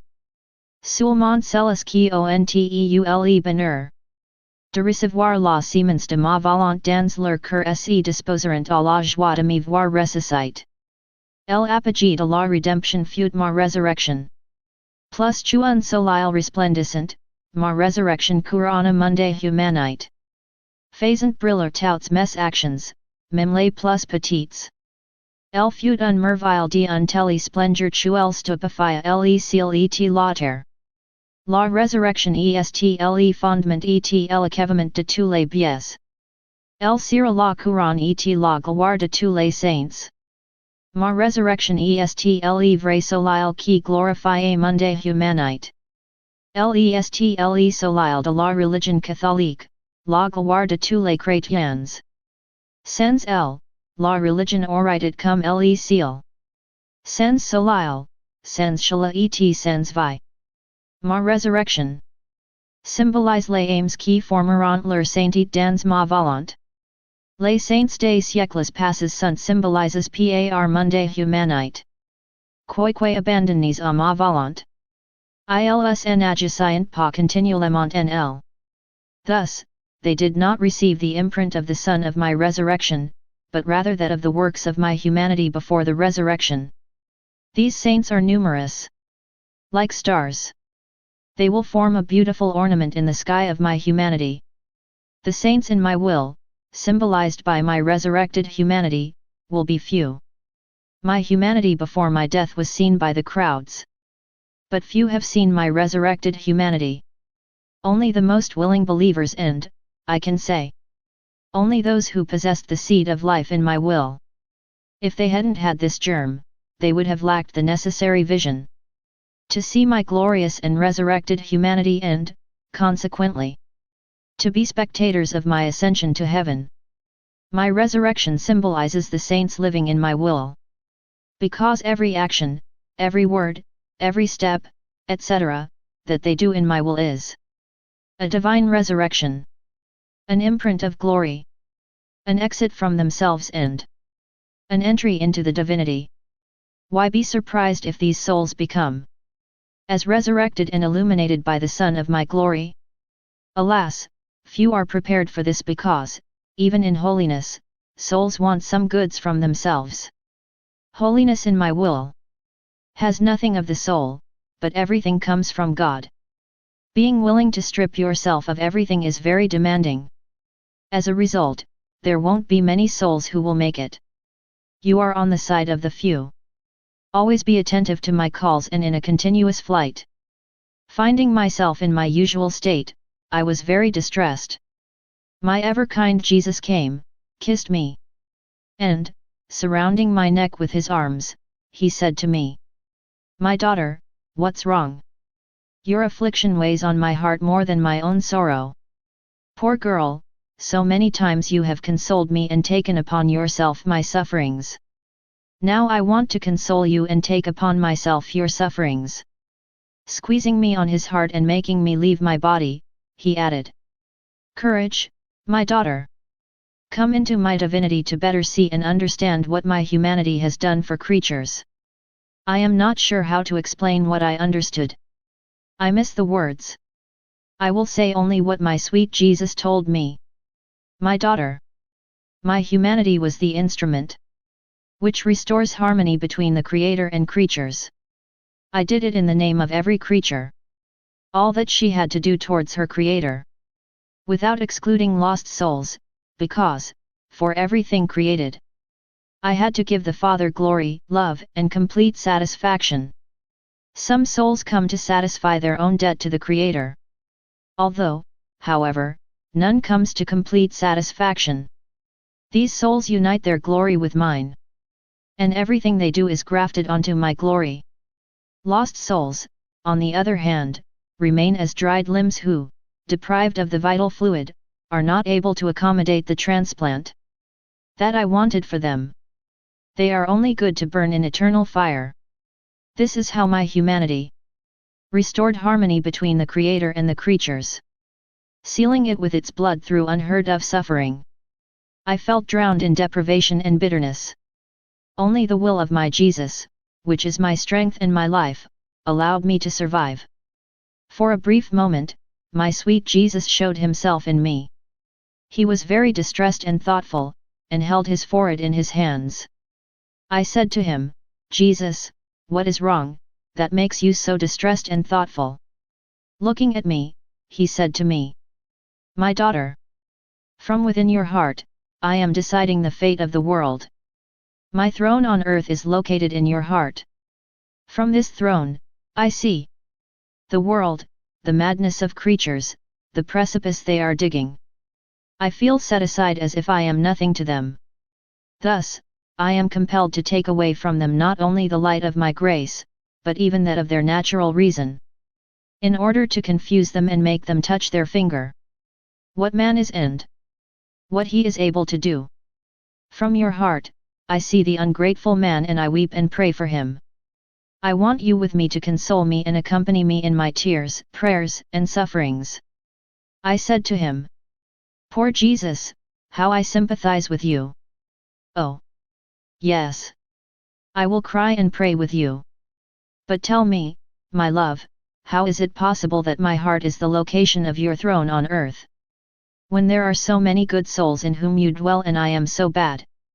Jesus continued, "I have chosen you as the focal point, because I have called you to live in my will. Whoever lives in my will is able to contain me completely because he lives in the center of my being and I live in the center of his. I live in his being as if it were mine. On the other hand, he who does not live in my will cannot embrace everything about me. At best, I dwell in him without erecting my throne there. Ah! If all understood the great good of living in my will, they would compete to achieve it. But, alas! So few understand it. They live more in themselves than in me. I was in my usual state. I was thinking of the sufferings of my adorable Jesus, especially those that his most holy humanity suffered at the hands of his divinity during his earthly life. I felt drawn into the heart of my Jesus. I took part in the sufferings that his divinity caused his most holy heart to suffer during the course of his earthly life. These sufferings are very different from those he suffered at the hands of the Jews during his passion. These are indescribable penalties. For the little I participated in, I can say that I felt a sharp and bitter suffering accompanied by a heartbreak that really made me die. But, by a prodigy of his love, Jesus brought me back to life. Then my sweet Jesus said to me, "Daughter of my sufferings, know that the sufferings that the Jews inflicted on me were only a shadow of those that the divinity gave me. This was so that the divinity was given complete satisfaction. The man who sins offends the Supreme Majesty. Not only externally, but also internally. He disfigures the divine part infused into him when he was created. Sin is formed, in the first place in its interior and then, in its exterior.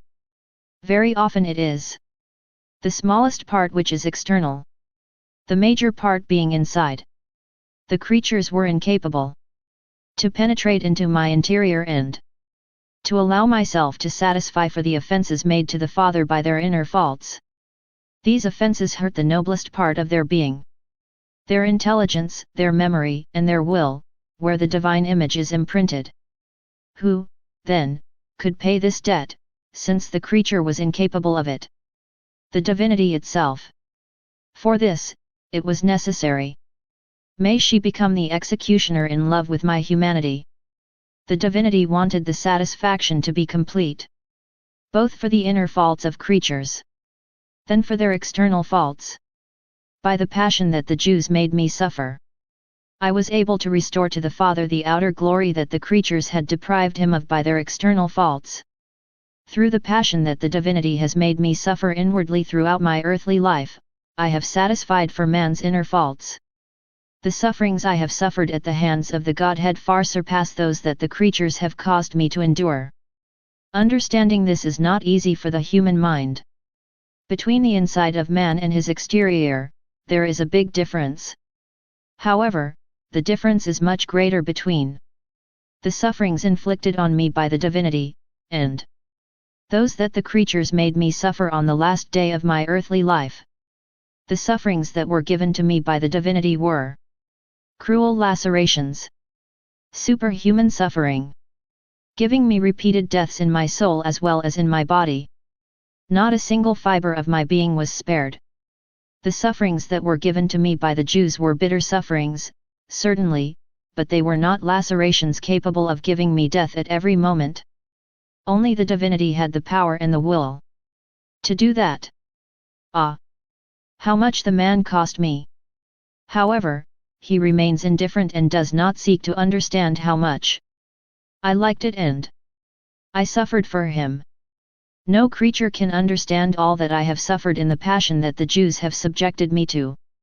A fortiori, none can understand the much greater sufferings I have suffered at the hands of the Godhead. That is why I have been so slow to reveal the latter. My love wants to find a way out in man and receive a return of love.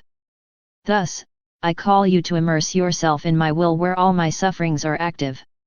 I call you not only to take part in my sufferings but, in the name of the whole human family, to honor them and to give me a return of love. With me, supple for all the obligations of creatures, even if to the great sorrow of God and for their greatest misfortune, creatures don't even give it a thought. I was very distressed and a little worried about my poor condition. Wanting to distract me from my thoughts turned to myself, Jesus said to me, "My daughter, what are you doing? Your thoughts turn to yourself take you out of my will. As long as my will is in you, the divine life is also in you. If my will ceases to be in you, this is the case with the divine life and you return to your human life. What a change!" Then, sighing, he added, "Ah! You don't know the destruction that will come into the world. Everything that has happened so far can be considered a game in comparison to the punishments to come. I don't let you see everything so as not to oppress you too much. At the sight of the stubbornness of men, I remain as hidden in you. And you, pray with me and refuse to turn your thoughts to yourself." I thought, how can it be that a single act done in the divine will multiplies to the point of doing good to all? Then, moving in me, Jesus lit up my mind and said to me, "My daughter, you will find a picture of this by observing the sun. It is unique and, however, it knows how to multiply so that its light and warmth are available to everything and everyone. For example, it illuminates man's actions and steps. If it changes its action or path, sunlight follows it. It also multiplies throughout nature, distributing its benefits to the various things according to the circumstances. When it rises, it beautifies all nature and it acts on the coolness of the night to form the dew that extends over all the plants like a silver coat, giving this nature an aspect and beauty that amazes and enchants the human gaze. Man, with all his ingenuity, does not have the power to form a simple drop of dew. The sun continues its journey and gives the flowers their color and fragrance. It does not give a unique color and fragrance, but it provides each flower with its particular color and fragrance. With its warmth and light, it gives the fruits their maturity and flavor, a distinct flavor for each fruit. It fertilizes and grows all plants. Despite him doing all this, he remains one. It is because it dwells in the heights that the sun can be the life of all creatures below. This is the case with the acts done in my will. The soul then acts in the heights of my will. From there, more than the sun, she watches over the creatures and transmits life to them. Despite the fact that its action is one, it shines like a sun on creatures. It embellishes some of them. It fertilizes others with grace. It releases some of them from the cold. It softens the heart of some. It dispels the darkness in others. It ignites and purifies others, giving each person the support they need in proportion to their personal dispositions. The sun rising to your horizon does the same. If the soil is sterile, it gives the plants little development. If the seed of the flower is missing, the sun, for all its light and heat, cannot raise anything. If man does not get up to work, the sun can do nothing to make him gain. In short, the sun produces goods in creation according to the fruitfulness of the earth and the dispositions of man. Thus, although the acts performed in my will can be beneficial for all, they operate according to the provisions of each as well as in proportion to the good dispositions of the soul that acts in my will. Anyway, every act done in my will is one more sun that shines for all creatures. Later, I tried to immerse myself in my Jesus, in his will, by multiplying my thoughts in his for the purpose to repair and to supplement for all the intelligences created, past, present and future.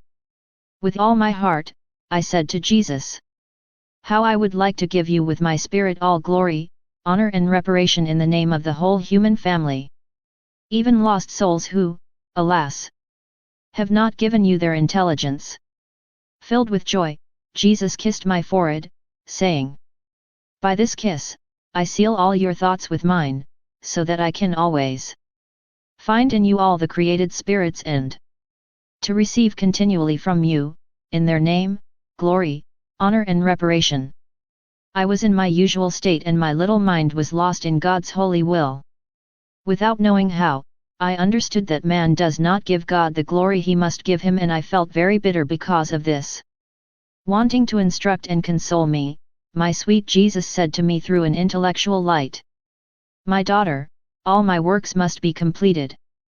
Accordingly, the last day will not come until I have received creatures all the honor and glory expected, as originally established. What some creatures don't give me, others will give me. In the latter, I will double the graces that the former had rejected, so that they are able to give me a double portion of glory and love. To some, in accordance with their provisions, I will give the graces that I would normally give to 10. To others, the graces that I would give to 100. To others, the graces that I would give to 1,000. To others, the graces I would give to a city, or even to a province or even to an entire kingdom. And these creatures will love me and give me glory for 10, 100, 1,000, etc. In this way, my glory on behalf of creation will be complete. When I see that in spite of his good will, a creature cannot do what I expect of him, I attract him in my will. There she discovers the virtue of multiplying a simple action as many times as she wishes. This allows him to give me all the glory, honor, and love that other creatures have refrained from giving me. This is how I prepare for the age of life in my will. In this era everything will be realized. What past generations have not done. Concerning the love, glory, and honor that creation owes me, I will give the creatures incredible graces. And to you whom I call to live in my will, I suggest the following prayer. Jesus, I place at your feet the adoration and subjection of the whole human family. I place in your heart the I love you of all. I put on your lips my kiss, to seal the kisses of all creatures of all generations. I hug you, that you may be hunched by the arms of all creatures of all generations. I want the glory of all the works of all creatures to come to you. As a result of this prayer, I will feel in you worship, the I love you, kisses, etc. of the whole human family. How then not to give yourself love, kisses and graces planned for others? No, my daughter, what the creature does on earth constitutes the capital that it accumulates for heaven. If she does little, she will have little. If she does a lot, she will have a lot. If a creature has loved me and glorified me for 10, she will have 10 times more contentment and glory. And she will be loved 10 times more by me. If a person loved me and glorified me % or 1,000, she will taste contentment, love, and glory for 100 or 1,000. This is how I will give to creation all that I had planned to give it, and that, reciprocally, creation will give me all that I had planned to receive from it. Therefore, my glory will be complete. I felt very oppressed and afflicted by the deprivation of my sweet Jesus, and I said to him with all my heart, "Come, my life. Without you I feel like I'm dying, not just once, but continuously. Come. I can't take it anymore, I can't take it anymore." My sweet Jesus moved within me and made me perceive that he was ardently fucking my heart. Si les sant voir, il me dit. My daughter, I feel an irresistible need to give free rein to my love for you. I immediately replied, "Jesus, how you make me suffer.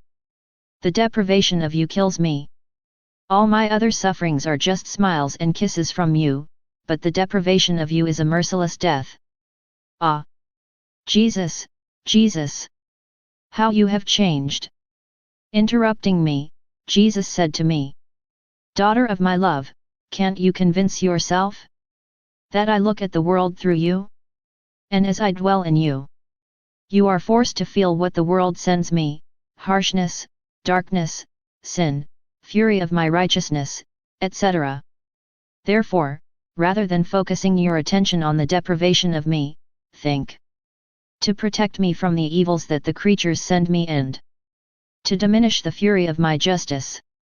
I will stay safe in you and the creatures will be less chastised." I meditated on the passion of my ever-kind Jesus, especially on the avalanche of lashes that fell on him during his flogging. I wondered, which of Jesus' sufferings were the greatest? Those that the divinity gave him throughout his life, or those received from the hands of the Jews at the end of his earthly life?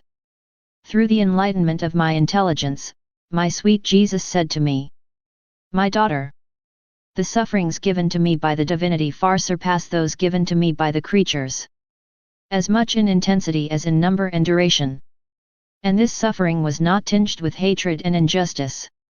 Rather, they were accompanied of an immense love and complicity of the three divine persons, so that my humanity may suffer so many deaths, that there were going to be creatures to see the light of creation.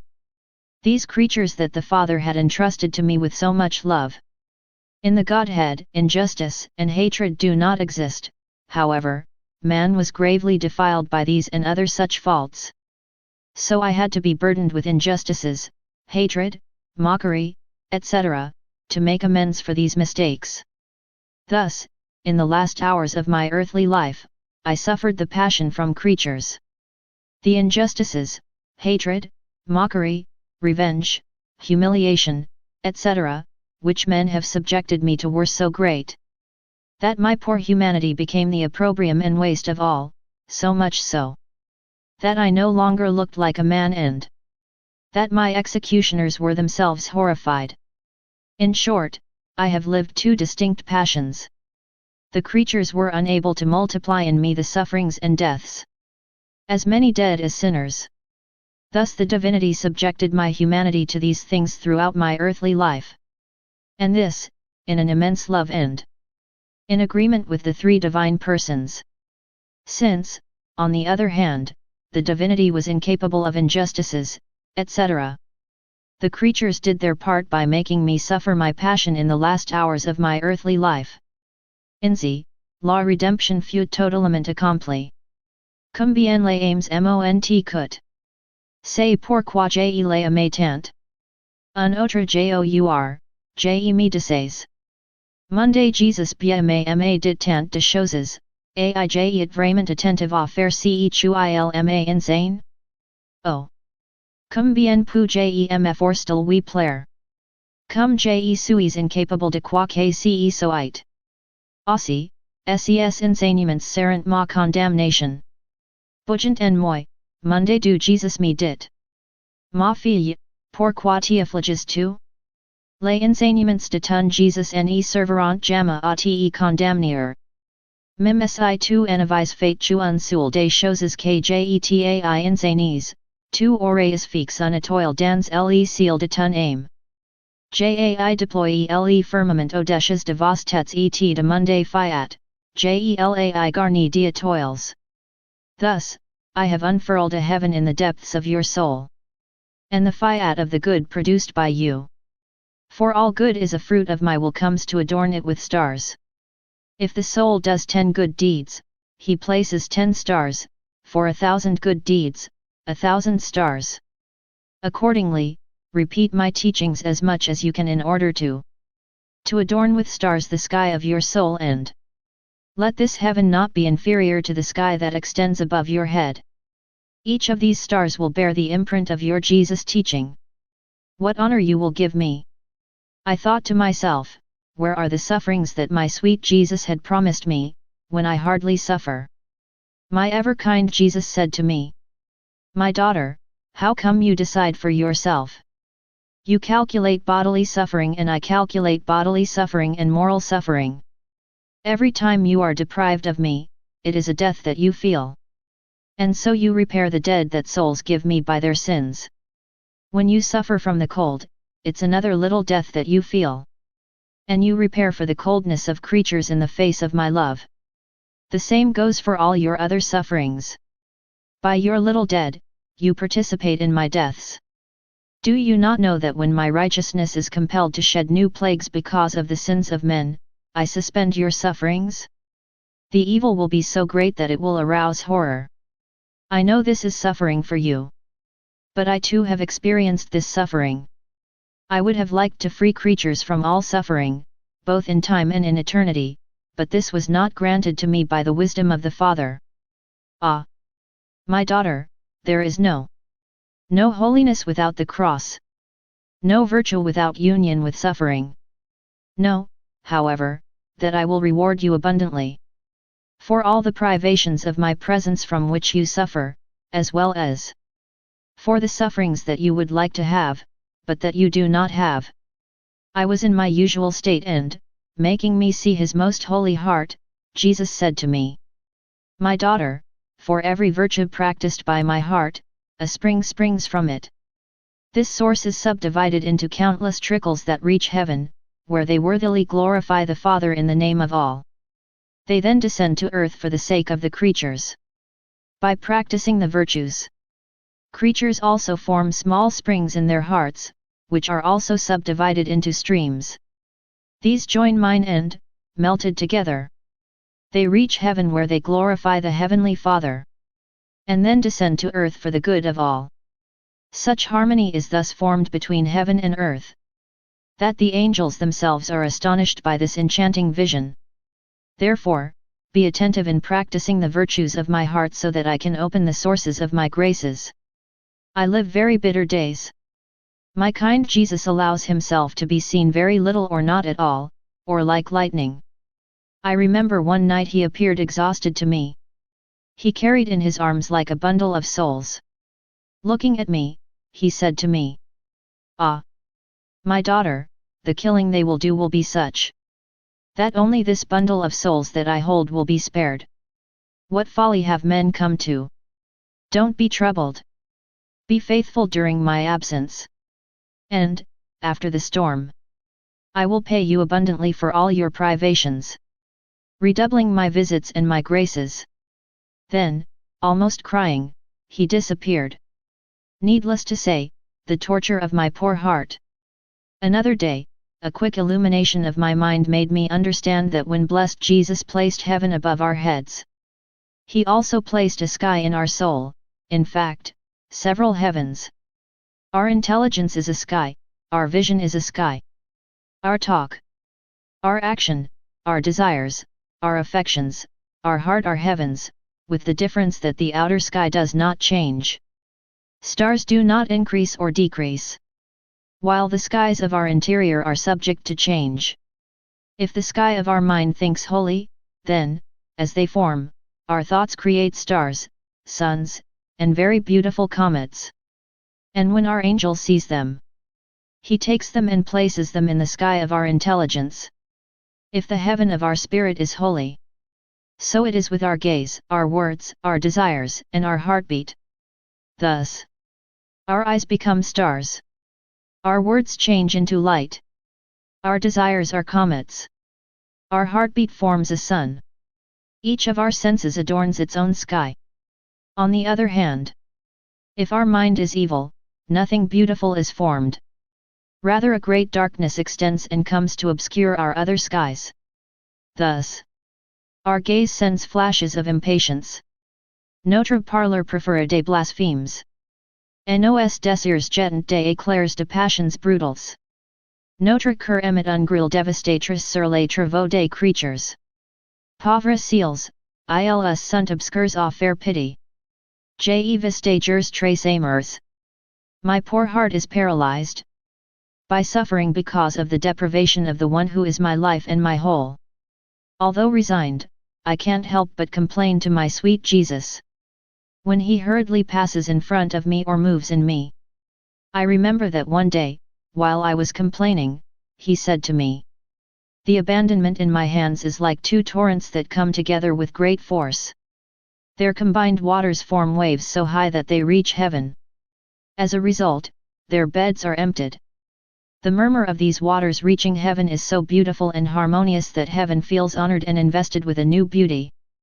And the saints say in chorus, "This delightful harmony comes from a soul that has surrendered to God. How beautiful it is, how beautiful it is." Another day, he said to me, "What are you afraid of?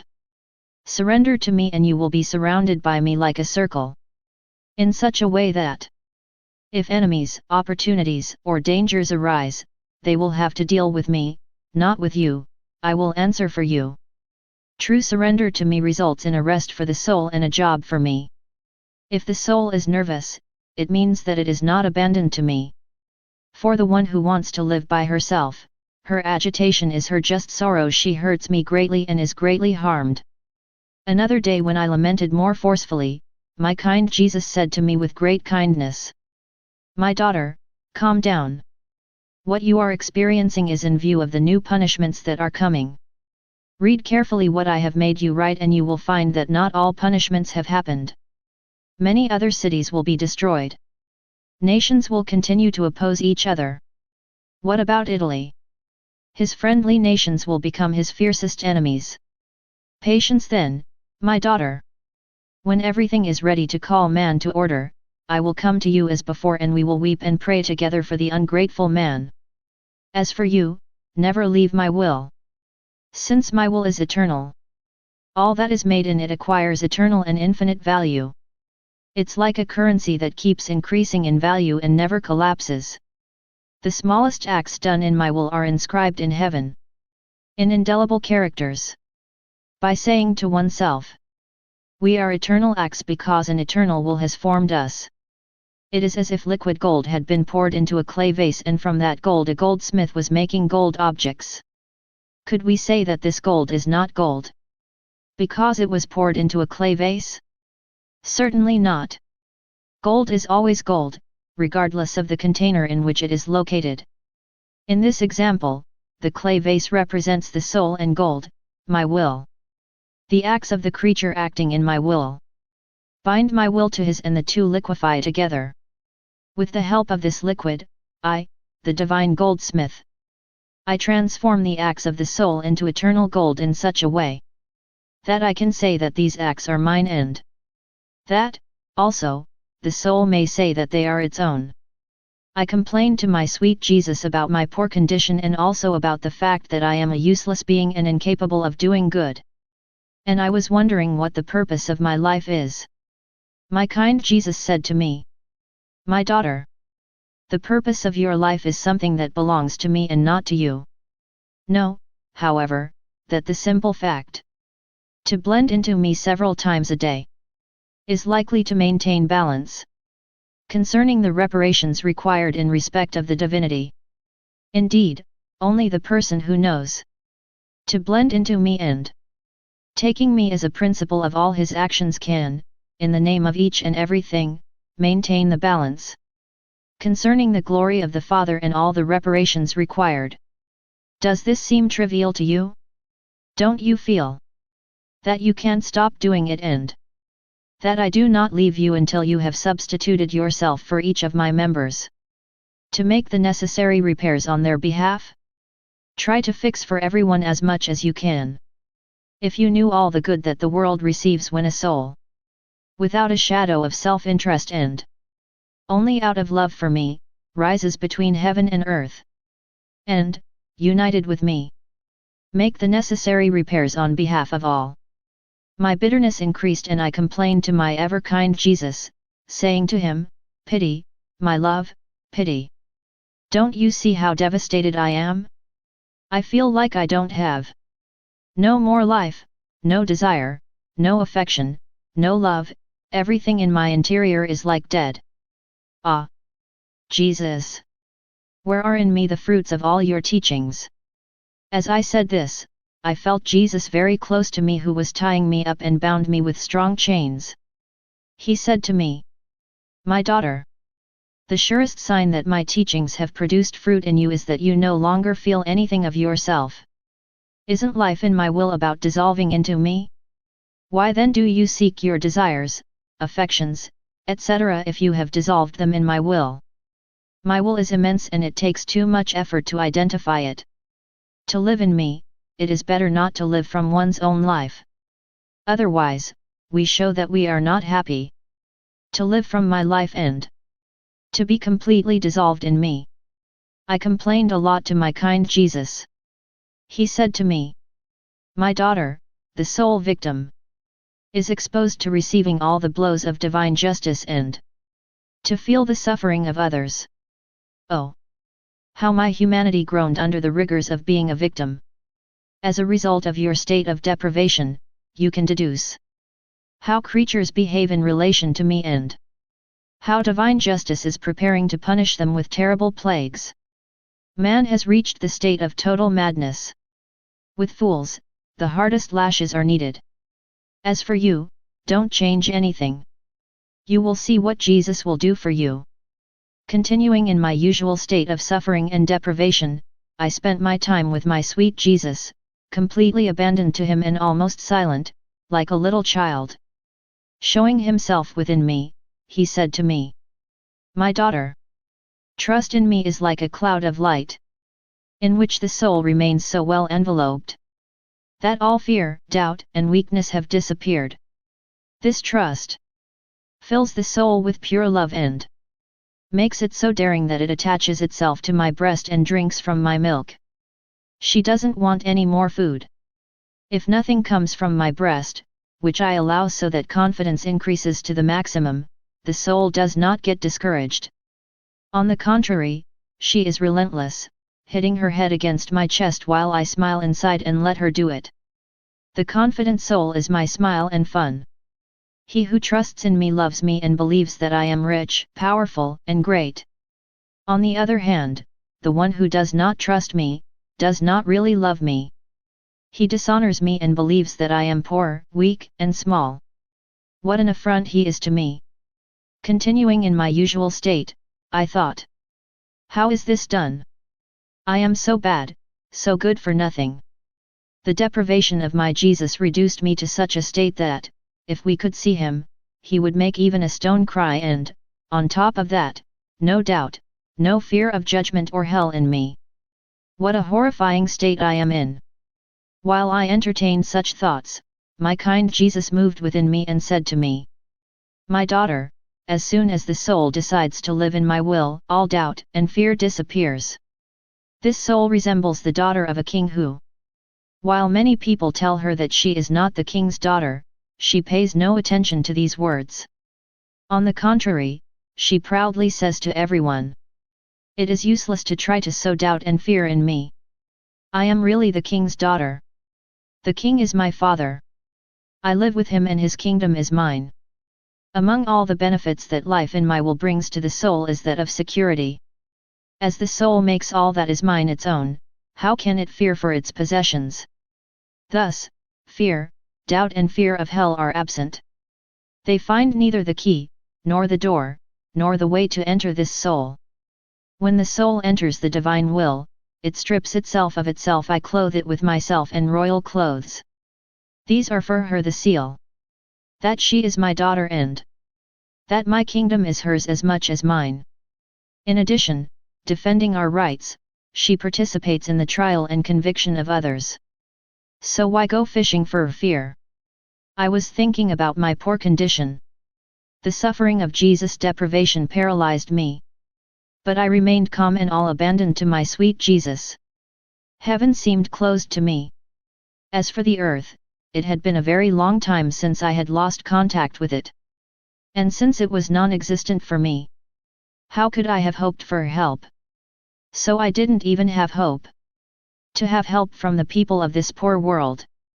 If I had not had sweet hope in my Jesus, my life, my everything, my only support, I don't know what I would have done. Seeing that I could no longer take it, my ever-kind Jesus came, placing his holy hand on my forehead in order to give me strength. He said to me, "Poor girl, daughter of my heart and my sufferings, courage, do not lose heart. Nothing is finished for you. On the contrary, when everything seems to be over, that's when it all begins. Of all you think, nothing is true.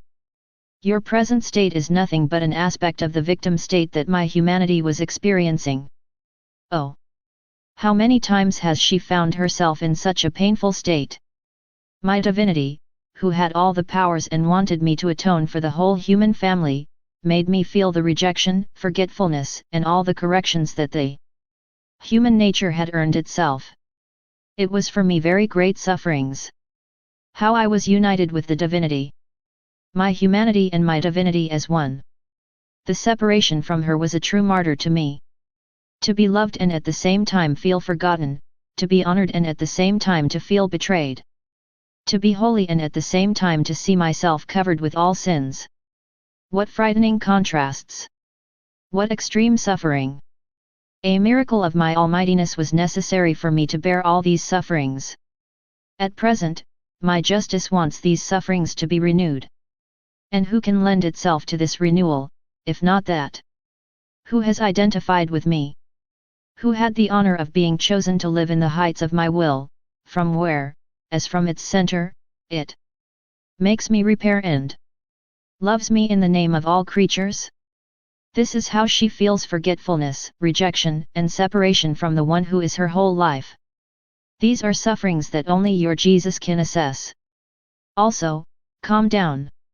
This state will end so that you move on to other stages of my humanity. When you feel unable to take more, surrender yourself even more to me and you will feel your Jesus praying, suffering, and repairing. While you will observe it, I will be the actor and you the spectator. When you are restored, you will take over the role of actress and I will be the spectator. There will be alternation between the two of us. I don't feel the strength to write down what is asked of me. I will only say a few words about what I had not even thought of putting on paper and that my sweet Jesus reminded me of. One evening I adored my crucified Jesus, saying to him, "My love, in your will and in the name of the whole human family, I adore you. I hug you and fix. I give your wounds and blood to all so that all may be saved. And as lost souls can no longer enjoy your precious blood and love you, I do it for them. I want your love to be defrauded by creatures in no way. I want to love you and compensate on behalf of everyone, from the first man to the last." As I said this and many other things, my sweet Jesus stretched out his arms around my neck and hugged me, telling me, "My daughter, echo of my life. While you prayed, my mercy was revived and my righteousness lost its severity. And this, not only for the present time, but also for the times to come, your prayers in my will remain active. I felt your love in the name of lost souls. As a result, my heart felt a special tenderness towards you.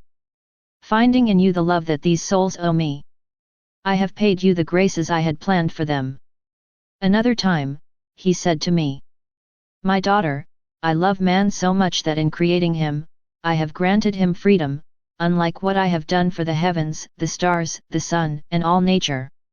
The heavens can neither be added nor removed from stars.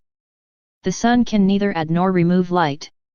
Even more, I wanted man to be at my side so that by doing good and exercising his virtues, he would create his own stars and suns, for the ornamentation of the sky of his soul. The more good it does, the more stars it will form. The greater his love and sacrifices, the more splendor and light it will add to its suns. Present in the heaven of his soul, I say to him, my son, the more beautiful you become, the more you please me. I love your beauty so much that I urge you to get to work. As soon as you get started, I will run and renew your creative capacity, giving you the power to do whatever good you want. I love you as long as I have not made you a slave, but a free man.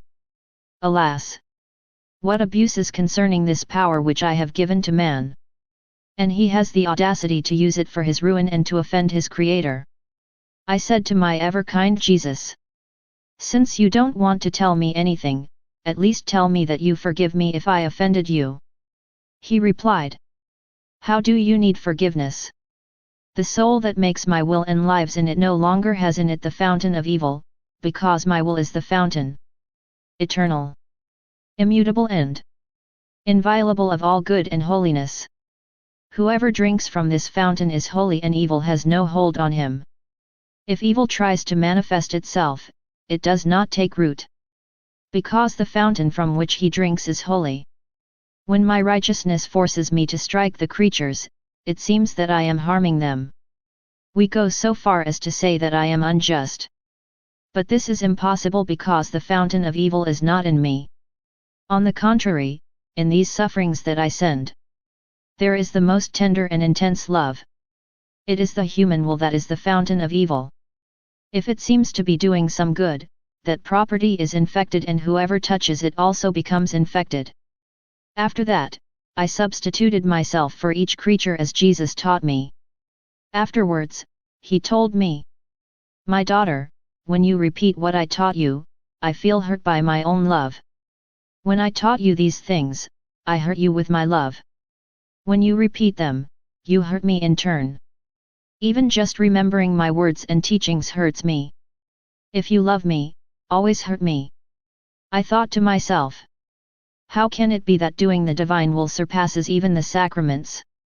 Moving in me, Jesus said to me, my daughter, why are the sacraments called sacraments? Because they are sacred, they have the power to confer grace and holiness. Nevertheless, they act in accordance with the provisions of creation. So much so that they are sometimes fruitless, unable to grant the goods they contain. My will, on the other hand, is holy and sacred. It carries the virtues of all the institutional sacraments together. It does not have to work to dispose the soul to receive the goods it contains. As soon as the soul is ready to do my will, at the very cost of all sacrifices, it automatically has the required provisions. Seeing this, my will is communicated to it without delay and pays the goods it contains. It thus trains the heroes and martyrs of the divine will, the greatest of all wonders. What do the sacraments do, if not to unite the soul with God? And what does my will do? Is it not to unite the will of the creature with that of its Creator, to dissolve it in the eternal will? When the soul merges into my will, it is nothingness that rises to the all and the all that descends to nothingness. It is the noblest, purest, most beautiful and heroic act that the creature can do. Oh! Yes! I confirm to you, my will is a sacrament that surpasses all the institutional sacraments together. The sacrament of my will acts in a more admirable way, without any intermediary, without anything material. It operates between my will and the will of the creature. The two unite and form the sacrament. My will is life and the soul receives life from it. My will is holiness and the soul receives holiness from it. My will is strength and the soul receives its strength. And so on. On the other hand, how much must my other sacraments, these channels that I have left to my church, work to dispose of souls, if only they succeed. How often they are flouted or despised. Some even use it for their personal glory and to offend me. Ah! If you knew the great sacrileges committed in the sacrament of penance and the horrible abuses in the sacrament of the Eucharist, you would weep with me. Oh! Yes! Only the sacrament of my will can sing victory. It is complete in its effects and untouchable by the offences of the creatures. It is that. To enter into my will, the creature must set aside his own will and passions. Only then does my will invest her and perform her wonders in her. When I speak of my will, I celebrate non-stop. My joy is complete. When the sacrament of my will comes into action, no bitterness is manifested between the soul and me. For the other sacraments, on the other hand, my heart is swimming in sorrow. Man changed them into fountains of bitterness when I had instituted them as fountains of grace. I was in my usual state. Coming from within, my kind Jesus showed himself all bathed in tears. Even his very sacred clothes and hands were bathed in tears. This sight plunged me into deep sorrow. I was shaken. He said to me, "My daughter, what upheavals the world will experience. The punishments will sweep more painfully than before, so that I will not cease to weep over the sad fate of the world." He added, "My will is like a circle. Whoever enters it is trapped so that he can no longer find a way out. Everything he does there remains fixed at the eternal point and spreads into the circle of eternity." He added, "Do you know what the garment of the one who lives in my will is made of? It is not made of gold, but of the purest light. It is like a mirror showing all of heaven the actions of this soul. It is adorned with several mirrors and, in each of them, I can be seen entirely. Thus, from wherever one looks at the soul, from the back, from the front, from the left side or from the right side, I am seen multiplied as many times as the soul has done actions in my will. I couldn't give this soul a more beautiful garment. This garment is the exclusive distinction of souls living in my will." These words left me a little puzzled. Jesus added, "Why do you doubt? Doesn't the same thing happen to sacramental hosts? If there are 1,000 hosts, there will be 1,000 Jesus who will communicate to 1,000 souls. If there are 100 hosts, there are only 100 Jesus who will give himself only to 100 souls. By every action done in my will, the soul surrounds me and seals me inside his will.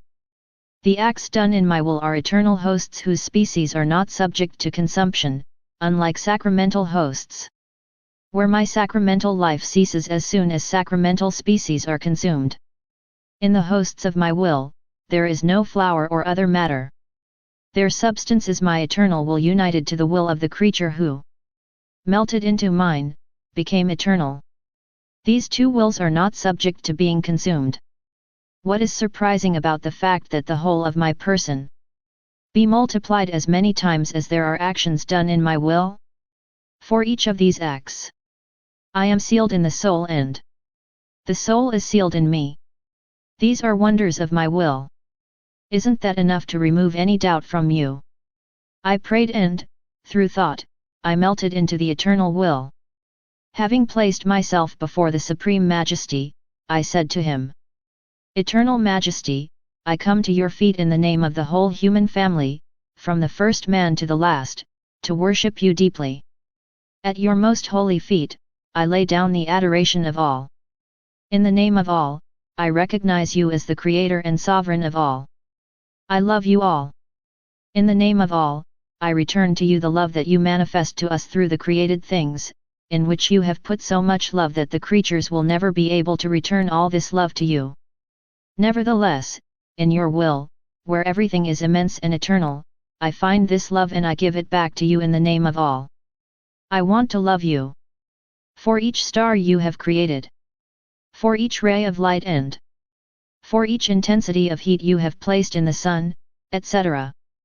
It would be too long to report here all that I have said. And, therefore, I stop. A thought then came to my mind. How, in everything created, could our Lord place such rivers of love for creatures? An answer came to me in an inner light. It's true, my daughter, that my love for creatures has poured into all created things. I have already told you and I repeat it to you. When my love created the sun, he placed oceans of love in it. By each of its rays that floods the eyes, feet, hands, mouth etc. of the creature, I offer it my eternal kiss overflowing with love. In addition to its light, the sun lavishes its warmth. Eager to receive the love of creatures, I say to them in this heat and intense I love you. And when, with its light and warmth, the sun fertilizes the plants, it is my love that does its shopping to nourish man. The firmament spread above your heads continually reminds you of my love. Each of the flashes of stars that, during the night, rejoice the eye of man, said to him on my part, I love you. Thus, everything created manifests my love to man. If this were not so, creation would have no purpose. Which would be an absurdity since I never do anything aimlessly. Everything was done for man. Alas! He doesn't recognize it and he has become a source of grief for me. My daughter, if you want to soften my suffering, come often in my will and lavish me with adoration, love, gratitude, and thanks in the name of all creation. I blended totally into the divine will with the intention of killing myself to each creature to present in its name all that it must offer to the Supreme Majesty. While I was doing this, I thought to myself, where can I find enough love to give it to my sweet Jesus in the name of all? Jesus said to me inwardly, my daughter, in my will, you will find in overabundance the love necessary to replace the love that all creatures owe me. For whoever enters into my will finds impetuous sources in it, where we can draw as much as we want without ever exhausting them in the slightest. There is the fountain of love which, impetuously, throws its waves. The more you draw from it, the more it increases its flow. There is the source of beauty that never dries out. It emits ever new beauties. There are also the fountains of wisdom, happiness, goodness, power, mercy, justice, and all my other attributes. Each fountain overflows into its neighbors. Like what? The fountain of love fills beauty, wisdom, power, etc. with love. The fountain of beauty gives beauty to love, wisdom, power, etc. All this is accomplished with such intensity that all of heaven is delighted. These various fountains present such harmony, create such joy and offer such a spectacle, that all the blessed are delighted with it and no longer want to detach themselves from it. So, my daughter, for whoever wants, in the name of all, to love, repair and substitute for all, it is absolutely necessary that he live in my will, from which everything springs, where things flow. Multiply as many times as you want and are marked with the divine imprint. This imprint forms the fountains whose waves rise to the point. Flood everything and to do good to all. Therefore, always remain in my will. This is where I am waiting for you, where I want you. Continuing in my usual state, I united with Jesus, begging him to keep me company. Moving within me, he said to me, my daughter, if you knew how much I love the company of creatures. When I created man, I said, it is not good for man to be alone, let us create another creature like him to keep him company, so that they may be each other's joy. Before creating man, I said similar words to myself, I don't want to be alone. I want creatures to keep me company, so that I may rejoice with them, so that they can share my happiness. With them, I will give free rein to my love. That is why I made the creatures in my likeness. When their intelligence thinks of me, they keep my wisdom company. If their gaze is on me or on things created to love me, I feel the company of their gaze. If their language prays or teaches what is right, I feel the company of their voice. If their heart loves me, I feel the company of their love, etc. But, if the creatures do the opposite, I feel alone, like a deposed king. Alas! How many leave me alone and ignore me? My condition was more and more painful. While I was drowning in the ocean of the deprivation of my sweet Jesus, my life and my whole, I couldn't help but complain and even say idiocy. Moving within me, my sweet Jesus said to me with a sigh, "My daughter, you are the hardest martyr of my heart. Every time I see you groaning, paralyzed by the pain of me's deprivation, my martyrdom becomes more painful. My pain is so great that I groan saying, 'Oh man, how much you cost me! You have formed the martyrdom of my humanity which, mad with love for you, took upon itself all your sufferings. And you continue by martyring the one who, seized with love for me and for you, offered herself as a victim because of you. Thus, my martyrdom is continual. I feel it more vividly. Because it is the martyrdom of someone who loves me and may the martyrdom of love surpass all other martyrdoms together.' Then, approaching his mouth near the ear of my heart, he said, moaning, 'My daughter, my daughter, my poor daughter. Only your Jesus understands you and is filled with compassion for you, because I feel in my heart your martyrdom.' He added, 'Listen, my daughter.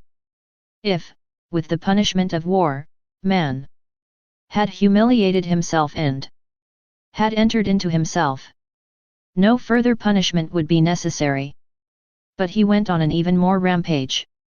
Thus, to bring it into itself, punishments worse than war are necessary and will come. My justice arranges my absence. This is how I refrain from coming to you. For if I come to you, thou shalt seize my righteousness and, by your sufferings, you fill the voids that man makes by his sins. Didn't you do that for many years?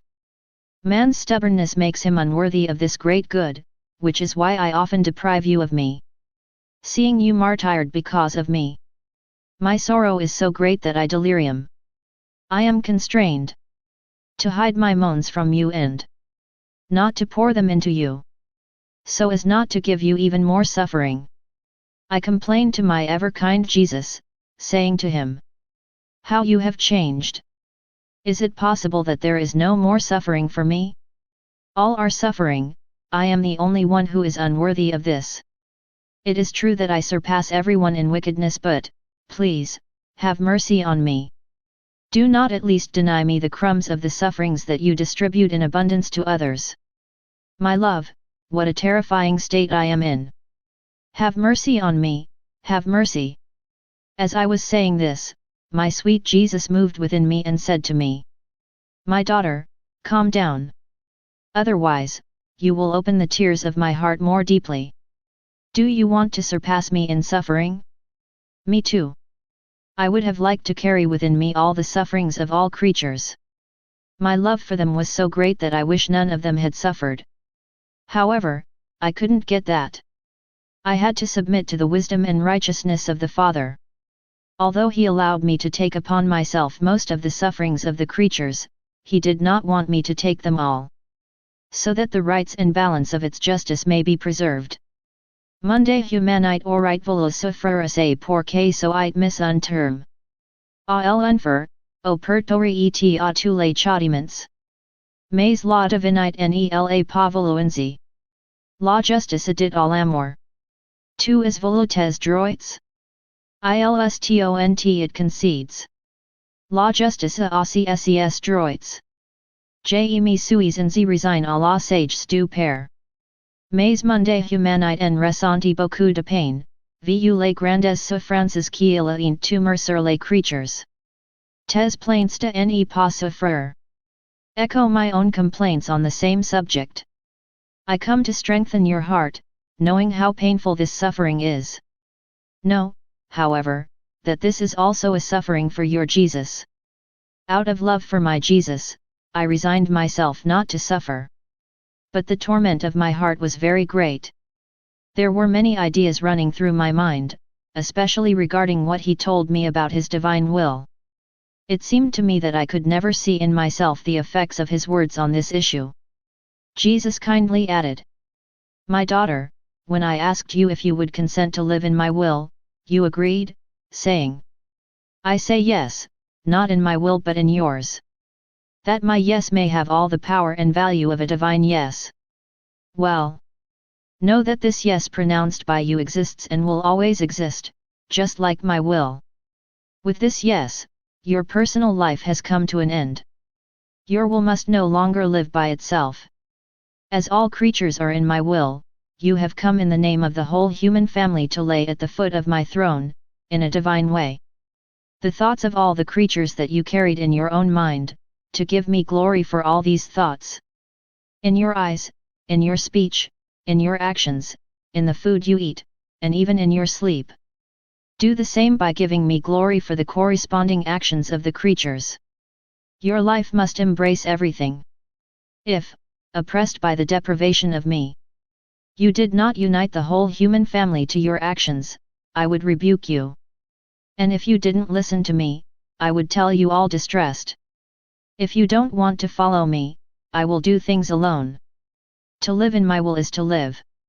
Departure from his personal life. Let go of his personal reflexes. It is to embrace all other lives. Pay attention to this and do not fear. I said to my sweet Jesus, I would like to hide from everyone's eyes so that everyone forgets me as if I no longer exist on earth. How painful it is for me to deal with people. I feel the need for a deep silence. Then, moving in me, Jesus said to me, You want to hide, but I want you like a lamp on his lamppost that gives its light to all. This lamp being powered by my eternal light. If you hide, it is not you that you hide. It is myself, my light and my word.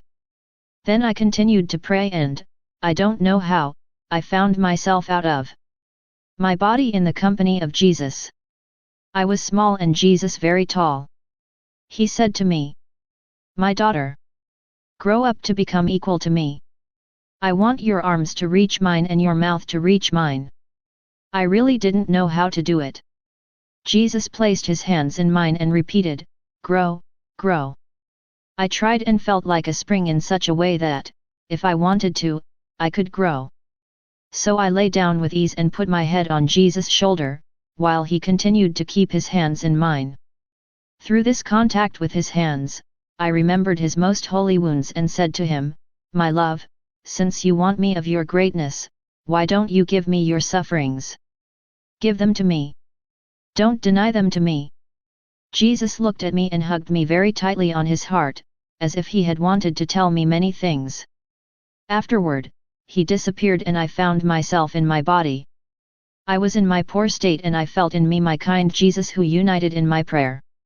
He said to me, My daughter, what I desired in creating man was, let him do my will in all things and that, little by repeated acts in my will, the sun of my life is formed in him. Thus, the sun of my life would have found in it this same sun and the two would have melted into one. Then I would have brought him to the joys of heaven. Alas! Man has not followed through on this divine plan. He does not fulfill my will or only partially fulfills it. My life in him, obscured by his human actions, does not receive enough nourishment to grow to maturity. Thus, it is in continual opposition to the purpose of creation. How many of them, by living the life of passions and sin, form in them an evil life? I complained to my sweet Jesus about my lamentable state, telling him, Tell me, my love, where are you? Tell me by what path you left me so that I could find you. Let me see the traces of your steps so that, step by step, I will reach you. Ah! Jesus, without you I cannot continue. However, even if you are far away, I send you my kisses. I fuck that hand that no longer squeezes me, that mouth that no longer speaks to me, that face that I no longer see, that feet that no longer walk towards me, but that go elsewhere. Ah! Jesus, how sad my condition is! What a cruel end awaited me! While I was saying this and many other nonsense, my sweet Jesus moved within me and he said to me, "My daughter, calm down. For he who lives in my will, all places are safe places to find me. My will fills everything. No matter which path you take, you shouldn't be afraid you won't be able to find me. Ah! My daughter, I feel your painful state in my heart. I see that the stream of sorrow that passed between my mother and me is repeated between you and me. She was crucified because of my suffering. And I was crucified because of his suffering. But, what was the cause of all this? Our love for our souls. Out of love for souls, my dear mother bore all my sufferings and even my death.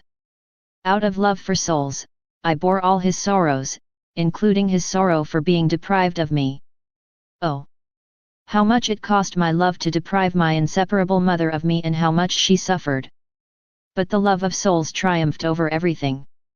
It is also out of love for souls that you have accepted your state as a victim, that you have accepted all these sufferings that have arisen during your life.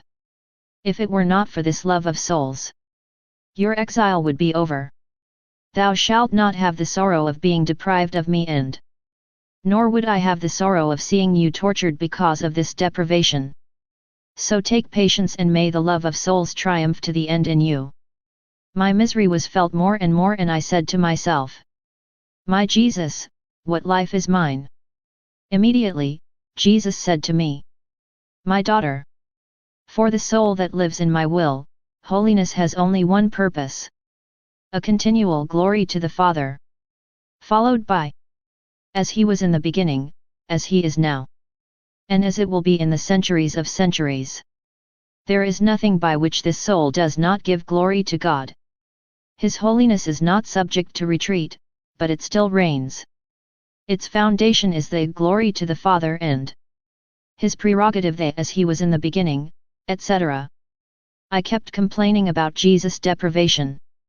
I also complained that he deprives me of suffering while giving abundantly to others. He came out of my interior and, leaning his head on my shoulder, he said to me all distressed, My daughter, the soul that lives in my will lives in the heights.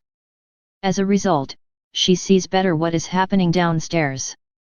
It must participate in the decisions, afflictions, and anything else proper to those who live in the heights. Look at what happens in everyday family life. Only the father and mother, and sometimes an older son, participate in the decisions and sufferings inherent in family life. When the family is in trouble, small children know none of this. Rather, they play and live their ordinary lives.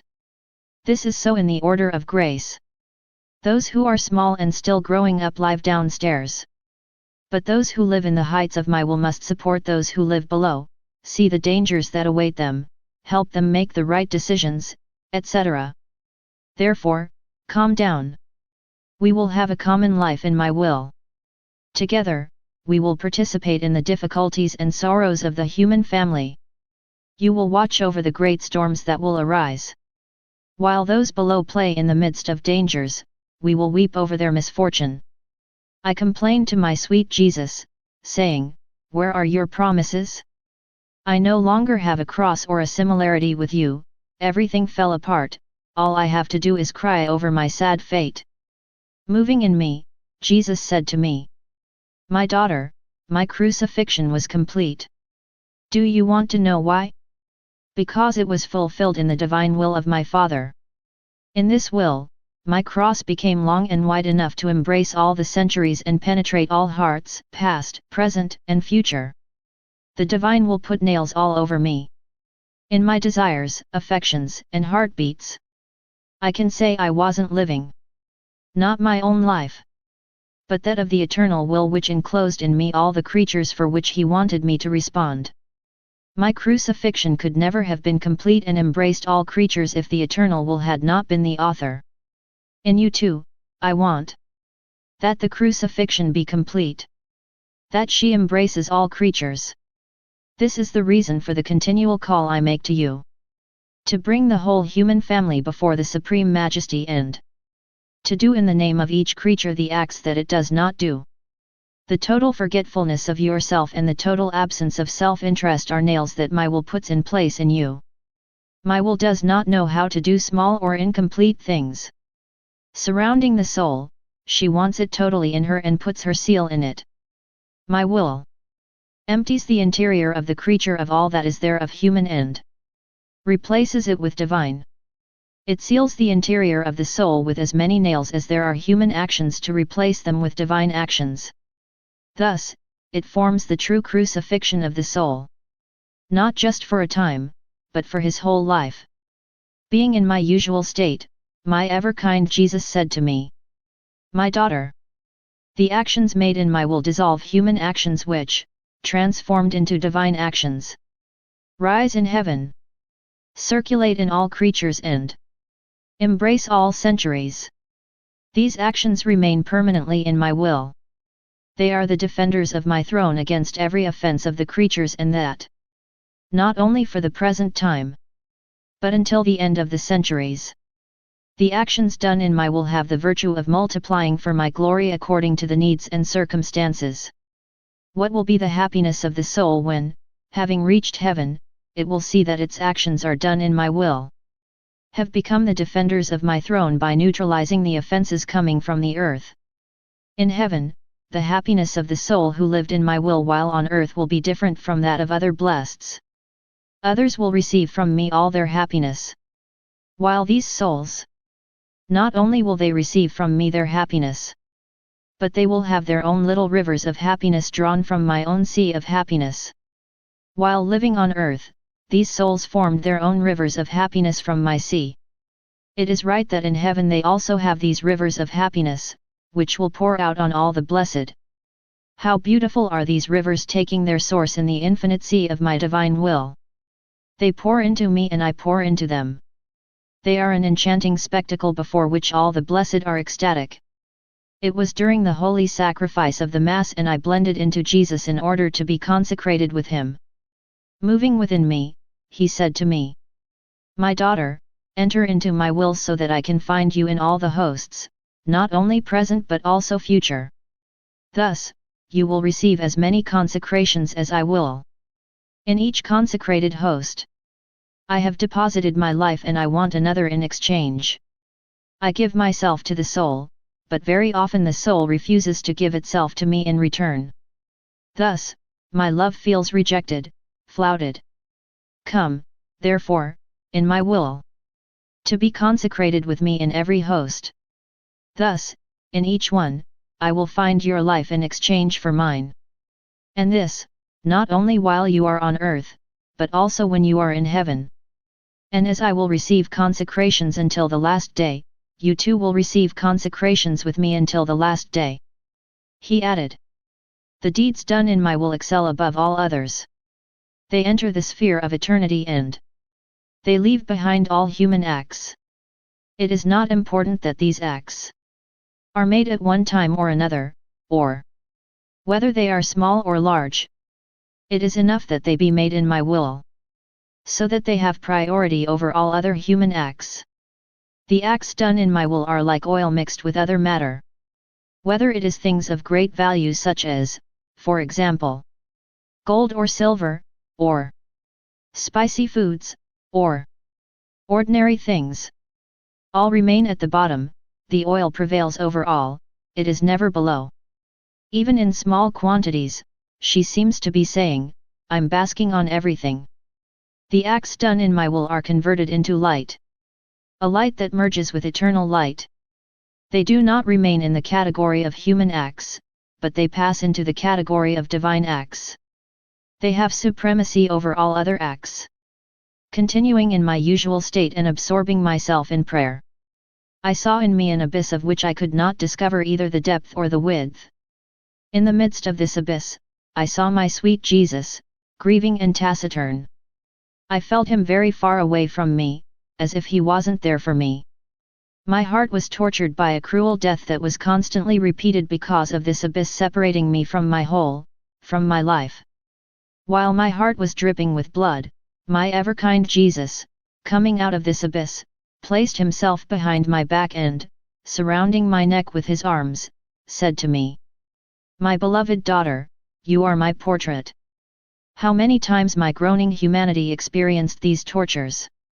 My humanity was united with my divinity, the two becoming one.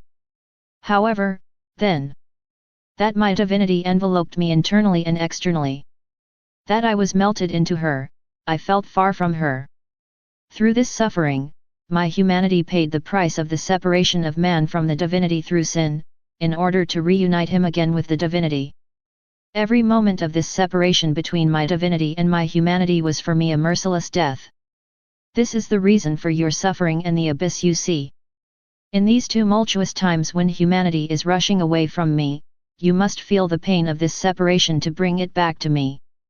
Your condition is very painful, but it is also a pain of your Jesus. To give you strength, I support you from behind, so that your sufferings are more intense. In fact, if I supported you from the front, the simple fact of seeing my arms near you would cut your suffering in half and your likeness to me would be delayed. I felt very distressed, alone and without support. My sweet Jesus took me in his arms, lifted me up in the air and said to me, "My daughter, when my humanity was on earth, I lived between heaven and earth, having the whole earth under me and the whole heaven above me. By living this way, I was trying to attract the whole earth and the whole of heaven in me in order to make them one thing. If I had lived at the level of the earth, I would not have been able to attract everything to me. I would have attracted at most a few points of the earth. It is true that living like this cost me a lot, because I had no place to rest or anyone to lean on. Only the strictly necessary things were provided to my humanity. For the rest, I was always alone and without comfort. It was necessary. First, because of the nobility of my person for whom living downstairs and with vile and bad human support was not suitable, and second, because of my mission as Redeemer, who was to have supremacy over everything. That is why it was appropriate for me to live higher, above all. Likewise, those whom I call to my likeness, I put them in the same conditions as my humanity. I make them live in my arms between heaven and earth. Only the strictly necessary things reach them. They are all mine, detached from everything. For them, human things that are not absolutely necessary are vile and degrading.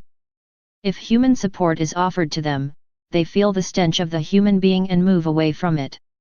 He added, "As soon as the soul enters my will, its will binds to mine. Even if she doesn't think about it, everything my will does, her will does too. And she runs with me for the good of all."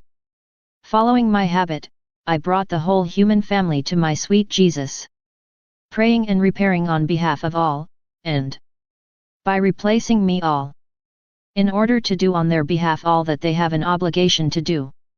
As I did so, a thought came to my mind. Think and pray for yourself. Ne voice tu pas dans quel triste état tu es. I was going to do so when, moving within me, my sweet Jesus said to me, "My daughter, why do you want to deviate from my likeness? My humanity has never thought of itself. My holiness was marked by total selflessness. I have never done anything for myself. I did and suffered everything for the creatures. My love can be called true, because it was based on total selflessness. Where there is self-interest, the source of truth is not found. The totally selfless soul is the one that advances the most. The ocean of my graces, the reached from behind end, completely overwhelms her without her even having to worry about it. The soul turned towards itself, on the other hand, stands behind. The ocean of my grace is in front of her, and she must cross it by the strength of her arms, if only she succeeds. Concern for herself creates a lot of obstacles for her. Among other things, the fear of swimming in my ocean. She runs the risk of staying on shore. I live in the almost continual deprivation of Jesus.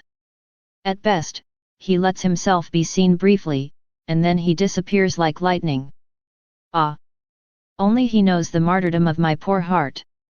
I was thinking about the love with which My ever-kind Jesus suffered so much for us. He said to me, "My daughter, my first martyrdom was love, which gave birth to my second, suffering. Each of my sufferings was preceded by a sea of love. When my love saw itself alone and abandoned by the majority of creatures, it became delusional. Not finding who to give himself to, he concentrated in himself. It gave me such suffering that, in comparison, my other sufferings were reliefs. Ah! When my love finds company, I feel happy. Love in the company of another love is happy. Even if it's just a little love. Because he finds to whom to give himself, to whom to give life. When love is found with someone who does not love it or despises it, it is very unhappy. Beauty next to ugliness feels dishonored. The two flee. Because beauty hates ugliness. And because ugliness feels even more ugly next to beauty. What is beautiful is happy to be with what is beautiful, the two communicate their beauty to each other. What is the point of the teacher to have learned so much, if he can't find any pupil to teach? What is the purpose of the doctor to have studied the art of medicine, if no one comes to him for his care? What advantage does a rich man get from his wealth, if he is always alone and finds no one with whom to share his wealth? The company makes you happy, allowing the good to communicate and grow. Isolation makes you unhappy and sterile. Ah! My daughter, how much my love suffers from its isolation. The few people who keep me company are my consolation and happiness. I was acting in the most holy will of my Jesus. Moving within me, he said to me, "My daughter, the actions done in my will are sealed in her." Like what? If the soul prays in my will, its prayer is sealed in my will. Thus, the soul receives the gift of prayer. That is, she no longer has to make an effort to pray. The one who has healthy eyes has no effort to make to see. He naturally sees objects and enjoys them. But, for the one whose eye is sick, looking at it requires a lot of effort. If the soul suffers in my will, she feels in her the gift of patience. If she works in my will, she feels in her the gift of working holy. Actions sealed in my will lose their weakness and are freed from their human aspect. They are imbued with divine life. Finding myself in my usual state, I saw my ever-kind Jesus place a globe of light within me, telling me, "My daughter, my truths are light. When I communicate them to souls, who are limited beings, I communicate them in a restricted light. Since they are unable to receive great light, it happens as with the sun. While it appears as a limited globe, the light it spreads invests, warms, and fertilizes the whole earth. It is impossible for man to count. Plants made fruitful. The land illuminated and warmed by the sun. While, at a glance, one can see the sun in the heights, one cannot see where its light ends or all the good it does. So it is with my truths. They appear limited.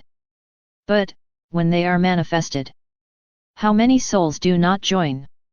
How many spirits do not illuminate? What goods do they not do? I have placed in you a globe of light. It represents the truths that I communicate to you. Be attentive in receiving them and even more attentive in communicating them, in order to promote their spread." Later, having returned to prayer, I found myself in the arms of my Heavenly Mother who stroked me and hugged me on her breast. But, I can't explain why, I quickly forgot this fact and complained that everyone had abandoned me. Passing stealthily, Jesus said to me, "A moment ago, my mother was here and hugged you with a lot of love." So, I remembered. He continued, "It happened with me too. How many times I have come and you have forgotten it. Should I maybe not come? I do like a mother when her baby sleeps. She fucks and caresses him, but the baby doesn't know any of it. And when he wakes up, he might complain that his mother does not fuck him and does not love him." May Jesus be praised, he the architect of so many love stratagems. I felt overwhelmed, alone and without any hope of receiving even a word of help or encouragement. When someone comes to me, even if it is a holy person. It seems to me that it can only be to get help, comfort, or to get rid of one's doubts. But, for me, nothing. While I was in these feelings, my ever-kind Jesus said to me, "My daughter, he who lives in my will is in the same condition as me. If I claim to need creatures, what is impossible? Since creatures cannot help their Creator, it would be as if the sun was asking for light and heat from other creatures. What would they do? Confused, they would say in the sun, 'What, you ask us for light and warmth? You who fill the world and fertilize the whole earth with your light and warmth? Our light is totally fading before you. Rather, it is you who must give us these things. So it is for the one who lives in my will. Since he shares my condition and the sun of my will is within him, he must provide light, warmth, help, assurance and comfort to others. I am his only helper and he, from my will, he helps others. My condition was always more painful. Only the divine will could help me. My sweet Jesus said to me, 'My daughter, every act that the soul performs for me, every thought, every word, every prayer, each suffering and even a simple memory of me, becomes a chain attaching the soul to me. Without violating the human will, these chains have the power to forge perseverance, which is the last step before the soul takes possession of eternal glory.' I meditated on the episode when, before engaging in his painful passion, Jesus went to his mother to ask for her blessing. He said to me, 'My daughter, how many things reveal this mystery.' I wanted to go to my dear mother's house to ask for her blessing in order to provide her with the opportunity to ask me for my own blessing. The sufferings she had to go through were going to be so great that it was fitting for me to strengthen her with my blessing. When I want to give, it is my habit to ask first. My mom understood this right away and asked me to bless her first. It was only after she blessed me to create the universe, I pronounced a fiat, by which I have arranged, ordained, and decorated heaven and earth. In creating man, I infused his life with my almighty breath. At the beginning of my passion, I blessed my mother with my creative and all-powerful word. It wasn't just her that I blessed. Through her, I blessed all creatures. My mother held supremacy over all. And in her I have blessed everyone and everyone. More than that, I have blessed every thought, every word, every action, etc. of creatures. I also blessed all the things made available to them. In the same way as the sun from my almighty fiat continues its course without its light and heat ever diminishing in the slightest, my blessing, spring from my creative word at the beginning of my passion, always remains active. Through her, I renewed creation. I called Heavenly Father to bless the creatures too, to communicate to them his power. I also wanted the Holy Ghost to participate in this blessing, so that wisdom and love may be communicated to creatures. And, thus, their memory, their intelligence and their will be renewed. And that their sovereignty over everything be restored. When I give, I also want to receive. Thus, my dear mother blessed me, not only in his personal name, but in the name of all creatures. Oh! If all were attentive, they would feel my blessing. In the water they drink, in the fire that warms them, in the food they take, in the sufferings that afflict them, in the groans of their prayers, in their remorse for their faults, in their abandonment in my hands. Through all things, they would hear my creative word say to them, I bless you in the name of the Father, of myself, and of the Holy Spirit. I bless you to help you, defend you, forgive you, console you, and make you holy. Moreover, all would echo my blessing by blessing me themselves. These are the effects of my blessing. My church, taught by me, echoes my blessing in almost all of them. The circumstances she blesses in the administration of the sacraments and on many other occasions. With my heart afflicted by the absence of my sweet Jesus, I was in prayer. Suddenly, I felt it close to me. He said to me, Ah! My daughter, things are getting worse. Like a tornado, I will come to shake everything. It will last for the duration of a tornado and it will end like a tornado. The Italian government feels the ground slipping under its feet and it does not know what to do. It is the justice of God in action. Then I felt that I was out of my body, very close to my sweet Jesus, so close that I could not even see his divine person. I said to him, "My sweet Jesus, while I am very close to you, I want to show you my love, my gratitude, and give you everything back. What creatures owe you for having created our Queen Immaculate Mother, the most beautiful, the holiest, having enriched her with all gifts and having made her our mother. I offer you this prayer of thanksgiving on behalf of all creatures past, present, and future. I want to take hold of every action, every word, every thought, every heartbeat, and every step of creatures. And I want by each one, to tell you on behalf of all that I love you, thank you, bless you, and adore you. For all that you have done in your Heavenly Mother and ours." Jesus was very happy with my prayer. He said to me, "My daughter, I looked forward to this prayer on behalf of all generations."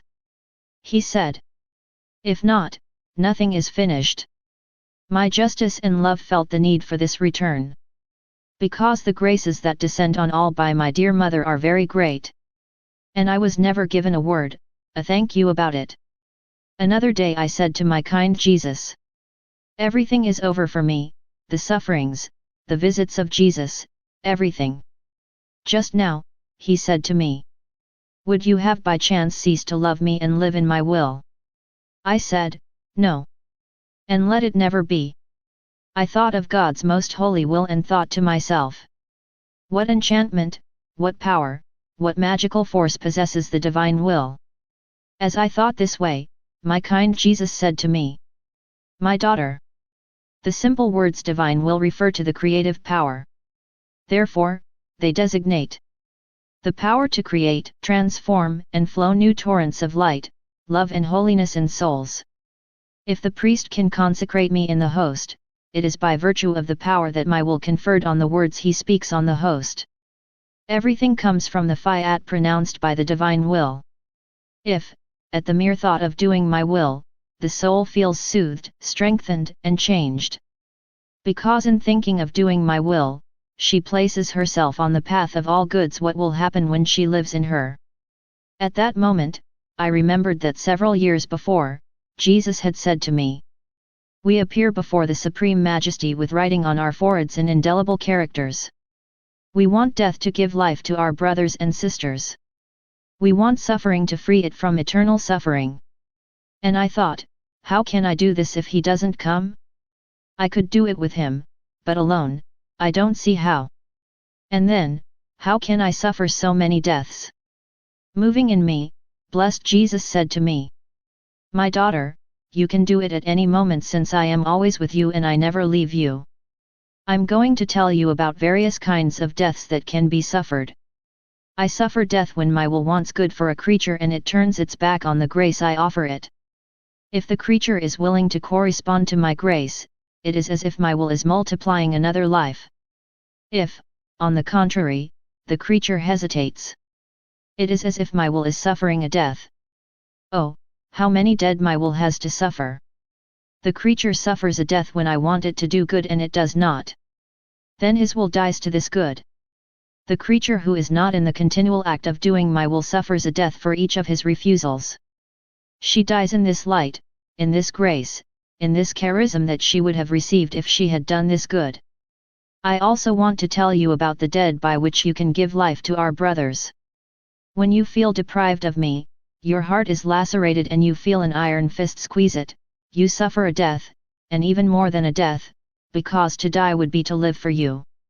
This death is apt to give life to our brothers. Because this suffering, this death, are filled with divine life, are an immense light, a creative force with eternal and infinite value. So how many lives can you give to our brothers? I suffer these dead with you, giving them the value of my own death. See how many deaths you suffer. Every time you want me and don't find me, it's a real death you suffer, it's a martyrdom. What died for you is life for others. I was out of my body and I was taking a long walk during which I walked one end with Jesus and one end with my Queen Mother. When Jesus disappeared, I was with Mom, and when she disappeared, I was with Jesus. Jesus and Mary were very affable and told me many things.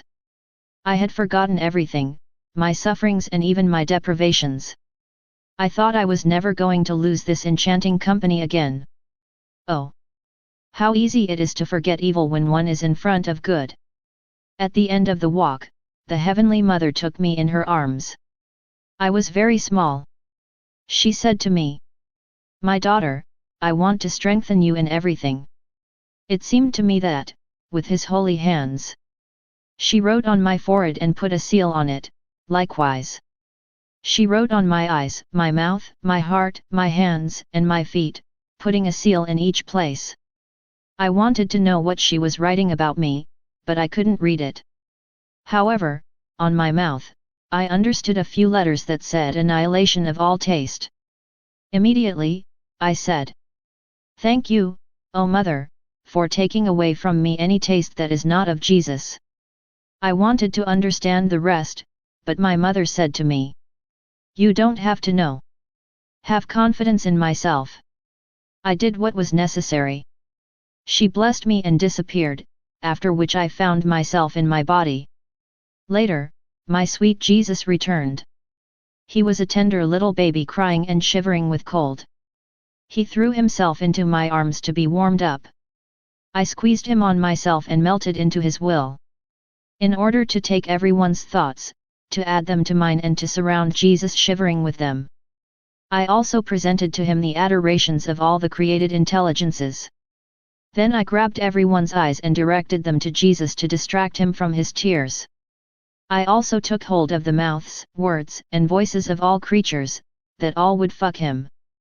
So that he no longer cries and is warmed by their breath. The baby Jesus stopped crying and then, as if he felt warmed, he said to me, "My daughter, did you understand what made me tremble with cold and cry? It was the abandonment of creatures. You placed them all around me and I felt that all of them were looking at me and kissing me. This is how I stopped crying.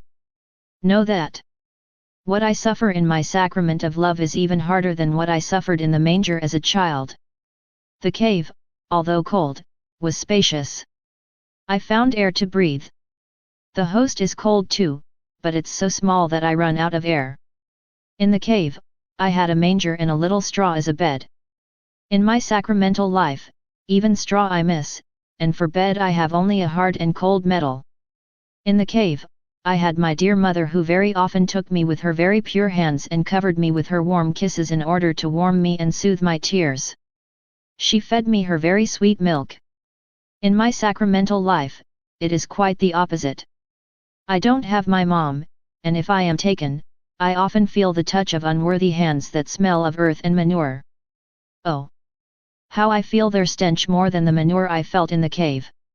Rather than covering me with kisses, they cover me with irreverent acts. Rather than milk, they give me the bitterness of their sacrileges. Of their indifference and coldness. In the cave, Saint Joseph never deprived me of a little light or a small lamp during the night.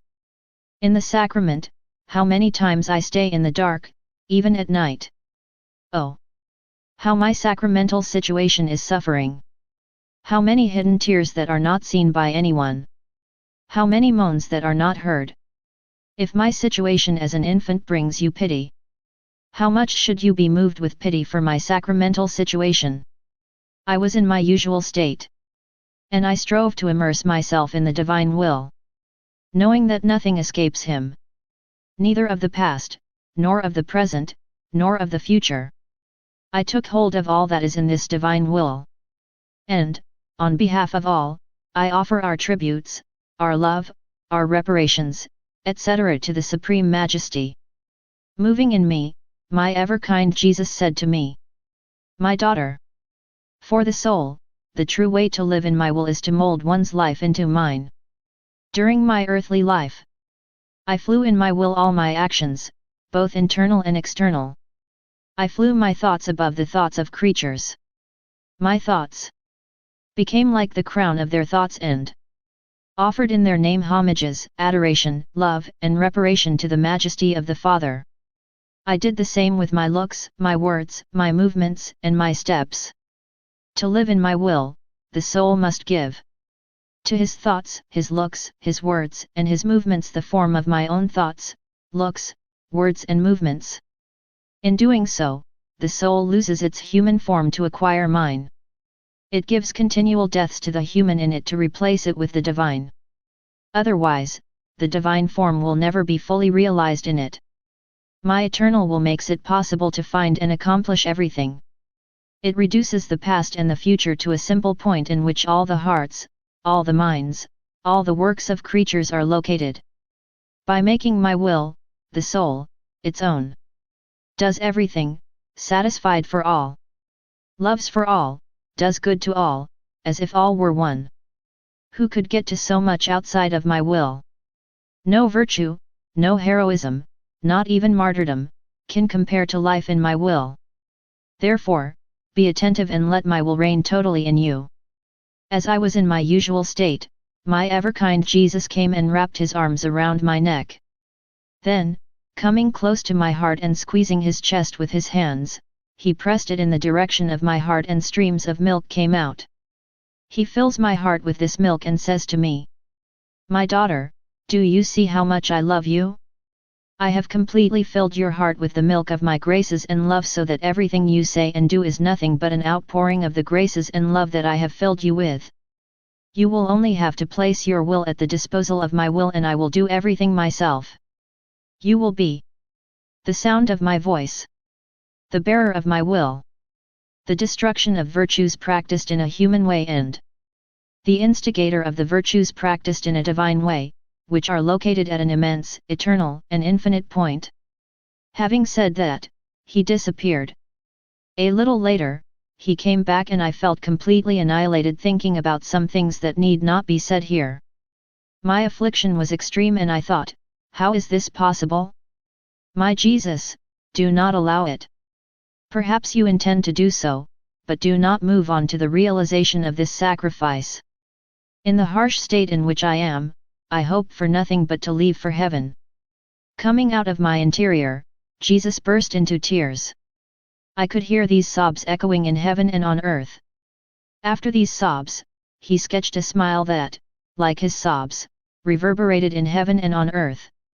I was delighted with this smile and my sweet Jesus said to me, "My beloved daughter, as a result of the great sorrow that creatures give me in these sad times, enough to make me cry. And as they are tears of a God, they resonate in heaven and on earth. A smile will appear that will fill heaven and earth with happiness. This smile will appear on my lips when I see the first fruits, the first children of my will, not living in the human way, but in the divine way. They will be marked with the seal of my immense, eternal, and infinite will. This eternal point, which is currently only in heaven, will appear on earth, and will shape souls by its infinite sources, its divine action and the multiplication of acts from a single act. The creation, released from my fiat, will be completed by this same fiat. The children of my will accomplish everything in my fiat. In this fiat, they will give me, in a complete way, and in the name of everything and everyone, love, glory, reparations, thanksgiving, and praise. My daughter, things will go back to their origins. Everything came out of my fiat and, through this fiat, everything will come back to me. They may be few but, through my fiat, they will give me everything. I wondered about what is written above and I thought to myself, I don't know what Jesus wants from me. Nevertheless, he knows how bad and good I am. Stirring in me, he said to me, "My daughter, you remember, a few years ago, I asked you if you wanted to live in my will and, if necessary, to pronounce your fiat in my will. And that's how you did it. Your fiat is located in the center of my will and is surrounded by my infinite immensity. If he wanted to get out of it, he could hardly find the way. Also, I'm having fun. of your small oppositions and of your manifestations of discontent. You are like a person which, by its own will, is in the depths of the ocean and who, wanting to leave this place, sees only water all around her. Then, seeing the boredom that his exit would cause him, and wanting to remain quiet and happy, it sinks even deeper into the ocean. Thus, bored by the embarrassment of coming out of my will and seeing that you are incapable of it, linked that you are by your own fiat, you sink even deeper into the depths of my will. It amuses me. Do you believe that it is an easy and simple thing to leave my will? You would have to move an eternal point.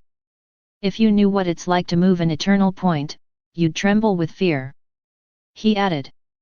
I asked my dear mom for a first fiat in my will. Oh! The power of this fiat in my will! As soon as my mother's fiat met the divine fiat, they became one. My fiat raised my mother, divinized her, flooded her. Then, without any human intervention, she conceived my humanity. It was only in my fiat that she was able to conceive of my humanity. My fiat communicated to him in a divine way. Immensity, infinity, and fecundity. This is how the immense, the eternal, and the infinite could be conceived in her. As soon as she said her fiat, not only did she take possession of me, but his being covered all creatures and all things created. She felt in her the life of all creatures and began to act as mother and queen of all. How many wonders did this fiat of my mother have? If I wanted to tell you all about them, you wouldn't stop hearing about them. Then I asked for a second fiat in my will. Although trembling, you pronounced it. This fiat in my will accomplish its wonders. He will have a divine fulfillment. You follow me and sink deeper into the immense sea of my will and I will take care of everything else. My mother did not question how I would incarnate in her. She only pronounced her fiat and I took care of how to incarnate in her. That's how you have to do it. I felt my poor mind completely immersed in the immense sea of the divine will. I perceived the imprint of the divine fiat in everything created. I perceived this imprint in the sun. It seemed to me that the sun transmitted to us the divine love that dares, wounds and illuminates. On the wings of this imprint, I went to the Lord, bringing to him, in the name of the whole human family, the divine love that dares, wounds and illuminates. I told him, it is in your fiat that you give me this love that dares, hurts, and illuminates, and it is in your fiat that I return it to you. I then looked at the stars and perceived that, in their sweet flicker, they transmit to the creatures a peaceful, gentle, hidden and compassionate love in the night of sin. And me. Through this imprint of the divine fiat, I have brought to the throne of the Lord, in the name of all. A peaceful love for heavenly peace to reign on earth. A sweet love like that of souls in love. A hidden love like that of erased souls and a humble love like that of creatures who return to God after sin. How could I recall all that I have understood and said by perceiving these imprints of the divine fiat in creation? That would be too long and I will stop here. Then my sweet Jesus took my hands in his and, clutching them tightly, he said to me, my daughter, my fiat is full of life, better yet, it is life. All life and everything comes from my fiat. The creation comes from my fiat. In everything created, one can see its imprint. Redemption results from the fiat of my dear mother, pronounced in my will, and bearing the same power as my fiat creator. Therefore, everything in the redemption contains the imprint of my mother's fiat. Even my own humanity, my steps, my words, and my works bear the imprint of his fiat. My sufferings, my wounds, my thorns, my cross, and my blood bear the imprint of his fiat. Because things bear the imprint of where they come from. My origin in time bears the imprint of the fiat of my Immaculate Mother. This fiat is found in every sacramental host. If man is reborn after sin. If the newborn is baptized. If heaven opens to receive souls. It is as a result of my mother's fiat. Oh! The power of this fiat! I want to tell you now why I asked you for your fiat, your yes in my will. The Fiat Volontas tua sicut in silla et in terra. Thy will be done on earth as in heaven. Which I have taught and which has been recited for so many centuries by so many generations. I want him to have his total fulfillment. That is why I wanted another Fiat that is also invested with creative power. A Fiat that rises at every moment and multiplies in all. I want to see in a soul my own Fiat which rises to my throne and which, through my creative power, brings to the earth the realization of Thy will be done on earth as in heaven. Surprised and devastated by these words, I said to Jesus, Jesus, what do you say? You know how bad I am and incapable of anything. He continued, my daughter, it is my custom to choose souls among the most incapable and the poorest for my greatest works. Even my own mother had nothing extraordinary in her outer life, no miracles, no signs to distinguish her from other women. His only distinction was his perfect virtue, to which no one paid attention. And if I have given the distinction of miracles to some saints and adorned some of their wounds, to my mother, nothing. However, she was the prodigy of prodigies, the miracle of miracles, the true and perfect crucified. No one else was like her. I usually act like a master who has two servants. One seems to be a Herculean giant, capable of anything. The other is small and incapable and he seems not to know how to do anything. If the master keeps it, it is rather out of charity, and also for his amusement. Having to send $1 million somewhere, what does he do? He calls the little one, the incapable, and entrusts him with the big amount, saying to himself, if I entrust the mago to the giant, everyone will notice it and the thieves may well attack and steal it. And if he were to defend himself with his Herculean strength, he could be injured. I know he is capable, but I want to protect him. I do not want to expose him to obvious danger. On the other hand, no one will pay attention to the little one. Knowing him as a perfect incapable, no one will think that I can entrust him with such a large amount. Also, he will return from his mission safe and sound. The poor and incapable is astonished that his master trusts him when he could have used the giant. And, all trembling and humble, he will deliver the big amount without anyone even deigning to give him a look. Then, he returns safe and sound to his master, more humble and trembling than ever. This is how I proceed. The greater the work to be done, the more I choose poor and ignorant souls, without any outward appearance that can attract attention and expose them. The erased state of the soul serves as a safety precaution for my business. Thieves filled with self-esteem and self-love will not pay attention to her, knowing her disability. And she, humble and trembling, fulfills the mission that I have entrusted to her, knowing well that she does nothing by herself, but that I do everything for him. I felt devastated when I thought of this Fiat, and my kind Jesus wanted to make my confusion even more. He seemed to want to have fun offering me surprising and downright incredible things, taking pleasure in confusing me and annihilating me even more. And, what is worse, I am compelled, by obedience and for my greatest torment, to put this in writing. As I prayed, Jesus tilted his head over mine, holding his forehead in his hand. A light radiated from his forehead.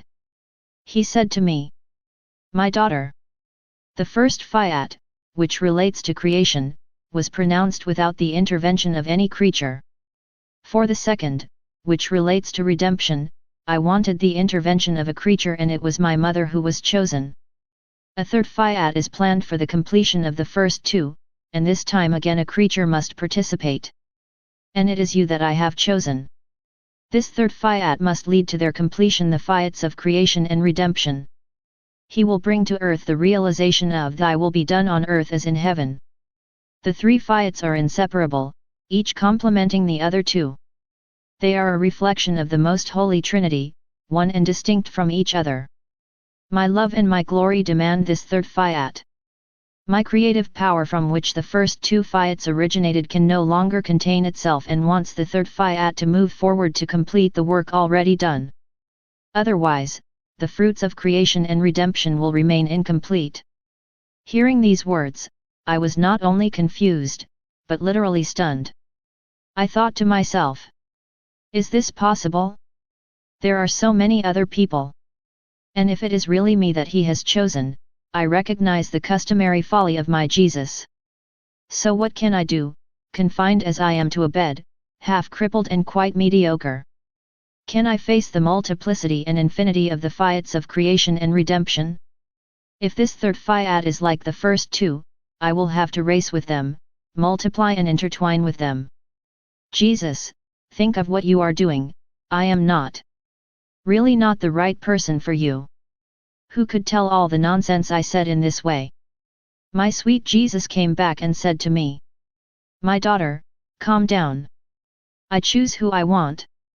You must know that the beginning of most of my works takes place between me and a creature. Subsequently, there is development, expansion.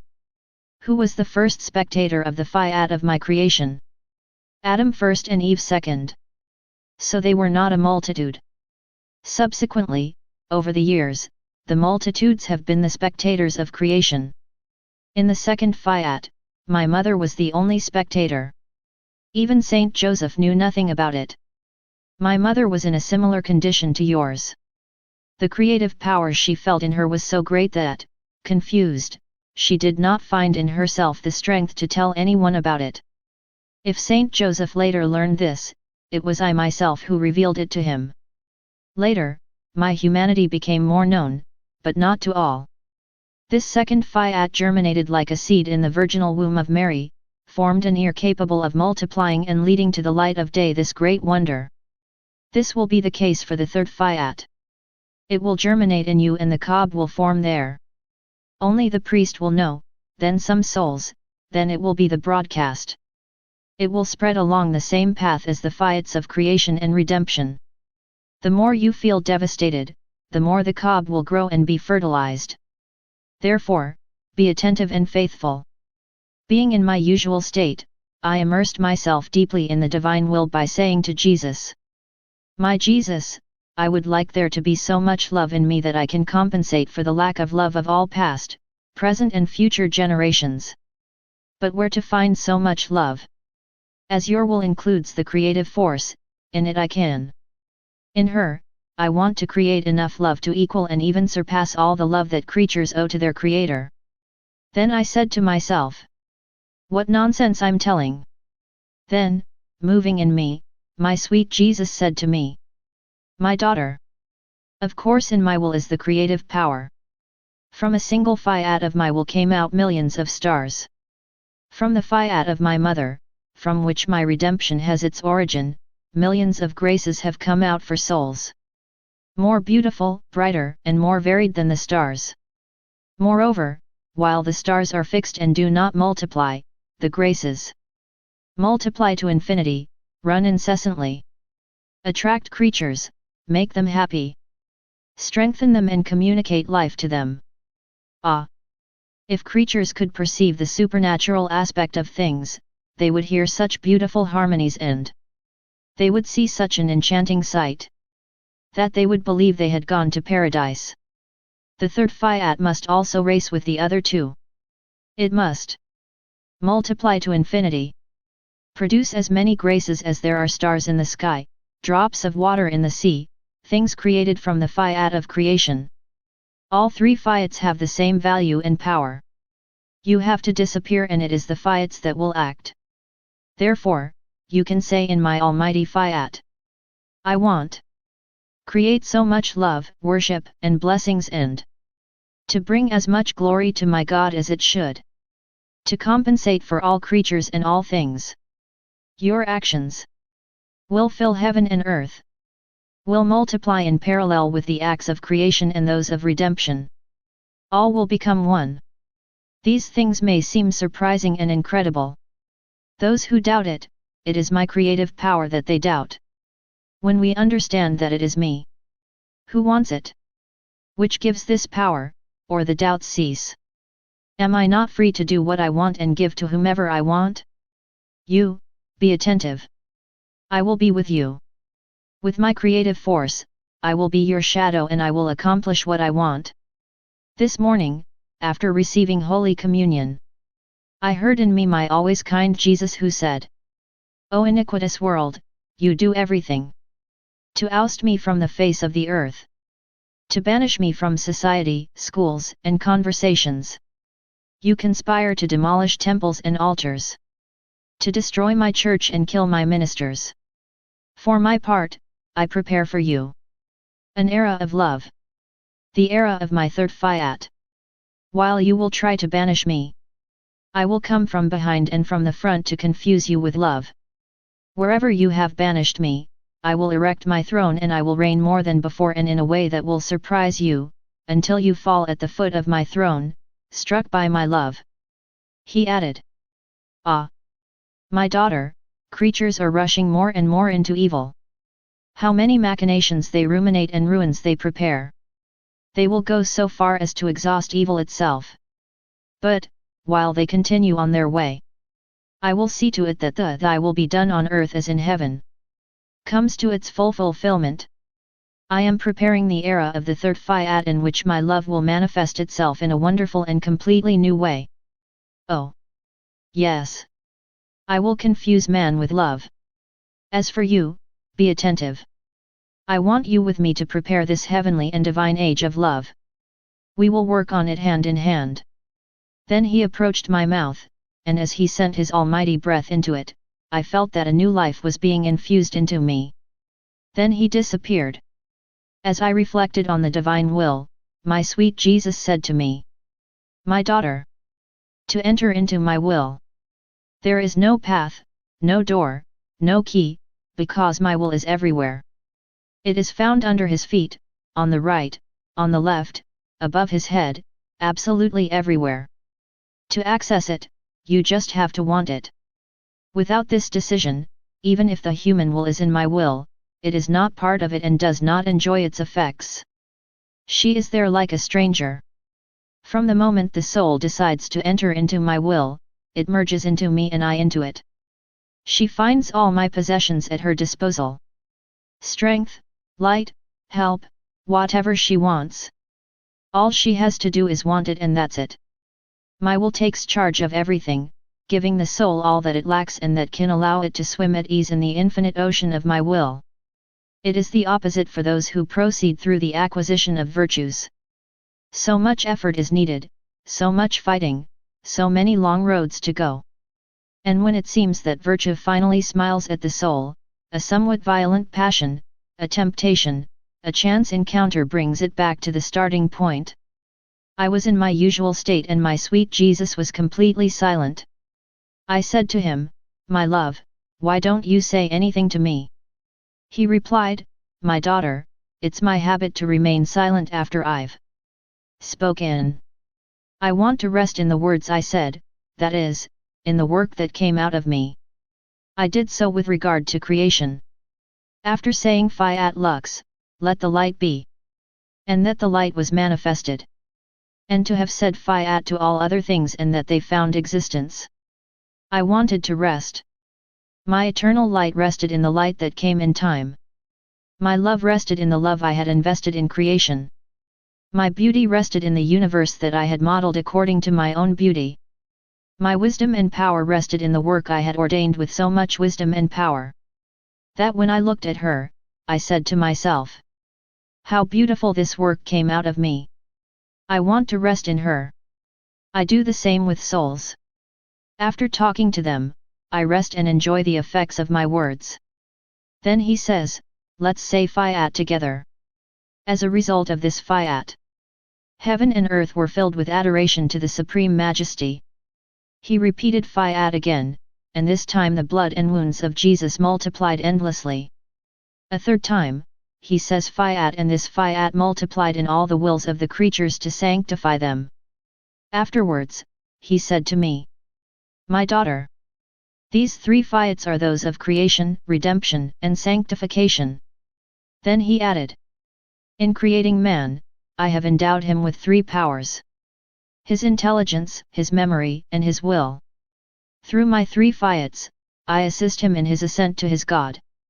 Through my creative Fiat, man's intellect is delighted to see all the things that I have created for him and that manifest my love to him. Through the fiat of redemption, his memory is touched by the excesses of my love manifested through so much suffering to deliver him from his state of sin. Through my third fiat, my love for man wants to manifest itself even more. I want to assail his will by placing my own will as support for his. And since my will bear him in all things, he will be almost unable to escape from it. Generations will not end until my will has reigned over all the earth. My three fiats will intertwine and accomplish the sanctification of man. The third fiat will give man so many graces that it will return almost to its original state. Only then, when I see man as he came out of me, my work will be completed and I will take my perpetual rest. It is through life in my will that man will be restored to his original state. Be attentive and help me to complete the sanctification of the creature. Hearing these things, I said to him, Jesus, my love, I am unable to do as you and as you taught me. I'm almost afraid of receiving your reproaches if I don't do well what you expect of me. All goodness, Jesus answered me. I know very well that you are not able to do perfectly what I ask of you, but what you cannot achieve, I will do for you. However, it is necessary. May I seduce you and let you understand well what you have to do. Even if you can't do everything, you'll do what you can. Your will is chained to mine. It will be enough that you want to do what I ask of you. I will consider it as if you have done everything. I repeat. How can this life in the divine will be taught to others and who will be willing to adhere to it? He continued. My daughter, even if no one had been saved by my descent to earth, the glorification of the Father would still have been complete.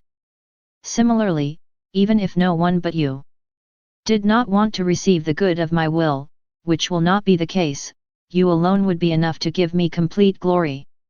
That I expect from all creatures. Finding me in my usual state, my ever-kind Jesus came and said to me, My daughter, the third fiat, that may your will be done on earth as in heaven, will be like the rainbow, appeared in the sky after the flood end, which was a sign of peace announcing that the flood was over. When the third fiat is known, loving and selfless souls will enter to live there. They will be like rainbows of peace, which will reconcile heaven and earth. By discarding the flood of sins that flooded the earth, my thy will be done will find its completion in these souls.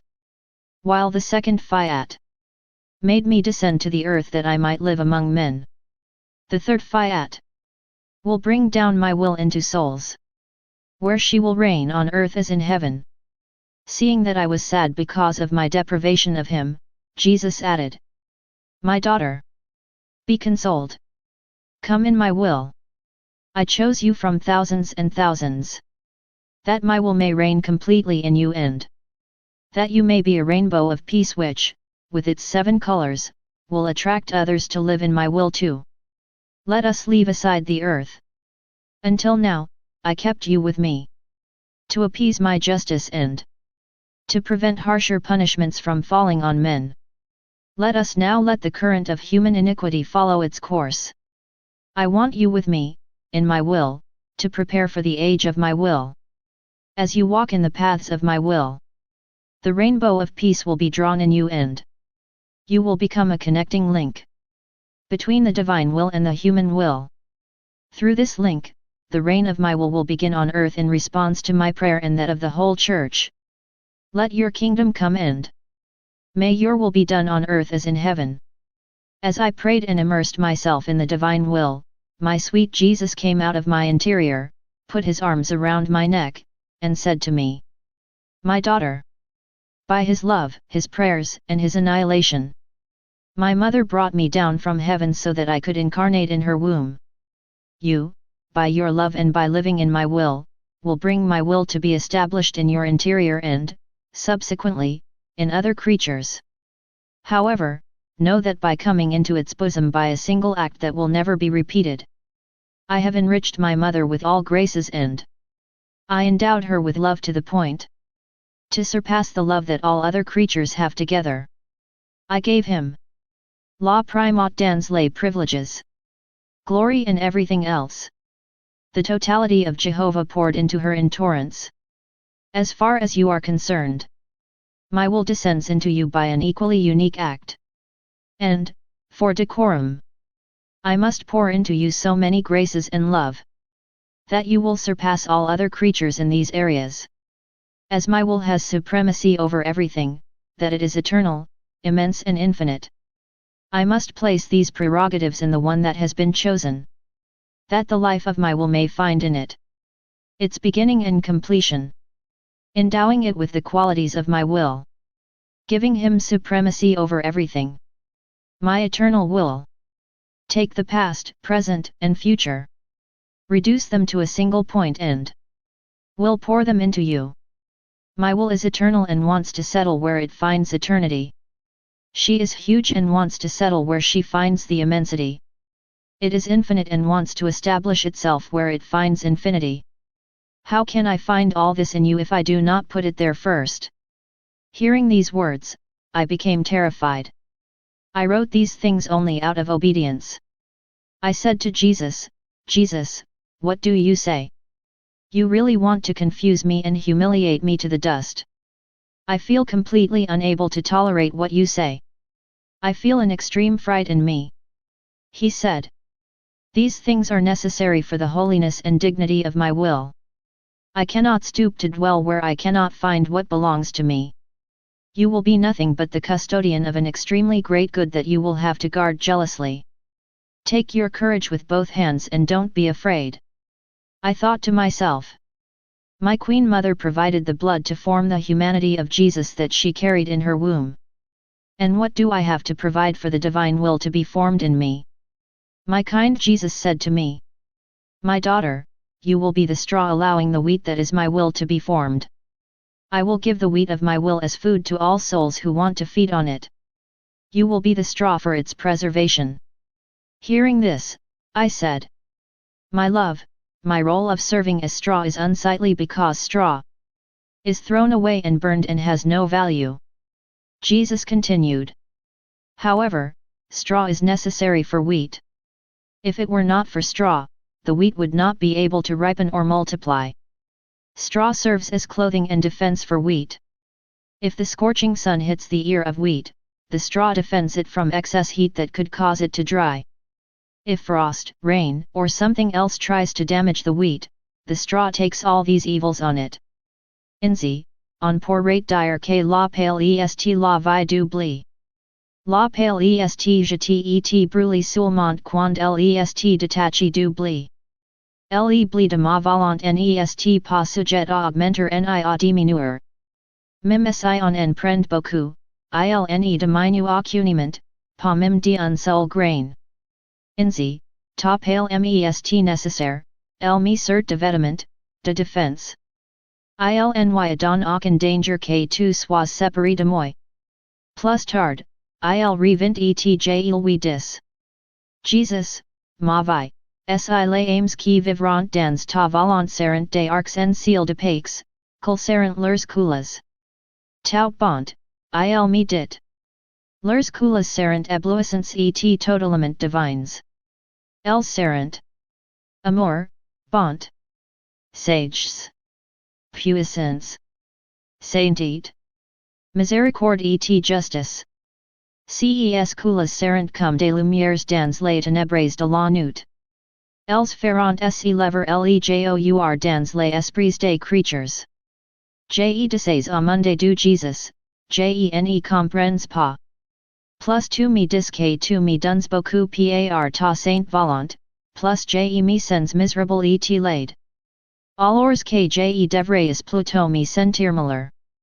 Jesus me répondit. Ma fille. Plus le blé de ma volonté grandira en toi, plus tu sentiras la misère de ta pale.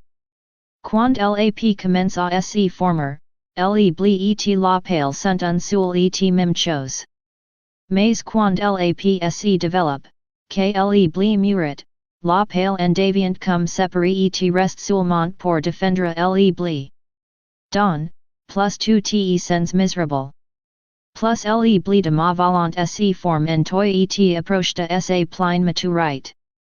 La pale en toi n'est rien d'autre que ta faible nature qui Vivant en compagnie de la sainteté de la noblesse de ma volonté, recent sa mesure de plus en plus. Il ajuda. Ma bien-aimé, jusque maintenant, tu es occupé à mes côtés le rôle que monde humanite joué sur la terre. J'ai dorénavant te donner un rôle plus noble et plus vaste, celui que ma volonté joué par rapport à monde humanite. Vois combien ce rôle est plus haut, plus sublime. Monde humanite eut un commencement, mais ma volonté est éternelle. Monde humanite était circonscrit dans l'espace et le temps. Mais ma volonté n'a aucune limite.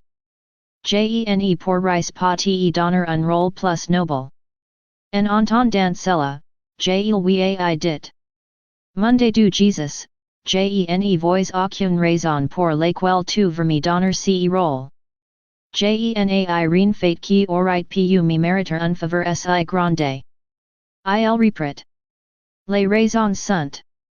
Monde amour. Ta petitesse. Ta vie dans mes bras comme un bébé. Qui ne pense rien d'autre tu es son seul Jesus. Et aussi le fait que tu n'aimes jamais refuse un sacrifice. Je ne me laisse pas impressionner par les grandes choses. Parce que dans les choses qui apparaissent grandes, il y a toujours de el humain.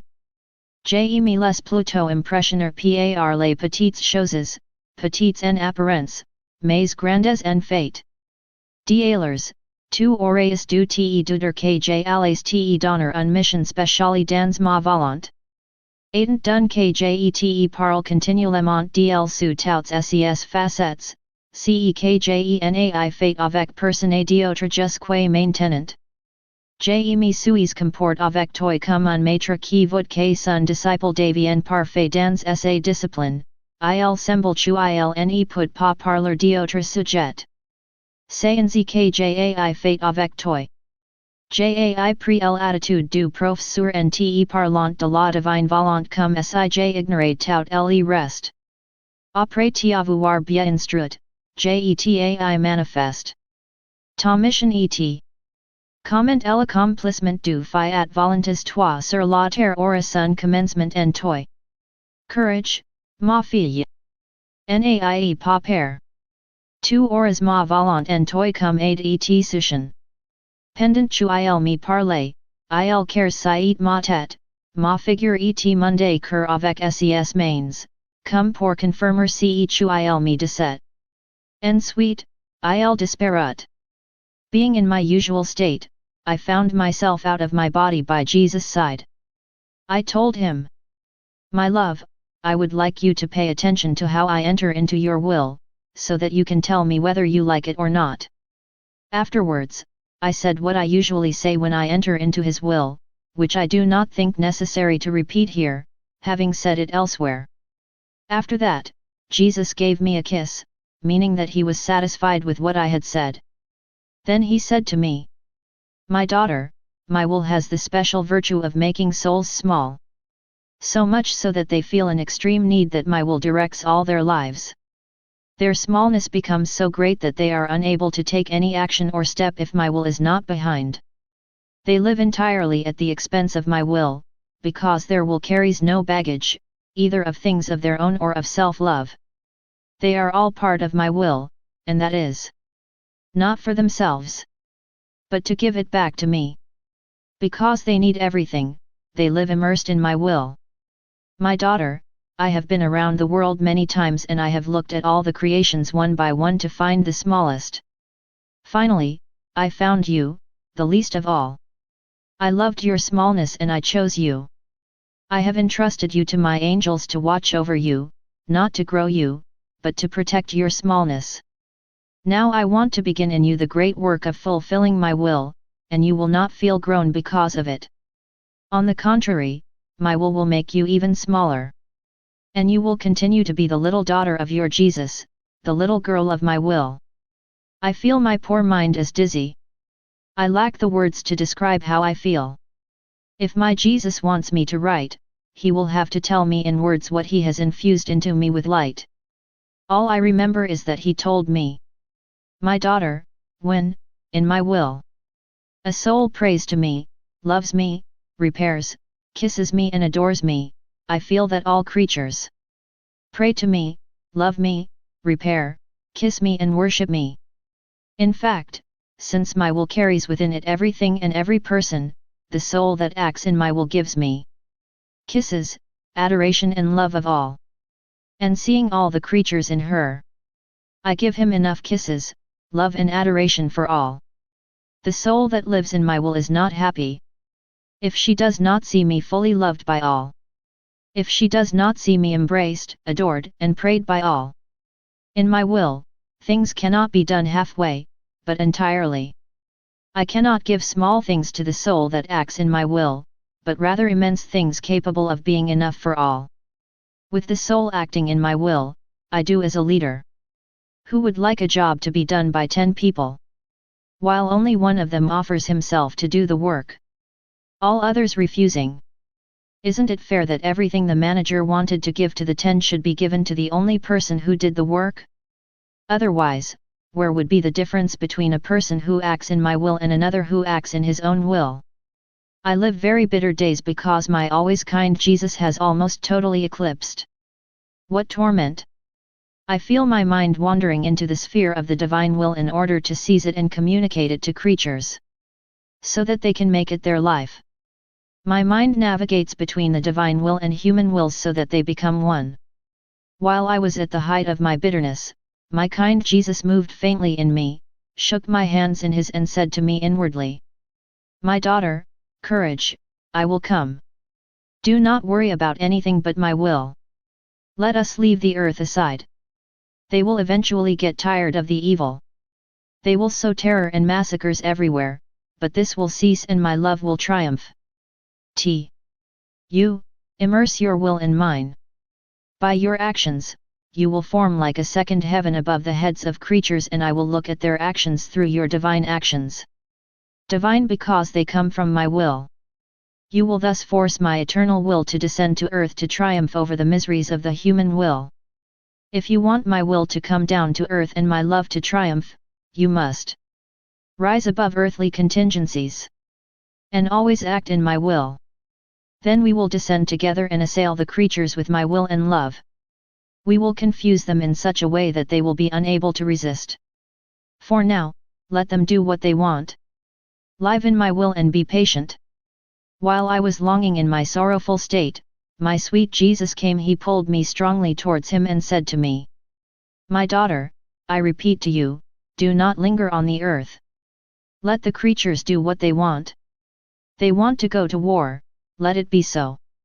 When they are tired, I too will make my war. Their fatigue of evil, their disillusionment and their suffering will prepare them to accept my war. It will be a war of love. My will descend from heaven in the midst of creatures. Your actions done in my will, just as those of other souls also made in my will make war on creatures, a non-bloodthirsty war. They will fight with the weapons of love, bringing creatures gifts, graces and peace. They will give such surprising things that men will be stunned. My will, my militia of heaven, will confuse men with divine weapons. It will overwhelm them, giving them the light to see the gifts and wealth with which I want to enrich them. The actions done in my will, carrying within them the creative power, will be the new salvation of man and will bring them all the goods of heaven on earth. They will bring the new era of love and its triumph over human iniquity. Therefore, multiply your actions in my will in order to form weapons, gifts, and graces. Who will descend into the midst of the creatures and who will engage in the war of love with them?" Then, in a more distressed tone, he added, "My daughter, what happens to me happens to a poor father whose wicked children not only offend him, but want to kill him. And if they don't, it's because they can't. If these children want to kill their own father, it's no wonder that they kill each other, that one rises against the other, that they impoverish each other and that they reach the state of moribund. And, what's worse, they don't even remember that they have a father. And what does the father do? exiled by his own children. And while these fight, injure each other and are about to starve, he works hard to acquire new wealth and remedies for his children. Then, when he sees them almost lost, he will go into their midst to make them rich, to give them remedies for their injuries and to bring them peace and happiness.